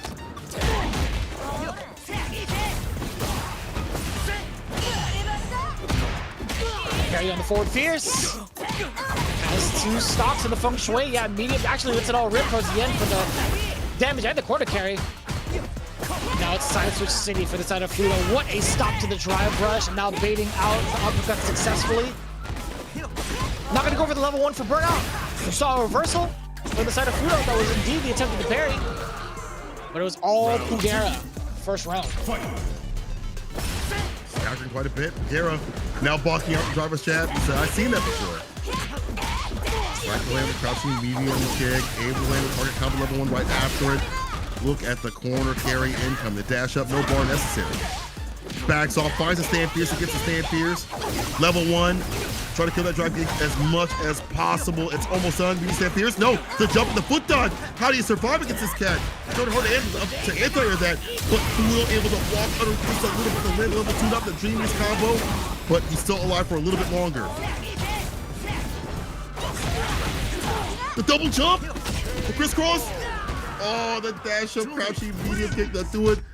Pugera with the jury. Damn. I feel like jumps have been a big problem thus far from Fudo. He has not been able to read Pugera enough on the ground to be prepared for the jump-ins. And immediate, again, goes for the timeout and back to the teams. I gotta say, man, like this is such an impressive look from the side of Pugera, man. I'm really enjoying the way that he's been playing this jury. But also, he's had some pretty decent reads against Fudo upon his wake-up, right? If you looked at that first round, he called him out on that OD uppercut, and it was pretty much lights out. From then on out, I feel like Fudo had been rather timid upon his wake-up decision-making. Fudo not being able to access that bar or even build the bar is like outside his wheelhouse. And you see Pugera aiming for that drive gauge continuously. Level one, continuously. Get the wall pin situation, dash up right after to kill some of that drive gauge and force him to interact in a way where he might expend some of that drive gauge for the ODDP or do something risky to risk out like a big button and get punish counter instead. I like the idea. It's like almost like what Fudo's saying to play against the player. It's Pugera doing that instead. And those jumps are helping out. We mentioned, hey man, what if you jump more? You know, have a different angle. The foot dive nice and close. It's plus. It takes away the drive gauge. You're nice and close. It's hard for Ed to deal with. We did see Fudo walk underneath, but that cannot be a sustainable option all the time. You have to kill rush back, have that movement, use the other anti-air option for the character, and it's hard to do so. And it's hard to do so against someone like Pugera. He may not be always picture perfect with his combos and stuff like that. He doesn't have a fancy level 2. But what he has is great neutral and a great idea of how to cook up some Fudo. Pugera, this jury, is godlike. Can it finish the job though? Final game if he has it his way. Round 1. A lot of faith coming into Pugera, hence why he is in the anchor positioning. The secret weapon right now for good 8 squad and for good reason. This jury coming out from pretty much out of nowhere, at least in the context of Street Fighter League.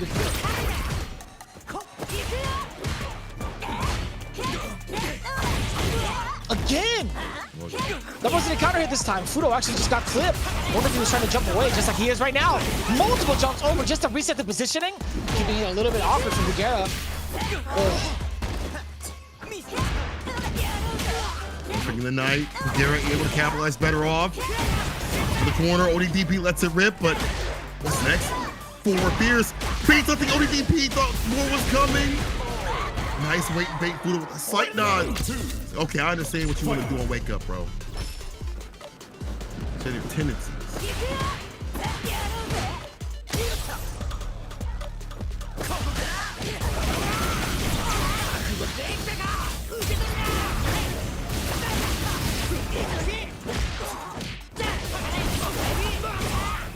Damn. Combo. Fudo's favorite.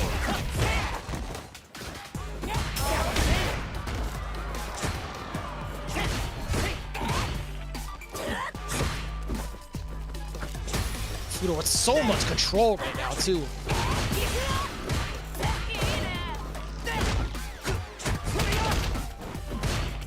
Watch him. Up until this point.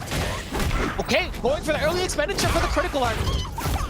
This could be a very significant turnabout, too. If Pugera can maintain his control against Fudo, Fudo's got bar and a half, has 1 super. The perfect parry is everything, though. Level 2 fastball. Sit him down. Not dead. The instant overhead. One touch still. Oh, he with the medium, don't pose. You actually dropped the medium? No shot. That was it. That was guaranteed. That was Capcom Cup winner. I was about to call Uma right now. That was the Uma sequence, baby. That was fierce into drive impact, dog. That would have been it. What do you mean? How did he drop that? Round 1. Oh, he's not get back in with the jury. Oh, no. What happened? This could have been set point. Man, it could have been set points. What happened? But Fudo was looking very informed. I mean, the way he is confident back in business, in these conversions, and these like minute trade sequences, we're looking good. We'll see if we can get that same sort of energy back. Final game between the two. Wait, Hunter to see the walk back to the stand, meter kick. Cycle blitz ender, ODDP, it's suspended here and it works out. Bait and the punish.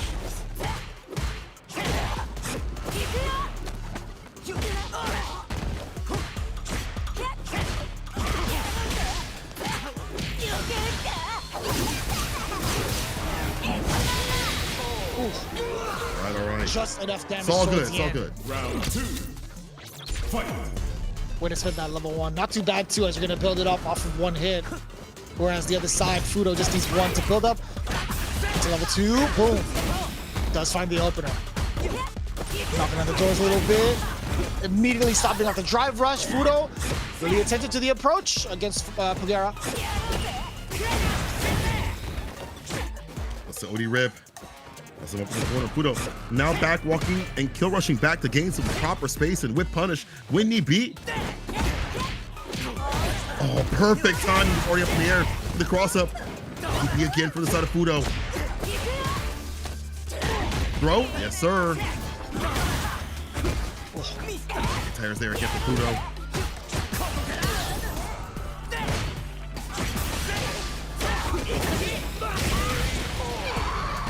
Nice work, keeping it tight. Final game, final round. At least for round 2 of the matchups.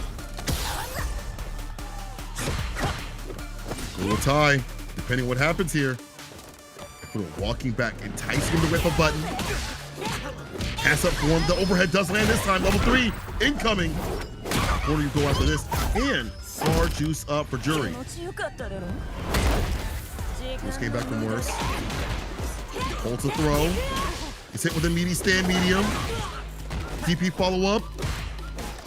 Cross the DP didn't want to believe it. A foot dive and a jab. You can't survive. Well, Pugera is in hot pursuit. That is a big reward. 20 points to 60 in total for Good 8 squad. They only need one more game after this. And this is a karmic thing right here. Saishunkan and Kumamoto did this in FUKUSHIMA IBUSHIGIN. Could it happen to them? Could it happen to them? I can't imagine what Fudo tried to do to get away. Right, towards the end there. He was dead to rights. He had to sit still. Pugera hit him with the stand jab at the very end of that sequence. I really cannot imagine what it was from Fudo and what he decided to do towards the end. But either way you spin it, you had mentioned it.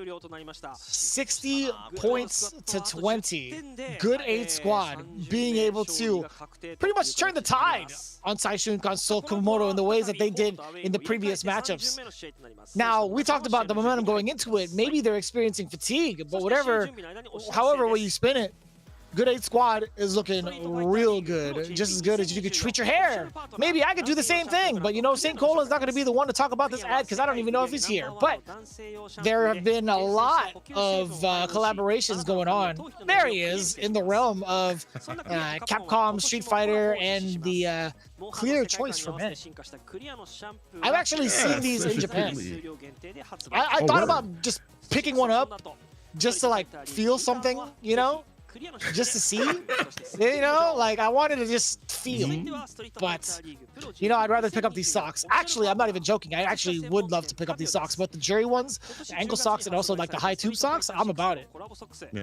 Oh yeah, I'd be about it too as well. Always with the good merch out here. For Street Fighter 6, with the tons of support we've seen for this game, has been pristine. And honestly, it's making my pocketbook hurt, especially with the clear stuff. I'd like to clearly get that in my inbox so y'all can hit me up whenever. Well, hit you up with some action real soon, people. This might be the end of Saishunkan so Kumamoto. I'm not trying to prophesize their demise, but they're looking a little lost in points, as you mentioned, also a little winded. Good 8 squad looking like the good boys out here might be moving on. It all comes down to this, possibly, as Good 8 squad only needs one. Count them one to get it done in terms of sets. First of 2, first of 3, it doesn't matter. At this point, Saishunkan so Kumamoto finds himself in a similar situation that they put FUKUSHIMA IBUSHIGIN in. where they have to play picture perfect from this point on. This could be it. Could be seeing more sets depending on what happens here. Either way, it's going to be some good action. My name is Kaku. I'm going with Vicious. Hey, man, what do you think what's occurring? What's going on? Wait, what? I think it's going to be a little bit of a tall order. I mean, Good 8 Squad, they've been so dominant for the entirety of the season, and I actually talked about this exact situation with the producers. I was talking about it like, you know, Saishunkan Seoul could have the better half of FUKUSHIMA IBUSHIGIN, but I think they might run out of steam against Good 8 Squad, right? I feel like there's going to be a lot to really consider in regards to the overall team composition. But speaking of compositions, Seoul has put up Fudo, Nemo, and Higuchi with Daigo on the bench. Now, I don't disagree with that at all, actually. Higuchi finally being in that order, at least in the anchor positioning, is pretty darn important. However, we have to get there first, right? They're currently at a do-or-die situation. If they lose any of the matches of the first or second game, they are done so. It's one of those where situations where like it's beneficial if you're able to stay solid somehow, because I feel like what Good 8 Squad is going to do is they're going to send their most aggressive players right off the rip and probably spend as much energy as possible. They know they only need one set to get it done. That's it. So Kanano going up right now makes sense to me. You know, you send up your most aggressive player, most active player, one that will probably run out of steam, maybe most right now. But if they win, they're going to do it very dominantly. So I like this pick overall. We saw it happen previously. Fudo says, we're desperate. But I really thank my team for letting me go first. I like Higuchi going last. But let me ask you this. Why do you think Nemo should go up in the middle position instead of Daigo? That is a very good question, I think. I don't think Daigo really had it in him after facing off against Gachikun, losing 0-2 in that fashion. I think he'd rather take the risk being on the away side instead of having Daigo counterpicked again, considering the current stakes, right? If Good 8 Squad only needs 10 more points, and Gachikun had such a dominant performance over Daigo, I'm benching him. I'm not even giving him that run back. You look at the rest of the squad though, right? Fudo barely lost to Bugera, 2-3. Higuchi hasn't really lost a match. Like he got very fortunate that Kanano dropped, but Kanano is now looking for you know, is looking for revenge. But yeah, I think it just makes sense to have Daigo on the bench just because of that fact that he didn't do so well against Gachikun in his initial bout in round 2. I agree with that. At first, it's like Nemo, you know, you're relying upon Nemo, who may be too defensively lacking to survive, but you're right in terms of like Daigo just getting cleaned up so efficiently that probably take a second to look back on things and get better, I guess it were, or, you know, realign himself. And Nemo, honestly, the reverse could happen where he cleans up the other competition, where he gets so aggressive that they can't deal with his pressure. So that could not happen. That could just be, we end the game right here. Fudo, Kanano, again, Saishunkan Kumamoto has to play perfect. Every game has to be a W. You have to go up against Kanano again. This guy, hard to deal with the Akuma, and so good about keeping that mid-range with the fireballs. And that first of 3 we saw, now it's just the first of 2.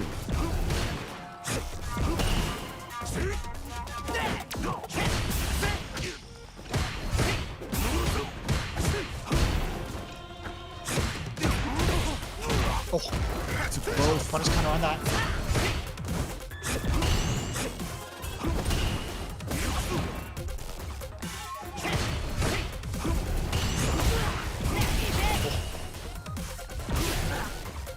There's so much more activity in the fireball department, right? Just because of the fact that Ed's not gonna really have the way to kind of get around it. Oh, you went for the parry instead of the drive impact, my man.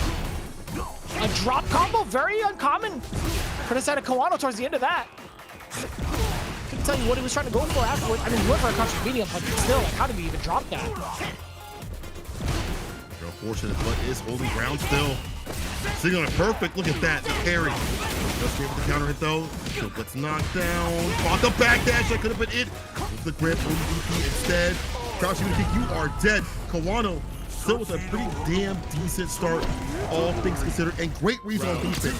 You've seen Fudo trying to get squirrely, backdash a lot, kill rush back a lot. Kawano with the correct reads and execution at the very end.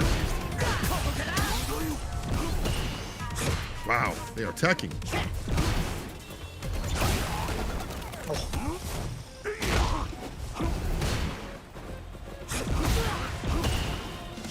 The fireballs bring out yet again. The big punish counter against one of the normals. I didn't get to see it because I blinked. I'm not going to lie to you. But that stand jab was just within range for the side of Kawano. It's really from that mid-range to close range. Yeah, to the air. Burn out, but it may not even matter. He's got the bar at the bottom. Why the heavy kick? He was like mid-range to hit the hit. I just thought he kept standing. The pressure's going, but Fudo for level 3 to stay in. Wow. I couldn't tell you. Kawano making some real questionable decisions. I think this one more so than the previous thing we were talking about where he whiffed the level 1 super. But yeah, the roundhouse? I don't even know. Even like the error he had in that prior combo in round 1 made me think, you know, maybe Kawano might be a little bit off. He's got 3 bars, still in the advantageous position, gets to bring out a lot of the fireballs against Fudo up until this point. That roundhouse cool.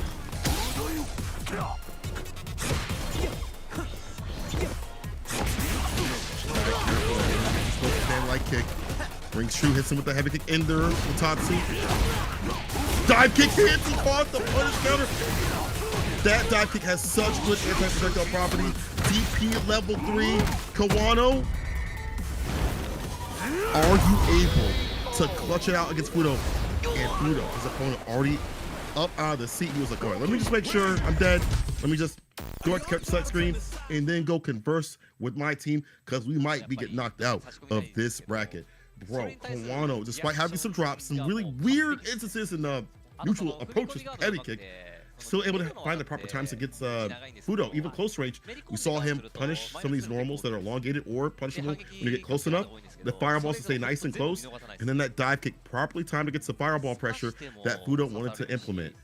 Well done, at least in that regard, but I have to wonder, is he running out of gas towards this end? Will we see more of these drops as the match goes on? Who knows? But looking into it, man, Fudo has had such a tough time against Akuma's in the league, right? He only had to face off against Akuma about 3 times. He had faced off against Kaku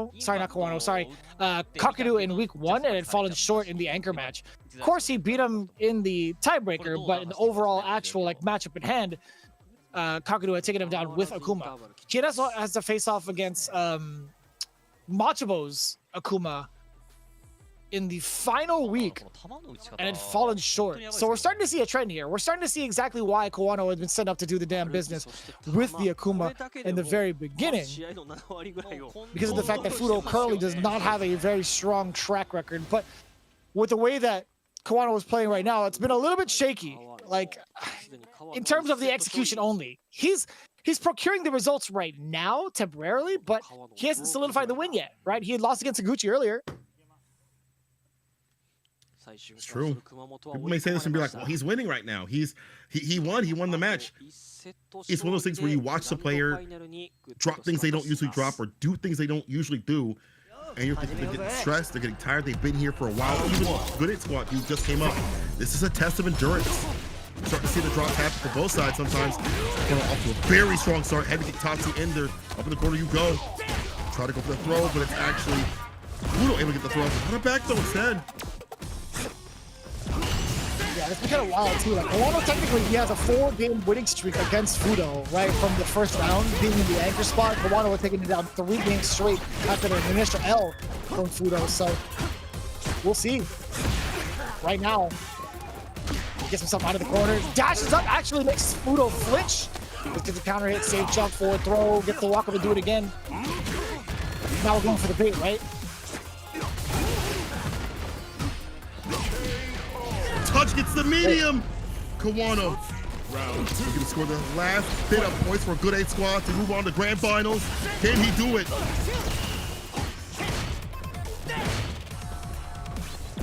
Minus frames. Russell approaching that space. There's the fireballs.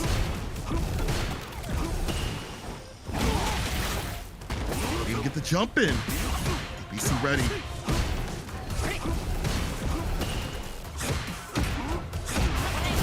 Oh, too far to get the rest of the top two. That punish counter is going to be with him. No way, level 3? Oh.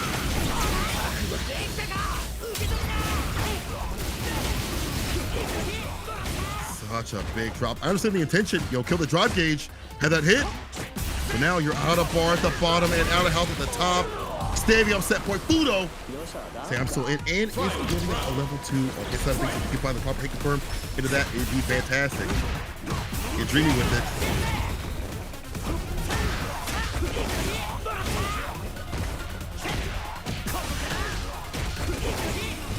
It's immediate. Cycle blitz, level 2. Should be able to rip through and get the finish. And level 1 for the finish afterwards. Damn! Hey, Fudo. A lot better. Significantly better. That was a full sequence and a half of bus ass.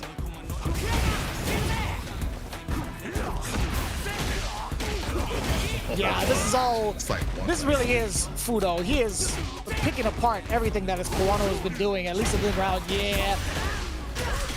3 incorrect bits of movement. Kawano is folding like a cheap suit. Perfect right now for the side of Fudo, looking to take it all the way through and have the rest of his teammates carry on the rest of his work. It's back row. Put a position, expensive with that OD gauge right back at him. Does Fudo OD DP with the drive rush to get the lead. And honestly, get the OD cycle blitz for the finish. If he wants it, don't whip a goddamn thing. Let's break it down. Now, Wall's the one breaking down. Fire the shit with the Stampears. Anti-air. Heroes walked out. Parried as well. Only a matter of time. OD finds a fantastic jump in. An OD fireball to start off the party. A stab meter kick too as well.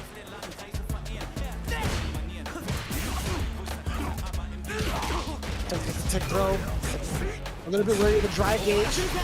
Does Fudo have time to strike? And it sure does. Level 3 takes down Kawano. Saishunkan Soul Kumamoto live to see another game. Kawano not being able to finish off his plate. He had it, man. He really did. At the very end, I don't know what that play was. That last round, last 2 rounds, I should say, not the Kawano style you'd expect. Very risky on the reversals. And usually when you see reversals, they're very confident. Even that wake up level 3, it makes sense to see that, to attack the drive gauge, but you know someone like Fudo's going to be reading that moment to not be put in burnout. Like, that's something that Fudo's going to be prepped and prepared for. So even more so, you wouldn't want to do that. It's very telling because you're already watching the drive gauge. So for now, Soul stays alive. The light is still on, but it might be knocked out depending on Nemo plays. It's all on the captain right now to stay in the game, as we mentioned. I think right now, you put up Gachikun.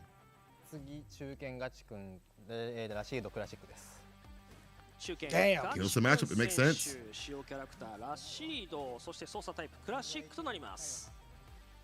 And it makes sense too. I actually don't even know what the record is like for Gachikun and the rest of the Bison players, let alone specifically, actually for him and Nemo, let alone for the Bison matchup itself. But looking right now, boom, got it. Okay, so a little bit of a breakdown from how he's performed overall in the season. Any other Bisons he had to play off against? Oh man. I'm looking at his L's. He lost to Fujimura's Akuma. He lost to Itabashi Zangief in week 8 twice. That's kind of wild to see. And he's lost to... Funny enough, he's lost to Higuchi. But overall, the only Bison players that he actually had to face off against, I think it was both. I want to see if he actually had to face off against Kaku in the final week. Yeah, it was Bison. He had beaten Kaku's Bison 20-0, 3 games to 1. And then the only other Bison he had faced off against was KB. That's where we saw KB's breakout performance, where he lost to him 2 games straight. True. Okay. But of course, Nemo. Very, very different than other Bison players. Very active, willing to mash appropriately in between strings, willing to take his turn whenever he wants to. Nemo says, I lost the last time, but I did my training, so I want to win and keep playing. Gachikun says, I'll end this match.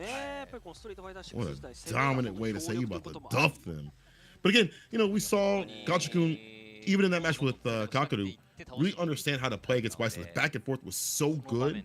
It was like the understanding of like how to play the matchup overall. It gave me and other players new ideas. I remember talking to other Bison players being like, yeah, we will study that. We watch that in terms of like what Rashid players can do now. And if they're going to set up somebody, I think against Bison, to me, it's got to be Gachikun. However, again, Nemo, his playstyle is just so singular in terms of like single player. He doesn't let you play. He puts on the pressure, doesn't let you breathe at all, and then you explode because he can dump out the damage. His setups are insane. His calculations are fantastic. Can he do so to stay in the game for his team? He is the captain. Can this Emperor reign supreme, or will he be knocked off the throne?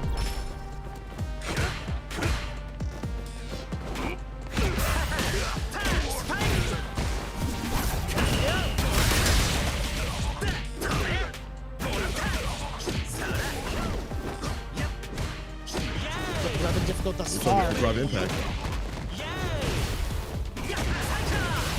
Brother, he is dancing all over Nemo right now. He's saying, you know, I thought you were about this life. Aren't you a Marvel player? He hit him with so many mixes and so many delays. Ain't you seen this before? Did you create this? You were tourists, new to this. Actually, on now. Nemo warming up a little bit, catching the recovery of the parry. Puts the bomb on. Back throw.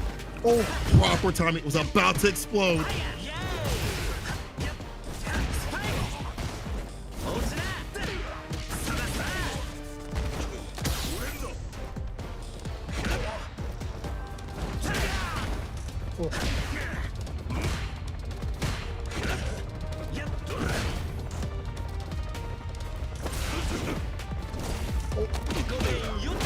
Empty jump throw. Could set up for level 2 if he needs to. Oh, at least not right now. Yes, exactly it. Anti-air off of the attempted jump in from the side of Nemo. Oh boy. Throwing the tap parry could have been so much more.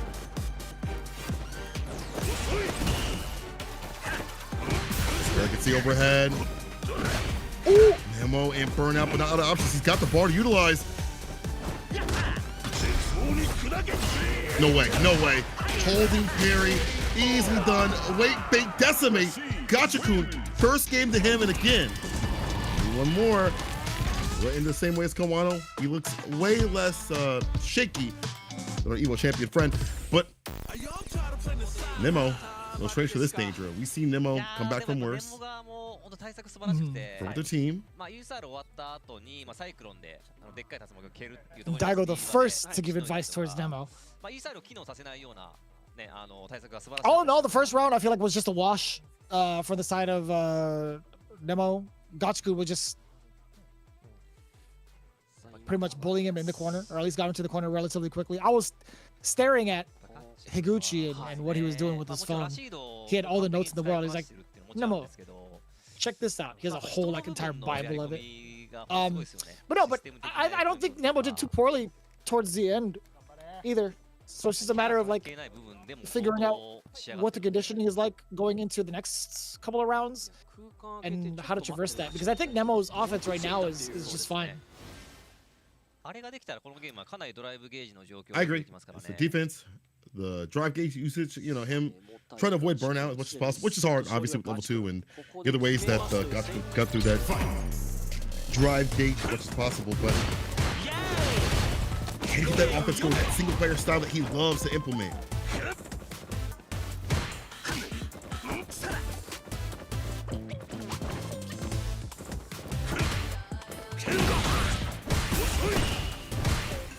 Heavy kick, stand medium, plus frame city, walking away from danger, stand medium kick hits, but it was too far for like a sweep. That punch got a medium kick.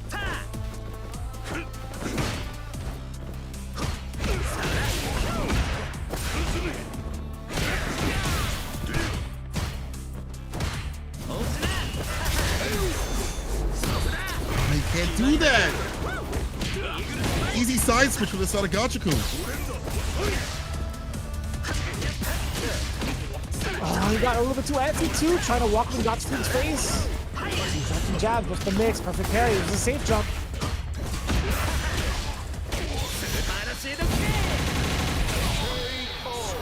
She does it, Gachikun. I like that. That point. Looking to take it all the way for his team.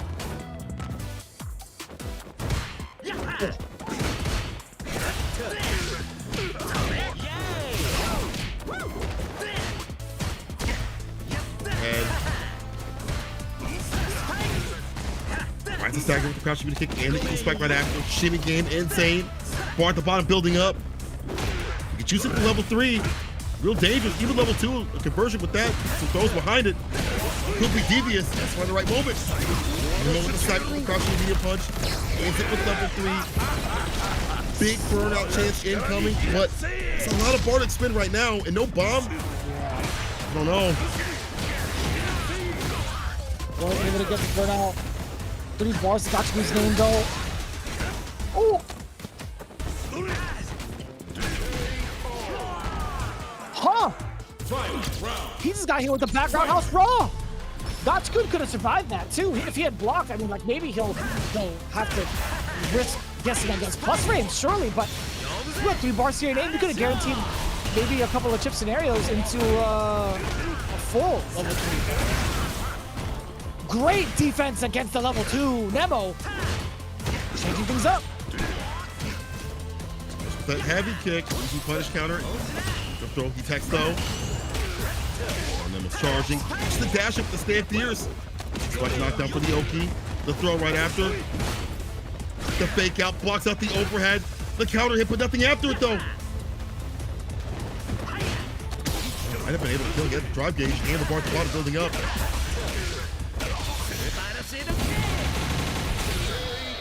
Ooh, and it's just enough. There it is, ladies and gentlemen. Good 8 squad has punched their ticket into the grand finals. The number 1 seed, the number 1 target, making it all the way back into the grand finals spot. The redemption of not making it into last time. Or the 1 year they didn't make it, I should say. Wow. It's important to point out, you know, the fact that they didn't make it last year, how devastated we saw them in that mid-season, that they weren't able to even advance to an idea of the playoffs. Look at where they're at right now, 70-30. Saishunkan Kumamoto lands second. Good on them, but good 8 squad gets their win and moves on to the grand finals, representing this division. But golly, this exact team thinking to themselves, oh, they gotta make it. They gotta go all the way. You got Fudo, Daigo, Higuchi, and Nemo at the helm. This has to be the wonder team that makes it through. Then they look at good 8 squad. It's like, yeah, sure, they may have taken it down last season, but is it gonna be enough? Right? Sorry, not taking it down last season, but taken down, excuse me. Taken down last season relatively early. Do they have what it takes again? We didn't really see these kind of results. We didn't really expect these kind of results. But a lot can be said about the work that they've put in with the characters and understanding how the meta flows. I gotta say, they've had so many instances where they could have cut it close in some of their matches, but they kind of just like ran away with it. But one of the more important things is that I think all of the players here had an important role to fill, and they filled it quite well in terms of covering their matchup spread. I agree. You know, having Yaimochi, especially the sim player, coming up, very hard to deal with, especially on the home side. And then you have Pugera, who also became a secret weapon in and of himself. You have 2 secret weapons, which is actually crazy with the jury, but also just his style of Bison, hard to defeat, having the highest win rate. You have Kanano, who maybe is kind of dicey in terms of like stressful situations or maybe endurance. Has a pretty damn good Akuma that's hard to fight. And then above all this, you have Gachikun, the team leader, one of the best receivers you could ever ask for in the business, who is so good about putting the pressure on once he rides that momentum off like a stand fierce, confirms are fantastic. It's a very, very tight-knit team that also understands how to work as a unit as well. And all this leads to their victory. We are getting the interviews here. Yaimochi says, I only played 1 game, unfortunately lost the game, but my teammates were really strong. I thank my teammates. You should be very happy that losing the game or not, you're still taking away energy from these other players. If you lose your game, it does not mean that you haven't done anything at all in these team-based scenarios, especially when these matches are going even longer, when these are playoffs or grand finals, because you're like, okay, I've taken the energy away from this player because he had to come up to the deck and play. That also is something that you could take away, losing or not, that you contributed to. And also, I think he's going to be a prime component, no matter who comes out of that next division, to be an absolute dominant force.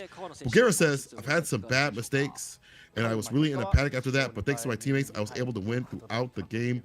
And it's great to see him have that variety with his characters. Having Jury was a huge surprise, but also how he played that character. It's different than what I've seen in terms of like a Jury play. It reminds me of Tachikawa, focusing on certain elements of the character and maneuvering from there and implementing his own play style, and not doing like anything super deep like level 2 or whatever, just working with what's strong in the matchup and against the player. But it's really great to see that adaptation with that Jury in this playoff. Yeah, I think he's been super pivotal in his role of anchor position, not only in this exact spot, but also the many times he's had to step up week after week. I think his development of both Ed and Bison had carried him a very, very long way, as we had seen him throughout the entirety of like this season at Street Fighter 6. I think Bulgaria is easily one of the more dominant players, not even just in the league, but in the world right now, that still, I feel like, doesn't get as much of the recognition, right? But one of the cats that do get a lot of the recognition most of the time is Gachikun, who has done a really great job of, oh my God, Nemo is like not, he is feeling some type of way emotionally.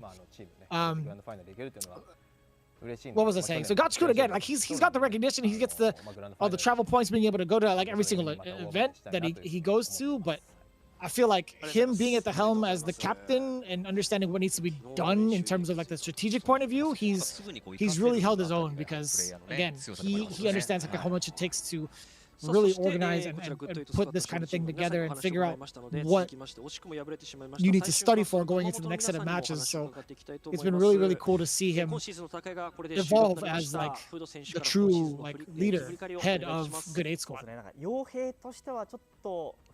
Also get some words in here from Kawano. He said, I trained really hard not to lose to Ed. I was able to do so against Fudo, so I was really happy. Gachikun says, hey, I trained for Bison throughout the league and didn't want to lose in the playoffs. I was losing like I do in tournaments yesterday in training sessions. I was able to fix that. That reason I was able to win. I like that they're pulling that energy from like outside the league into the league and being like, okay, I suck against this character. Let me improve myself because I will have to fight them no matter what.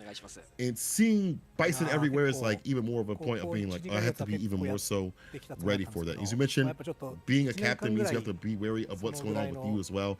And again, that's leading to success out here. We're getting the losers interviews, unfortunately.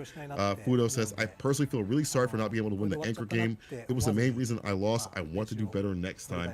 I mean, that being said, he's been a big component of his team, and I feel like Saishunkan Kumamoto overall is not just the Higuchi show, guest starring the other players. They all have their proper moments in their proper place as well. Obviously, today was a hard showing considering how good Get 8 Squad was.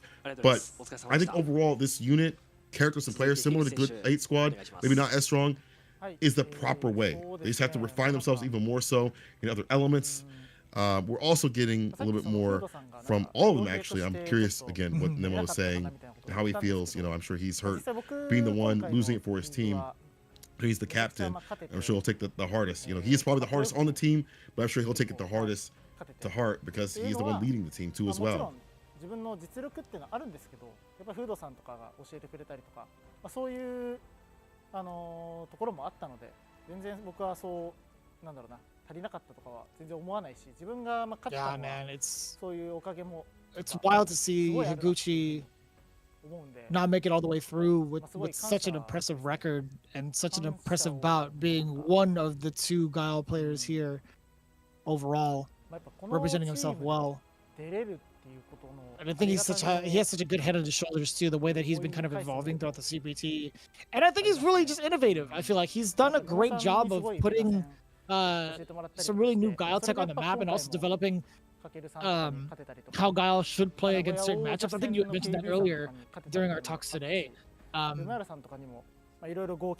He truly is like a pioneer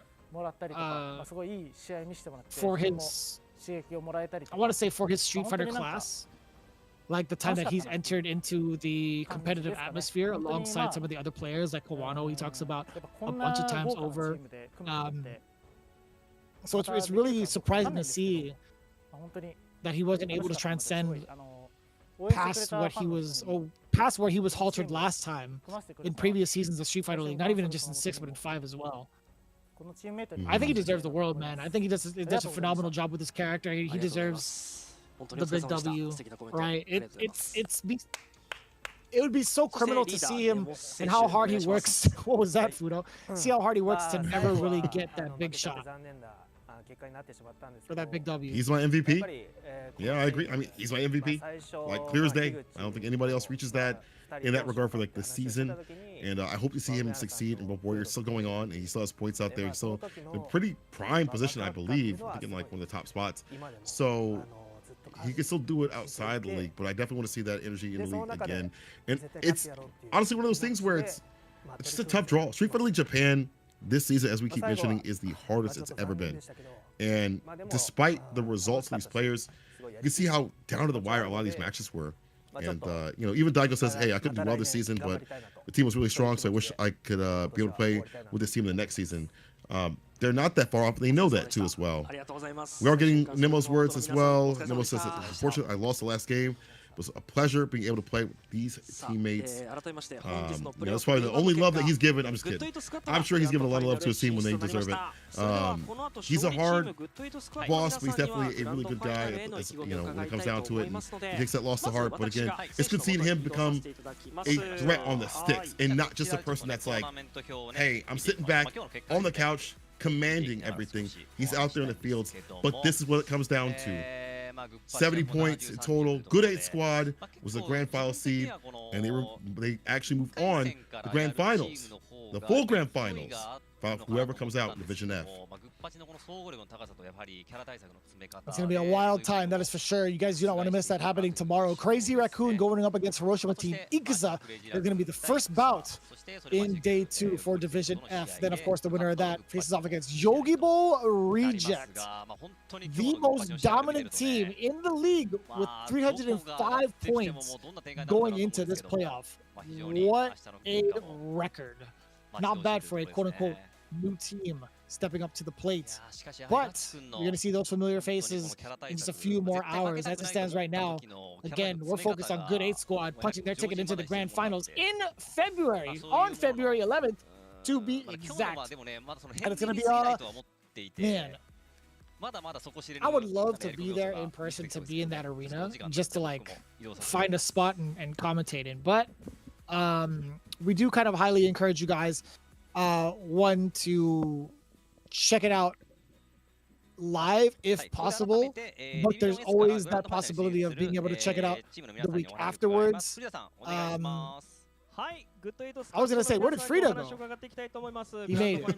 But yeah, big congratulations to Good 8 Squad as we get the big winners interview being conducted by one of the commentators here. But it's been such a fun time overall, being able to see this team evolve into the powerhouse killers that they are. I was actually kind of worried, considering what had happened in Season 1, to see if they had the juice still. But you can see how much of a significant difference it was for this squad, not having the characters that the players really wanted to play. Like, seeing Gachikun on a grappler was a very interesting moment in time. Seeing him really try to make Mano happen and just didn't for him. I'm glad that he was able to find solace with the character, his own character, right? Same with Kawano and Pugera. Right, Kawano was trying to stick it out with Luke like he did with Street Fighter 5, trying to adapt from one game to the other, just really wasn't cutting it. But him finding a way to make Shoto's work with Akuma felt really, really good to watch. And then Pugera, I mean, he doesn't have the galactic boxer. We don't know if he'll ever show up in the 6, but I think he's done pretty well with Bison either way, because I think he's dabbled with that kind of character in 4, even though he was the Ibuki main. But yeah, man, it's cool to see this current evolution. It's really good to see also Yaimochi being such a good component of this team, showing out when he be on like the home position and sometimes the away. And even if he's not gaining games all the time, he is still one of those cats that you have to worry about even more so, and you have to search out sim practice. So as a totality, they all have good characters, they all have good game plans. All that's left is victory. And it was hard fought. You know, they were the most dominant team, obviously, in this league, or for at least this division, excuse me. But it wasn't enough all the time. They did lose. They did falter. But I feel like without that, they wouldn't be where they're at right now. They wouldn't be as successful. They wouldn't be searching for other options. So I'm glad that they lost up to this point. I'm glad that they had to refine themselves, because sometimes it feels like in Street Fighter League, at least earlier in the year, you kind of would see, or early years, excuse me, you'd see so many teams just be too dominant. And you're like, okay, this team's probably going to move on. But with this season, it was hard to call. Even with Good 8 Squad, before they got that points with their no return, where they got that top spot, it was like they may not make it. There might be a chance where they don't, which is a very rare thing. Now, for the interviews real quick, Yaimochi saying all the teams in Division F are really strong, and I'm looking forward, looking at my teammates playing. I have no worries. So I have more time, so I hope I can play more. Bulgaria says, we don't know who's going to come, but I want to train so that I can be confident against any team. Kawano says, I'll be taking some rest and start training again for the grand finals. Yeah, I mean, the way Kawano would perform today, I will say it was a little bit hot and cold, right? He's shown great prowess in the very first round against Fudo, getting it 3-1. A couple of slight mishaps against Higuchi, and even more so against the run back against Fudo afterwards. That was a little scary. I'm not gonna lie to you. That had me thinking about Kawano's of seasons past, and I was like, you know, you gotta cut that out, Playboy. You gotta make sure you're at the top of your game. But I'm sure, I mean, as strong as Kawano is right now, he's still gonna be like one of the super threats going into it, man. Really excited to see how he's going to develop further, even like with the YFC Mochi as well. I kind of wonder what's going to happen when it comes to deciding who's going to be on the home or away side when it comes to the grand finals. Well, I'm sure we'll have that detail further on. But we are running it out towards the end of the interviews here. Gachikun with a couple of words. The full translation is not out just yet, but just to give you an insight, a little tidbit. Gachikun has said, we'll have 2 months until the grand finals, and I really like the training that we do after the normal league is over. We were able to do more training for the league this year, and hopefully we can win the grand finals and get that ticket into Capcom Cup. Pretty straightforward, right? Pretty typical response. I would love to see, like,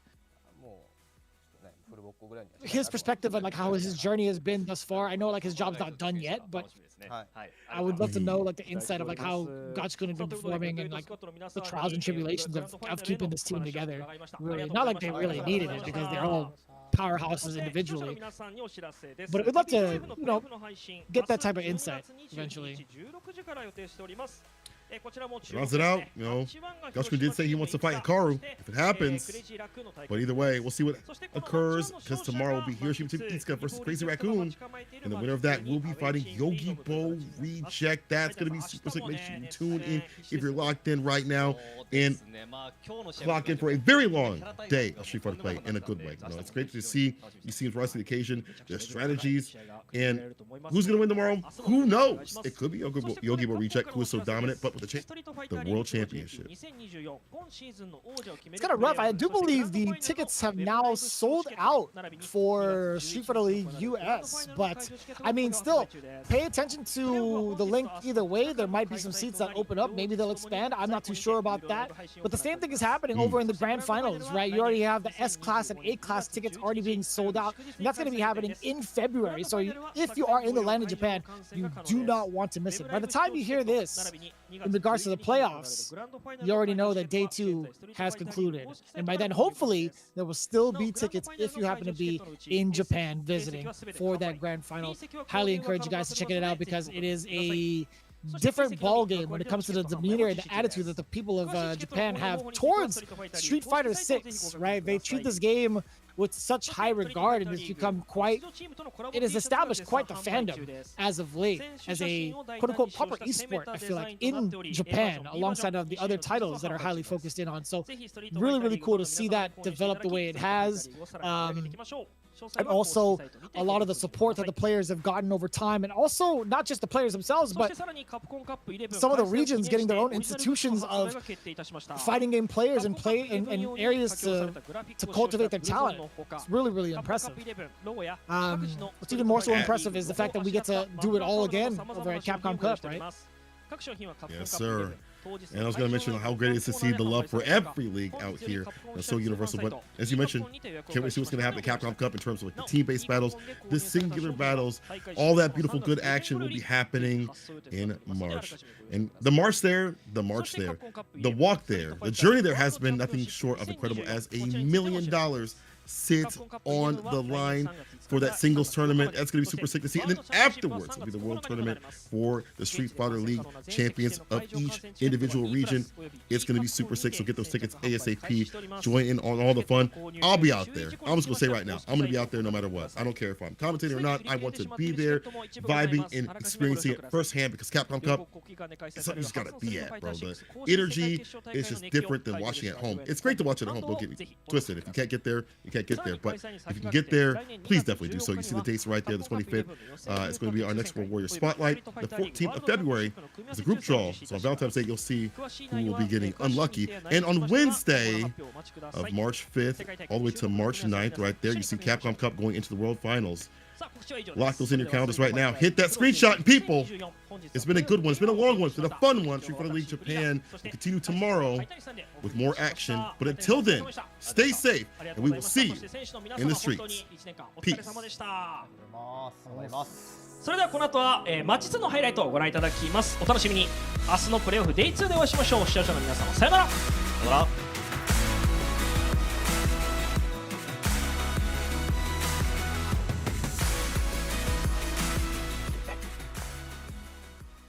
さあ、重要な初戦はリーダー対決となりました。ドライブを削られる前に一旦は D までの距離でしたが、ジャストで受けてから通りがこのバージョンで有利不運が減りました。ただうまく打撃を重ねていったガチ君、起き上がり画面端が近い。これはガードでも罪ですか。これはガードでも罪ですか。そうですね、もう一発のガードもできないので引いていく。スライディング戦略うまい。さあラッシュを止めて YH 持ち寄せつけないとしてるんで、 YH 持ちとしても攻めあぐねていたところに持ち、樋口の崩しに対して見せつけていきます。あ、さあこの辺はおお、ささっと SA は温存しています。シエがうわ打った、シエがうわ打った、ここで中にちゃんとため作ってましたね。止め再開です。うまっ、おーっと球抜けてきた。これも多分そうですね。うわー、さあまたしても来た。ラッシュ頭蓋開幕。さあ中足うまい。オーソドックスな歩き中足をこの局面で刺してきました川野。かなりその後ろ下がってっていう展開を見せたんで、はいね、ゲージも溜まっています、はい。さあおぼろはバックジャンプ、そして角半は OB ソニックで完璧すぎる。さあこれ起き上がりに対してはうめえ召し上がってますね。ラッシュ通した。樋口結果位置入れ替わります。かなり優勢ですね。あ、リサルだ。さあこれはねじ込んだ川野。今回はバッチリ間がつきまで。そうですね、残り時間15秒。これは難しすぎる。ソニックハリケーン確定。さあここで来ました本日初のユーサルプレッシャー。さあこれは大ダメージ。ただ結果置き攻めが通り、うわー飛んでる。ここでフリッカーに対してさあ投げが重なってなかったところ、結果プゲラが打撃でフォロー。どうするジャスト。さあこれは右に触った。どうだ。さあキャノン拾ってフリッカー足りるのか。どうだ。きたー。ドットロッター。ドットロッター。さあこの状況フードバウンドプゲラ崩した。さあこれは重なっていない。さあこれは重なっていない。さあこれは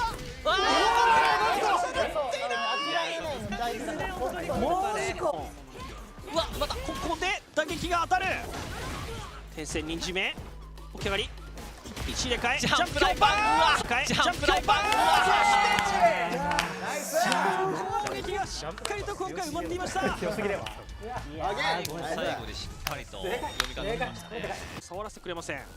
若いビアルキの挑戦、そしてジャストからね、波動に対してね、インパクトはかなりいい選択だったんですけども、さあこのタッチ強キックは見逃しませんでしたフード。多分出てしまった形でだと思いますね。なるほど、はい、これ指導によってリザル、ああ焼き王子パニッシュカウンター指導、これは黄色くなっているので間がつき、さあ1点フードペース、起き上がりの昇竜もガード成功、パーフェクト KO。 さあさあここはうまくリーチを生かして最高チェンバーまで、いや間に合ったなフード。いや本当に間に合わせましたね。リーチを生かして最高チェンバーまで、いや間に合ったなフード。触れば3ゲージある。ここですよガチ君の飛びを取ってここは何もしていない。さあ亀梨、ここはインパクト返す。入れ替えですね。さあ1入れ替え踏んだ。オーディヘッペレ、しかし1入れ替えを防いだ。マジか。さあガチ君ここでも SRK、 ただパイン SS3 生で食らったら終わりなんで、インパクトは膝よけ、しかし投げてフォロー。どうする。さあここ膝で決着投げガーチラシうますぎる。さあガチ君ここは SRK できっちり、ガチ君ここは SRK できっちりごめんごめんダメか、いやだ中堅戦にて決着で最後を決めたのはガチ君 K でごめんごめん中